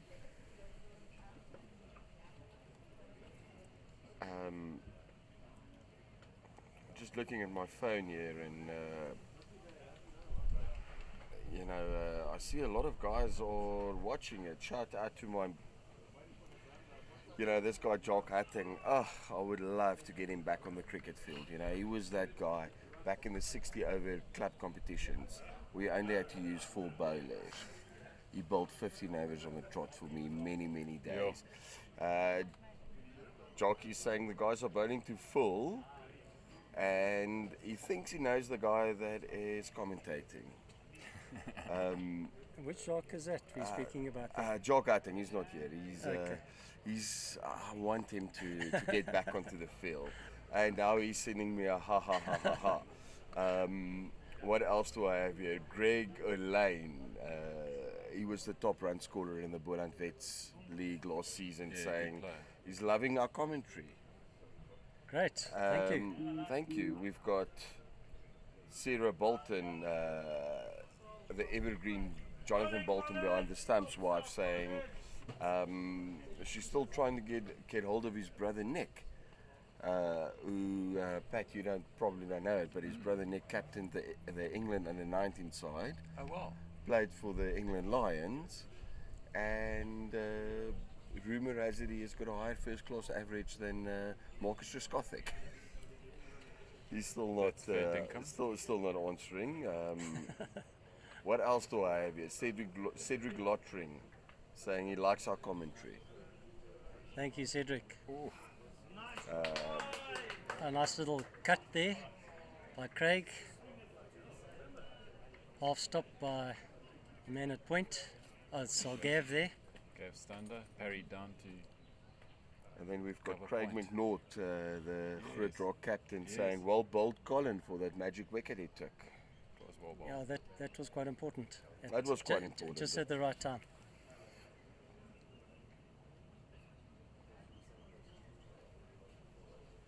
Craig saying he would pay good money to have a feed from the stump mic today. Well done, Craigie. Especially now that Colin's bowling. Yeah, I think. That's when that little mute button works.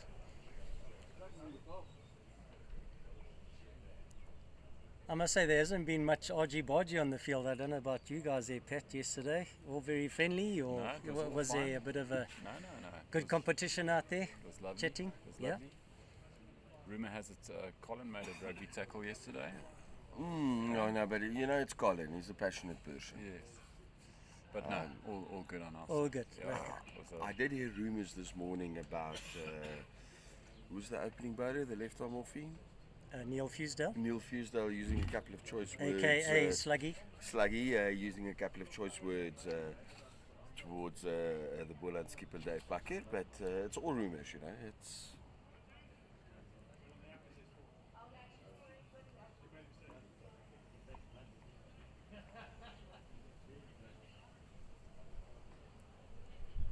really is a batsman's paradise here.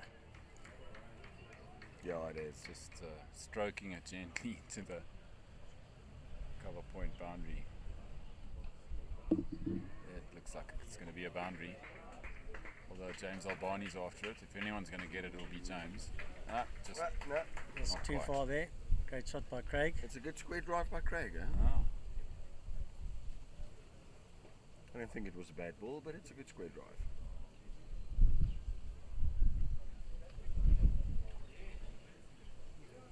Linda is trying to show me something. Oh, yeah, no, that's a beautiful shot, Linda. She's trying to show me something here, Mr. Statsman.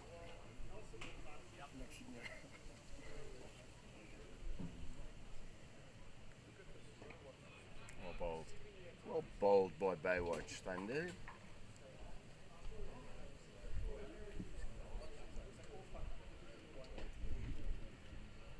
Yeah, so we've got Brad sitting on 3 and Craig on 29. 135 for 3 currently after 30 overs. As we know, target is 174. Nice solid shot there by Craig. Straight to Dave Bakker at a wideish mid-off.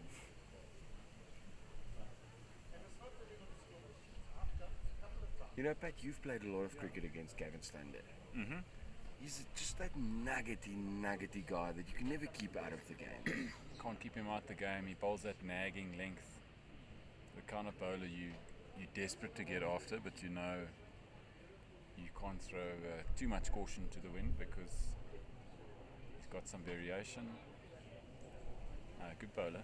And he batted beautifully this, He did. I this believe he morning. batted very Yeah, well. He batted really very well. Yeah. He just can't keep him out of the game. Nuggety player. I mean, captains want 11 of those guys on the field. Eh? You want those all-rounders, most Absolutely. definitely. Never give up. And another What's player. his bowling figures now? He's bowled 7 overs for 31 runs at 4.43. Yeah, there you go. Yes, not chasing a big target, but put it into context of the match and Yeah, another guy you've obviously spoken about him a little bit earlier. You've played a lot of cricket against Colin Myberg. Yeah, he's always at you, yeah. Thinking cricketer. A little bit crazy, but I think we all are as cricketers. Kind of comes with a... Yeah, part of the territory, yeah. Yeah. Whoa. Big shot. Oh yes, Colin Myberg! Getting another magical wicket, getting rid of Brad White. Well done, Colin. You know, the guy just brings the magic.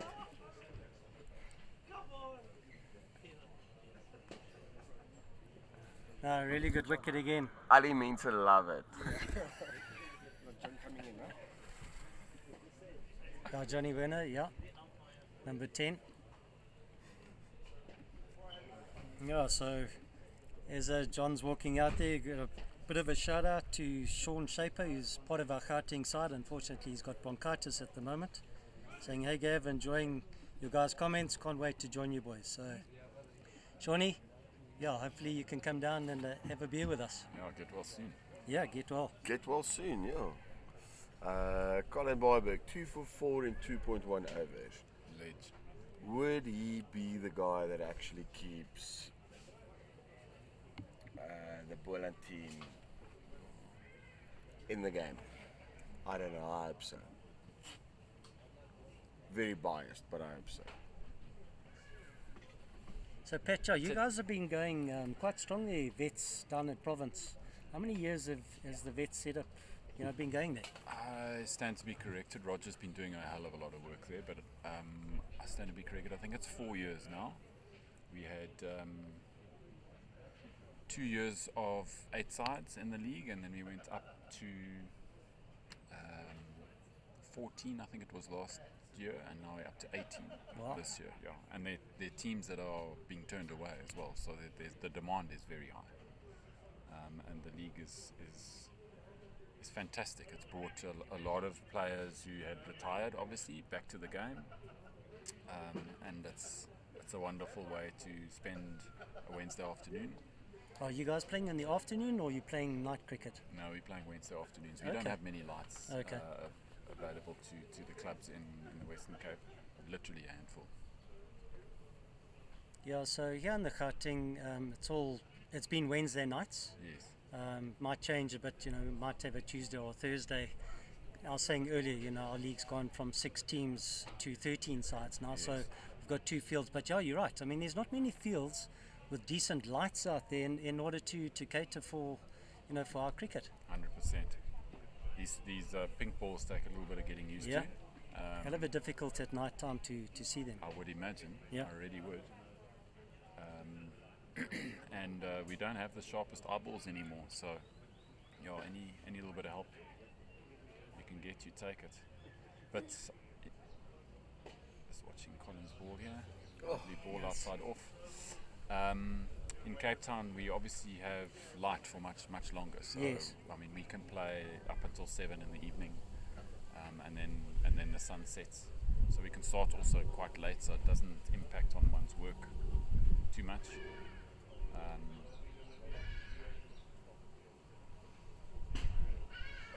Colin bowling like beautiful bowling.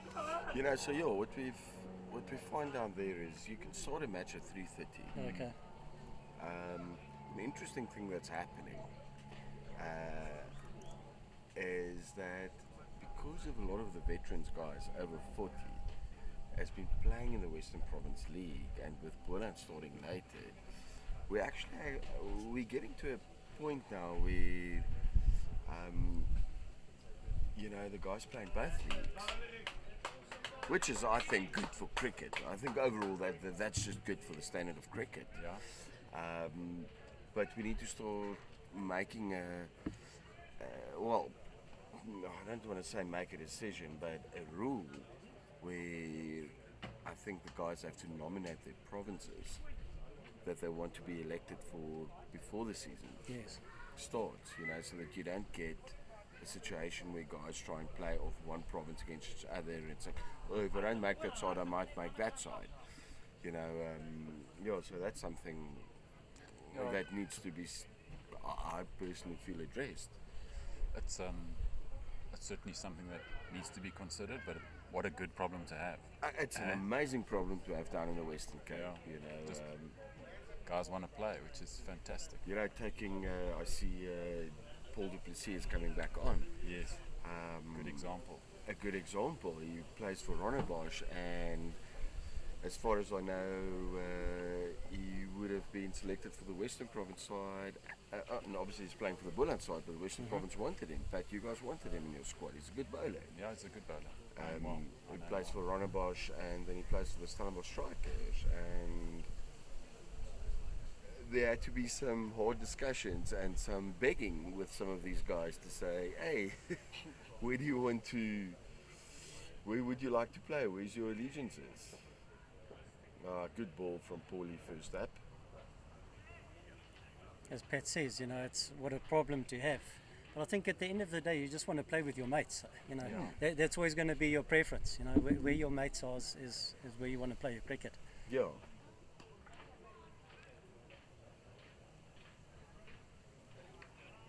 Oh, that is good work from Great fielding. Colin. What's that deep extra cover? Takes Craig to 30. Total 136. 32 others bowled. So about 40 odd runs to get still. You know, 38 runs of 76 balls. Current run rate 4.21. Required run rate 3. Tell you what, if Dip and Colin can sneak in 2 more wickets here, it could make for a very interesting game. Absolutely.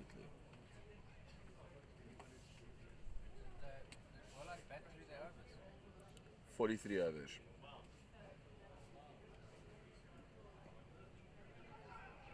Here we go. John, no. Great fielding. You know that guy? He'd already knocked the bails off there, it seems. Yeah. 52 years old and he's still running around like a 32-year-old. Yeah. He's just that little Jack Russell that you need.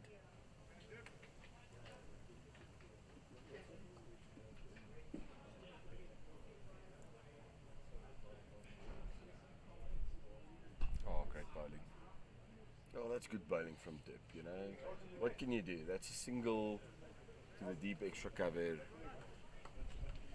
And Pat, on your side, have you got sort of young 50s or a mix of guys there?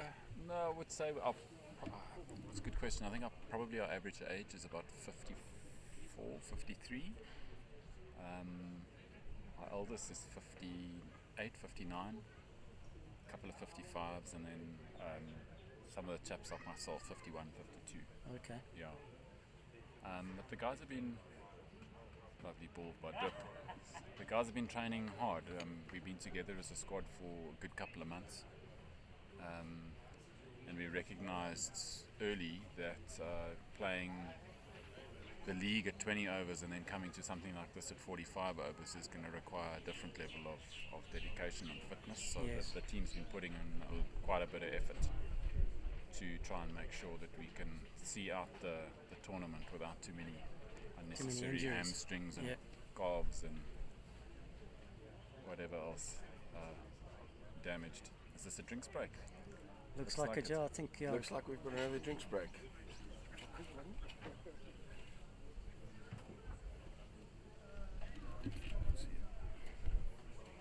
So yeah, I think we played Eastern Province yesterday, and that looked like an older side. Older side, yeah. I heard you.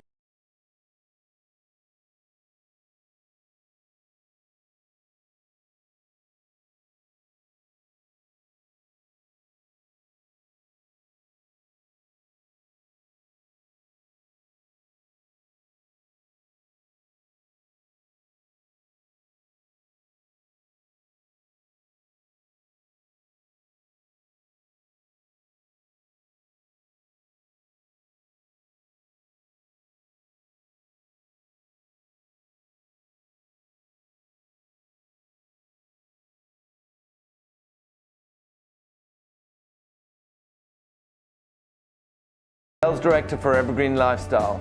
Today I'd like to tell you about one of our amazing incentives for retiree purchases.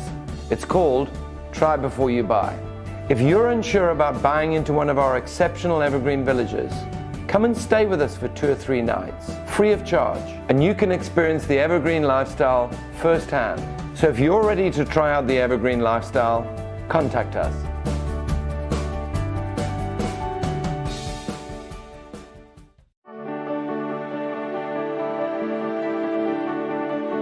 Hi, I'm Phil Wilson, Sales Director for Evergreen Lifestyle. Today I'd like to tell you about one of our amazing incentives for retiree purchases. It's called Try Before You Buy. If you're unsure about buying into one of our exceptional evergreen villages, come and stay with us for 2 or 3 nights, free of charge, and you can experience the evergreen lifestyle firsthand. So if you're ready to try out the evergreen lifestyle, contact us.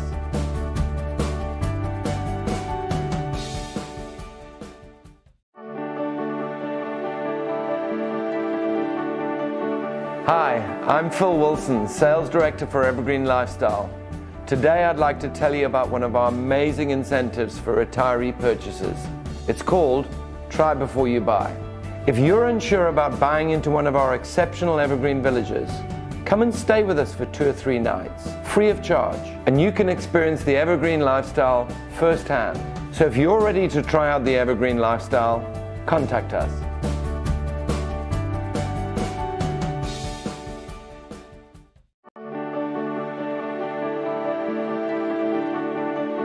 Hi, I'm Phil Wilson, Sales Director for Evergreen Lifestyle. Today I'd like to tell you about one of our amazing incentives for retiree purchases. It's called Try Before You Buy. If you're unsure about buying into one of our exceptional evergreen villages, come and stay with us for 2 or 3 nights, free of charge, and you can experience the evergreen lifestyle firsthand. So if you're ready to try out the evergreen lifestyle, contact us.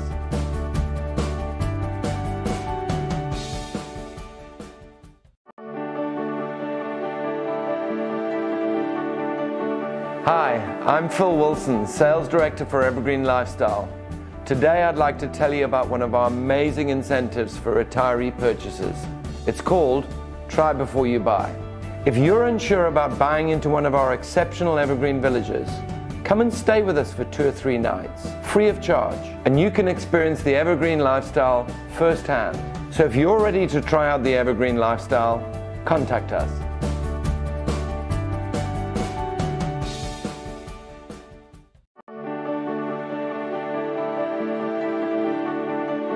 Hi, I'm Phil Wilson, Sales Director for Evergreen Lifestyle. Today I'd like to tell you about one of our amazing incentives for retiree purchases. It's called Try Before You Buy. If you're unsure about buying into one of our exceptional evergreen villages, come and stay with us for 2 or 3 nights, free of charge, and you can experience the evergreen lifestyle firsthand. So if you're ready to try out the evergreen lifestyle, contact us.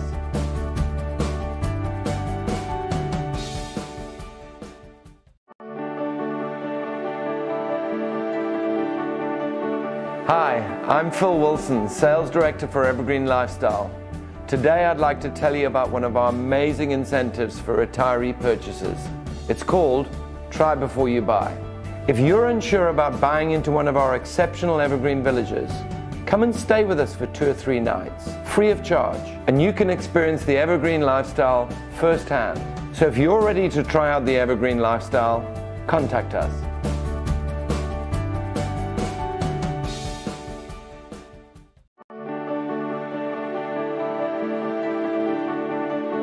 Hi, I'm Phil Wilson, Sales Director for Evergreen Lifestyle. Today I'd like to tell you about one of our amazing incentives for retiree purchases. It's called Try Before You Buy. If you're unsure about buying into one of our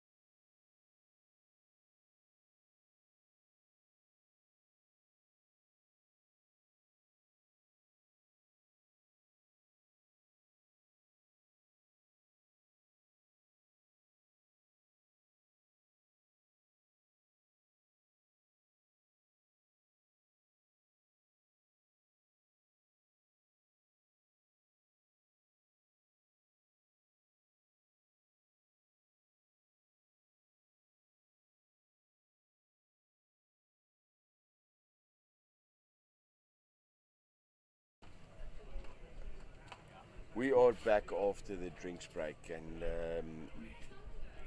we have Gauteng needing 35 of 70 balls with 6 wickets in hand. Current run rate 4.17, required run rate 3. Colin Marburg has started well, keeping things tight. Going for 2 runs of 3 balls. Let's hope for 3 dots and maybe another magical wicket from Uncle Collie.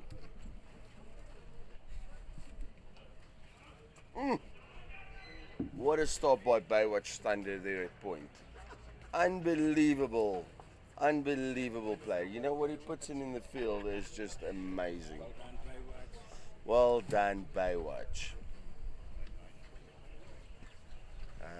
Guys, unfortunately you're stuck with just me at the moment because my fellow commentator Gavin is trying to organise us some shade.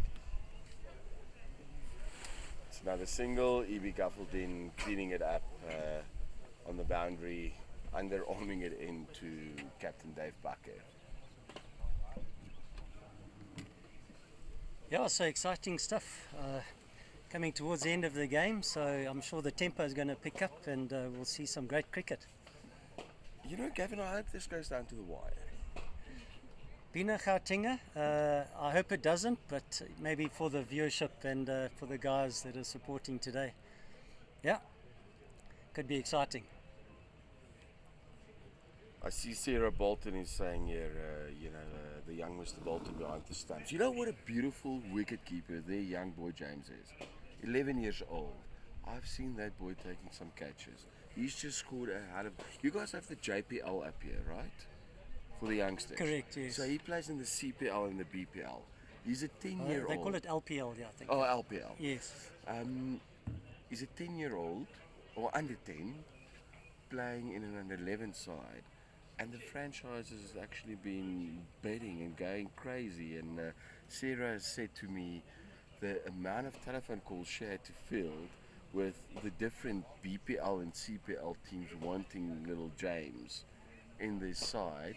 And obviously he's a wicket keeper because his dad's a wicket keeper and it's a Sarah. That's just how it's supposed to be. But I see Sarah saying, looks like this is going edge intro to the keeper's gloves by James Bolton. Yeah, I think I referred to it earlier. You know, the apple doesn't fall too far from the tree, so you get a lot of the guys here and their sons are now starting to sort of come through and represent. In our side, Stephen Jack, his son Connor, really great player, and I think he's just joined the Wanderers now, so in their Prem side. So watch out for him, and also Sean Shaper, who I was referring to earlier, his son Braden. Was the sort of man of the series with a local LPL tournament here, and nice. Based out there in England, getting his opportunities abroad. So it's great, and yeah, I think mentorship from the dads can put them in good stead for their futures. But you know what I also like, what I see with these games, it's you have guys here that grew up next to a cricket field because they got the love of the game from their fathers or their dads and their uncles and so forth. And on quite a few occasions, that's a wide, but well taken by Jonathan Bolton. You see guys like Hayden Trollope here next to the field playing and throwing balls to young AJ Barney and James Bolton and just putting in that effort. There's so many guys saying that's the lack in club cricket these days, where guys just rock up to play a game and they don't give anything back, and it's so beautiful to see. Yeah, it's nice to hear that some of the youngsters are doing that. Because I think the younger generation, it's almost that instant gratification. Just arrive and they want to play, but they don't want to put in the hard yards. Go down to practice and spend hours in the nets, and that's what it takes. If you want to take a sport to another level, you've got to put in the hard yards. It's also something I think, you've got to, that's how you grow the love of the game, quite simply. Good ball there from Paul du Plessis. Yeah, Paul's... He's being tight, huh? 6 overs, 0 for 24. I think it's been unlucky. Yeah, it's been a bit unlucky. I do agree with that.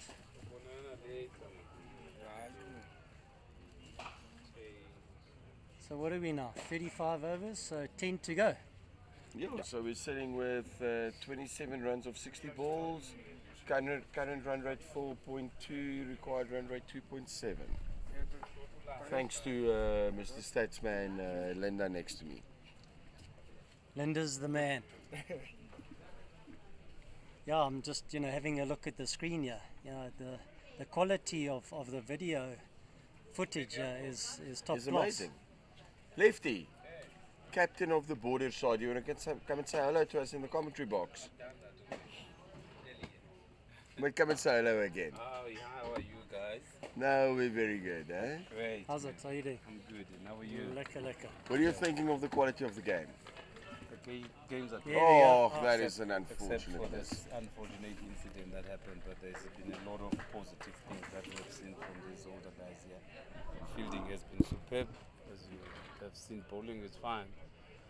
I was just saying to the guys, we have got Kopido here, who was in this over 60 World Cup. He's still going well. He's got a wicket. He's bowling. He's not being substituted at the same time.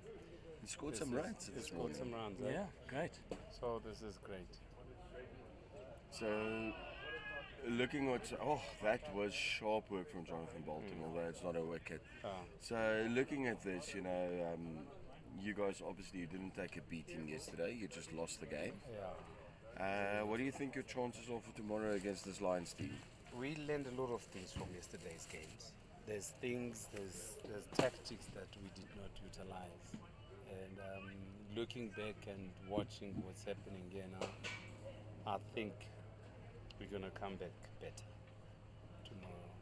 And we are in a have-to-win situation, unfortunately, because if we lose tomorrow, we're going down to the bottom group. But if we win and Boland loses, that will mean that it goes down to net run rate. Yeah, that's what we're praying for. Okay, well, I can promise you the Boland team is also praying for you guys taking down the Lions tomorrow. Boys, this is our home. Yeah. We're not going to give it away. We're hoping that Boland loses today, and then, but Boland is our friends. We're more along the coast, so part of us wants them to win, but I hope they lose. We'll make friends with you out there in the field tomorrow. And looking forward to it, and good luck for tomorrow's match, Lefty. Tomorrow, Thank you. Cheers, Lefty. Next up here is Raymond Boy. Raymond Boy. Come and say hello to everybody in the commentary box. Hi, Gavin. Hi, Raymond. I'm Claude. Raymond is a veteran of border cricket. 35 years, I think he's been working there. Is it, Raymond? Yes. 35 years. And he knows cricket inside out. Took us for our warm-ups yesterday. Very professional warm-ups. And he is the original founder of the famous Mackay and Tini. Okay, fantastic. Wow. Thank you. He dug him out of Mdingi way back and combined with Greg Hayes to bring him through. But the original talent spotter was Raymond Boy. So Raymond, when are we getting Mackay into veterans cricket? Actually, he's playing for the veterans cricket in the border, and he's playing for Gunubi veterans. And as Andrew has been saying, it was in 1992 when I spotted Makaya. It was in dusty areas of Mdingi outside King Lumstown. And what happened is that Makaya was, I used to go to all the villages and make sure that spotting and unearthing talent in the rural areas. I'm still working for border cricket now as a coaching manager. I was working for border cricket as a development coach, going to all the villages and all the townships to scout talent in those townships. I called the boys from the village, and guys were bowling at me, and Makaya ran in and bowled to me and said, "Gee, this is gold, this is gold." And I knew because what I said to him, listen, one of these days you play for South Africa. He just looked at me and smiled. And since then, guys, it's history. We started to make sure that we take Makaya to Victoria Grounds to make sure I'm having special sessions with him. And then later on, I did organize some stuff for him to go to Dell College, whereby he can play organized cricket against Grey, PE against Grey Bloom, against all those top schools like Queen's College, Selborne College, and others. And he played well. And then that year, Makaya made the border side where they played against England. There was a touring under 15 England, and Gordon Lord, the coach of England under 15, said, Makaya was the quickest bowler in the border region, in South Africa, who they face at all. And just brilliant for us as border cricket. Greg Hayes, when he went to the under 15 tournament, under 15 regional tournament in Queen's College, and he never had shoes, man. When he was bowling at the Vic, I took my old shoes, gave it to him, my old techies, and he tore them apart. I have to put like some wire just in front to make sure that he bowls well. Is that a size 12, Raymond? You're spot on. Okay. And then earlier on, and then later on, and Makaya did extremely well. He played for Border, played for SA under 19, and it's history now. And thanks God for that inspiration and for that talent we unearthed in Dingy. I mean, now with his son as well, so it's gone to the next generation there as well. You're spot on. I mean, with his son, we started as well. I mean, he made the border side. I was fortunate to take him to Benoni, it was in Benoni Easterns when we went there for the under 17. He did well as well. He's still doing well. I know he plays now for the Dolphins, and it's a great talent of family, whereby they got some athletes in the family, which is a great thing. Yeah, because I think it's actually amazing. That was a great pickup by Johnny Werner there. Great pickup and hit that to square leg. Because I just pulled up the stats here. I mean, Makaya played 101 tests for South Africa, 390 wickets, 173 ODI matches at 266 wickets. You're spot on. You have to be, proud, and we have to be proud of a guy like that in South Africa. He's an absolute legend, and we need him in veterans cricket. So that's your job. You've got to get him involved. As an opening bowler, I don't want him to come. I personally, as a batsman, would not want to face Makaya, but Raymond's work in the cricket never stops, and he's worked in all facets of cricket, unearthing talent. And recently he was in Durban with the blind cricket team. Okay. So he even goes that far. Yeah. He was telling us about it the other day, and I asked him what the highlight of the tour there to Durban was. And he said undoubtedly when he took his team on a sightseeing tour of Durban.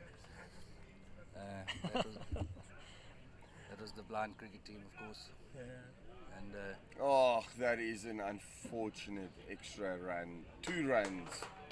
Going up and Hlanga Drive, he was heard to say, and there's Table Mountain on the left.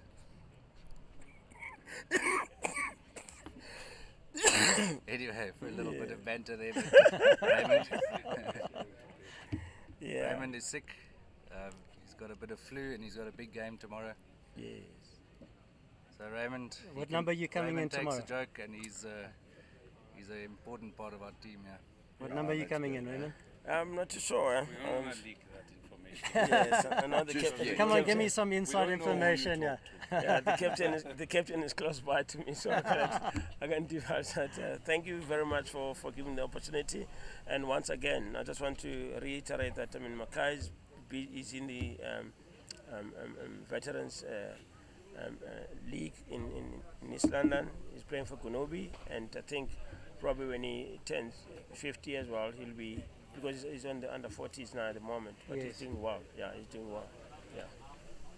Okay. There's the over 40s IPT next year. And, yes, because with the over 40s World Cup looming, I think You're going to players like that gracing our presence. Yeah, it's going to be fantastic. Imagine we have for the SA over 50 team, and maybe I'm putting it a little bit out here, but James Albani playing for the Boland side and bowling beautifully with Makaya opening the bowling.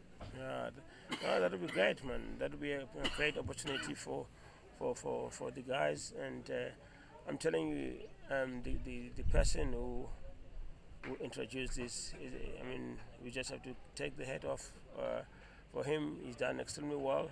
I mean, that group of guys who decided that they have to introduce this, because it's bringing all those top cricketers, the legend of the games, those icons. I mean, those guys, I mean, whereby we used to sit after the game, have like